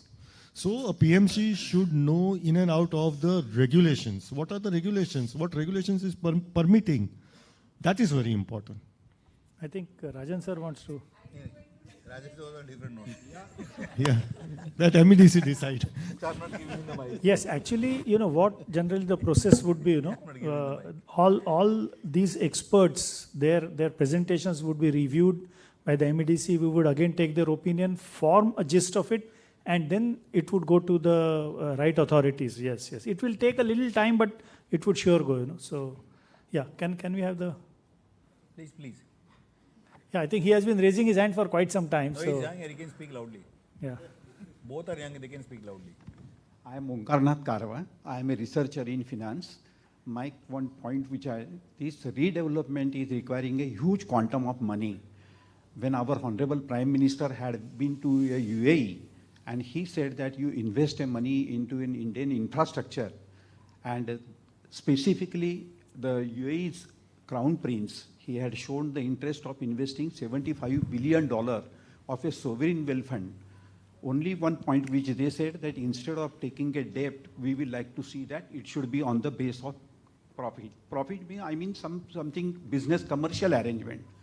So in the matter of the redevelopment, how this association or all these agencies, have you ever tapped sovereign wealth fund? And if not, what measures this institution can take for this purpose? You want me to answer? Yeah, so the point, we are very happy as real estate bodies to take equity, but unfortunately because of the hedging cost and the labor cost, the price of money is much more expensive than Indian money. That's one part of it. So the debt, they are actually looking at debt because most of the people after Lehman Brothers have lost a lot of money in India. So the point right now in India itself, you are getting it good. If the brand is good, you get a good construction cost money. And the other monies which are funded for land, RBI doesn't permit it. So that's where the difference is. We can take it over dinner. I think it's the last question if we can. Hi, this is Rakesh Jain. One of my areas of interest is water recycling. I remember one of you touched upon the STP part of it, right? So it's just an observation in last 6 years of my entrepreneurship journey in water recycling. We observed that STP comes at the very last, probably it's like last man in the queue. It is ideally built and not designed in a way where it is maintainable or probably rather habitable, and people not giving a lot of importance to water recycling. How do we really deal with it? I am an environmental engineer by training. I have my master's from Visit EI. So I'll tell you exactly what happens. It is not correct to say, yes, it was a practice earlier when STPs was a afterthought. Now, with the environment clearance, most of the projects, with the kind of FSI that we have, even the 3,000 square meter plot goes, even 2,000 square meter plot, construction area goes beyond 20,000, you need environment clearance. So in most of the projects where we are involved as a company, STP and all services are designed on day one. At least the spacing is designed on day one. See, because most of these services go into basements. And basement is the first thing that needs to be designed. The days of apportioning the most negative areas in the basement for STP are now gone. In fact, just to tell you, now EC is insisting that 40% of the STP area has to be open to atmosphere. So if I have to do that, again, whether it's right or wrong, see, imagine in a tropical city like Mumbai, I allow 40% of my STP to be open to elements. What will happen during rains? my settling tank is not going to work. My secondary treatment plant is not going to work. There will not be sufficient bacteria. Post-monsoon, in fact, I'll have to seed the secondary treatment plant. Isn't it? That's what is going to happen. But be that as may, today it's compulsory that 40% of the area of the treatment plant be open to the elements. So all this cannot happen as a post-thought. After having designed the entire project, I cannot have an area with 40% opening to the elements. So now the days are gone. In fact, most of the developers, most of the societies, the buyers are looking at this as an added advantage. Most of the buyers are now aware that sufficient water may not be available from municipal corporation. If I don't have this treated water facility, I may face crunch. And those who have these treatment facilities are somewhere getting better valuations in terms of sale rates.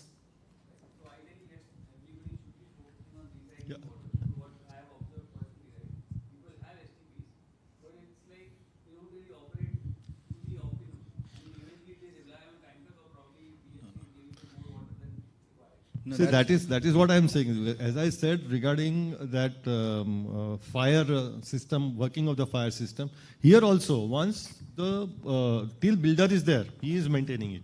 Who has to maintain thereafter? So society has to maintain. So everyone, all citizens have to see what are my liabilities, what will be costing to me, and it is my responsibility also, and that is for my benefit also. Now, adding to that, as you have said that you are the consultant, right? So you must have, at initial stages only, you must have presented your case during EC meetings, environment clearance, and you must have experienced that they go in detail about the STPs, what type of system you are utilizing, what you are doing. Details presentation is to be given for STPs. So what Suyagar said rightly, now those days are gone. Now everything is on track, everything is to be given, then only clearances are granted. In fact, there is a business opportunity for you here. Yes. There is a business opportunity for you here. Because, you can tell the societies, I'll maintain it for free for you. You will just pay me so much per liter of water that I recycle. Right? You can charge 1/10 of corporation is charging and you will earn money. Give him 10% of what Hello. Sir, I think Mr. Dominic wants to say. So I'll just tell you one more thing, which all of us should know, that the developer builds the STP, he operates the STP, and MPCB you have to submit your 6 monthly report, so which most societies don't do, and there's a huge penal interest, which has been applied to all the societies, which is served to the builder, unfortunately, because his name is there as the first EC clearance person. But there is a huge penalty. So by default today, water conservation is happening in a good way. People, as he rightly said, buildings who are having a STP plant are getting premiums for it. But again, you might buy a best car, but if you give it to a driver which is not qualified, this is what happens. Sir एक last question sir फक्त बांदेलकर सरांना माझा प्रश्न आहे. बांदेलकर सरांना प्रश्न की तुम्ही तुमच्या भाषणामध्ये बरेच गोष्टी बोल्डपणे सांगितल्यात स्पष्टपणे. तर फ्रीबीजबद्दल पण तुम्ही बोललात. तर स्लम्सविषयी जे तुम्ही सांगितलं की आता फ्री देणं बंद केलं पाहिजे. तर तुम्हाला माहिती आहे की युती शासनाच्या काळात पहिल्यांदा तशी घोषणा झाली आणि त्यानंतर हे तुम्ही मान्य कराल की राज्यकर्ते आणि डेव्हलपर्स यांच्यामुळे ते वाढत गेलं सगळं. आणि आता आपण बघतो की कट ऑफ डेटसुद्धा प्रोटेक्शनच्या 95, 2000 पुढे वाढतच चालल्यात. खुद्द मुंबई हायकोर्टाने सुद्धा एका जजमेंटमध्ये म्हटलं, तुम्हाला माहिती असेल कदाचित, की म्हणजे बाहेरून जे कोणी असतील, परप्रांतीय असतील किंवा बाकीचे असतील, सरकारच्या जमिनीवरती अतिक्रमण करायचं आणि त्यांनाच पुन्हा फ्रीमध्ये घर द्यायचं, हे जगभरात कुठेच होत नाही, फक्त मुंबईमध्ये होतं, असं खुद्द मुंबई हायकोर्टसुद्धा बोललं आहे. आणि काही वर्षांपूर्वी मला आठवतं सचिन अहिर जेव्हा गृह राज्यमंत्री होते तेव्हा पहिल्यांदा एकच मिनिट प्रश्न विचारा. हा प्रश्न विचारतो आपण. तेव्हा पहिल्यांदा असं झालं होतं की त्यांनी असं घोषणा केली की फ्री याच्या पुढे दिले जाणार नाही. तर तुम्ही सांगितलं की केंद्र सरकारने तुम्ही सजेस्ट केलं की याच्या पुढे दिलं जाऊ नये वगैरे. तर तुम्हाला प्रॅक्टिकली असं वाटतं का हे शक्य होईल? कारण की मतांच्या राजकारणासाठी होते आपल्याला माहिती आहे. तर ॲज अ नरेडको किंवा MCHI ह्या बॉडीजने असं गव्हर्नमेंट लेवलवरती असं कुठे प्रेझेंटेशन दिलं आहे का की हे फ्री देणं बंद केलं पाहिजे आणि प्रॅक्टिकली तसं होईल असं तुम्हाला वाटतं का? नाही, तुम्ही माझं पूर्ण ऐकलं नाही. मी बोललो मुंबई सोडून, मुंबईमध्ये तर ऑलरेडी आहे. मुंबईमध्ये तुम्ही समजा मला मुख्यमंत्री केलं त्यावेळी विचार करेन, आता नाही विचार करायचा तो. I think that lady there. That's the last question, genuinely last question. Because we need to close the hall also. Yeah.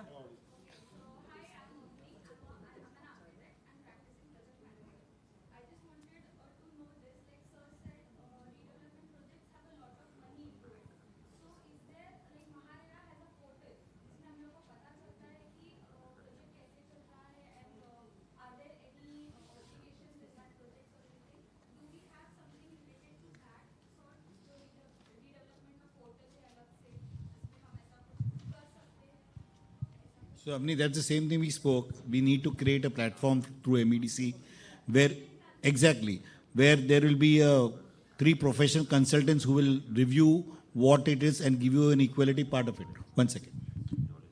What you are telling, see, it is already there on MHADA portal. MHADA portal, see, when MHADA is become, after MHADA came, we have completed 6 years. And 6 years is a too long a journey. See, what happens ki in MHADA, majority of the people are just going to bash the developer. So that's not right. See, people have delivered. If people wouldn't have delivered, so many people wouldn't have been stayed in so many buildings. But what happened ki now MHADA is giving all the information. Now it is the responsibility of the residents and customers and the Mumbaikars also. They should also see. The way best example was given by my friend, ki you buy a Ferrari and give it to a wrong driver. The same way you choose a wrong developer. Why blame a developer? You have chosen a wrong developer. So you have to make your study first. See, there are all parameters are there. See, it's not that ki out of 10, all 10 developers are bad. 1 or 2 in every field, whichever field you are there are going to be black sheeps are going to be there. If you really choose a right one, automatically the person who is doing wrong also, he will also try and see that I have to also do right. So he will also come into the right track.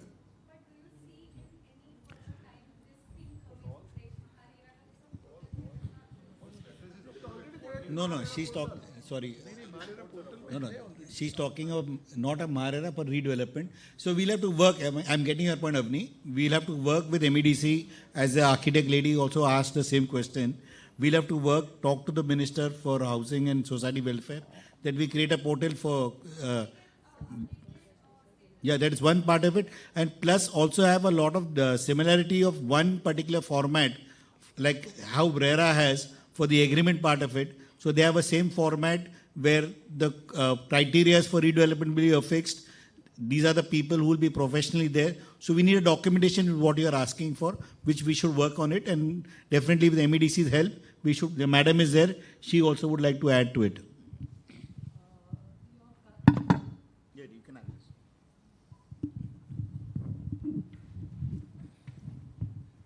Your concern has been taken care of well. And about this, as I already had a discussion with Atul Save sir regarding the awareness program and all. So this redevelopment basically a private project which has been taken care individually, and individually it takes with the government.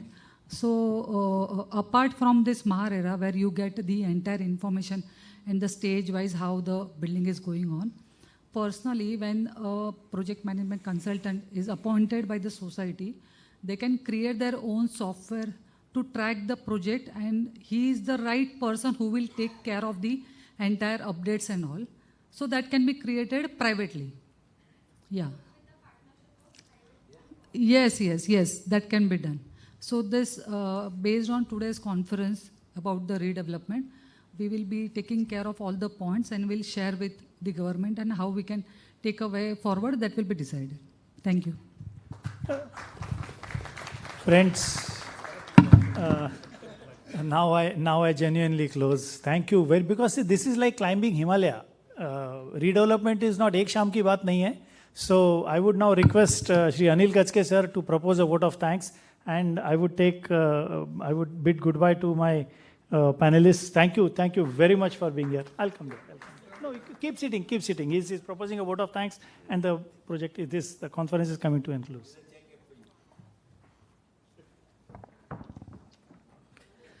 Thank you, Chetanji. I must thank all of you, first of all, because of your presence, this conference has become a successful one. Some speaker has said, till end so much of people are sitting over here, and not half full or 1/4 full of the auditorium is seen. Thank you all. And my priority to all the speakers, that they have spent so much of time and they are shared with all of us so much of their knowledge. I'm really thankful to all the speakers. I don't mention the names because the time is also very long, run out. And speakers, everyone, not one single speaker spoke well, but all of them spoke extremely well. They showed what knowledge they have to you. They have given they have shared with their views and experience and everything with you. And I'm sure that in case there are so many questions which came up from audience. In case you have any more questions to be asked, all the panelists are going to be with us for the dinner. And in addition to that, if any one of you wants to ask any question, you can send your questions to MEDC office. We will share with the respective speaker, and we can communicate to you the answers which we will receive after on your email. I'm also thankful to both the sponsor, Asian Paints and Dr. Fixit. Without their help, this program would have remained half done. And that's why I thank all of them, and we propose that in future also we will keep organizing similar seminars and conferences at different places in Maharashtra, where our sponsors will also come up forward and lend their support to us. And finally, this auditorium, our caterer who will be serving us a good dinner, and all our team of MEDC who worked relentlessly and very hard to make this conference a success. Thank you all, and kindly join us for dinner in the adjoining room. Thank you. Thank you, panelists. I would just request all the panelists to wait on the stage for just a moment. I further request President Ravindra Boradkar sir and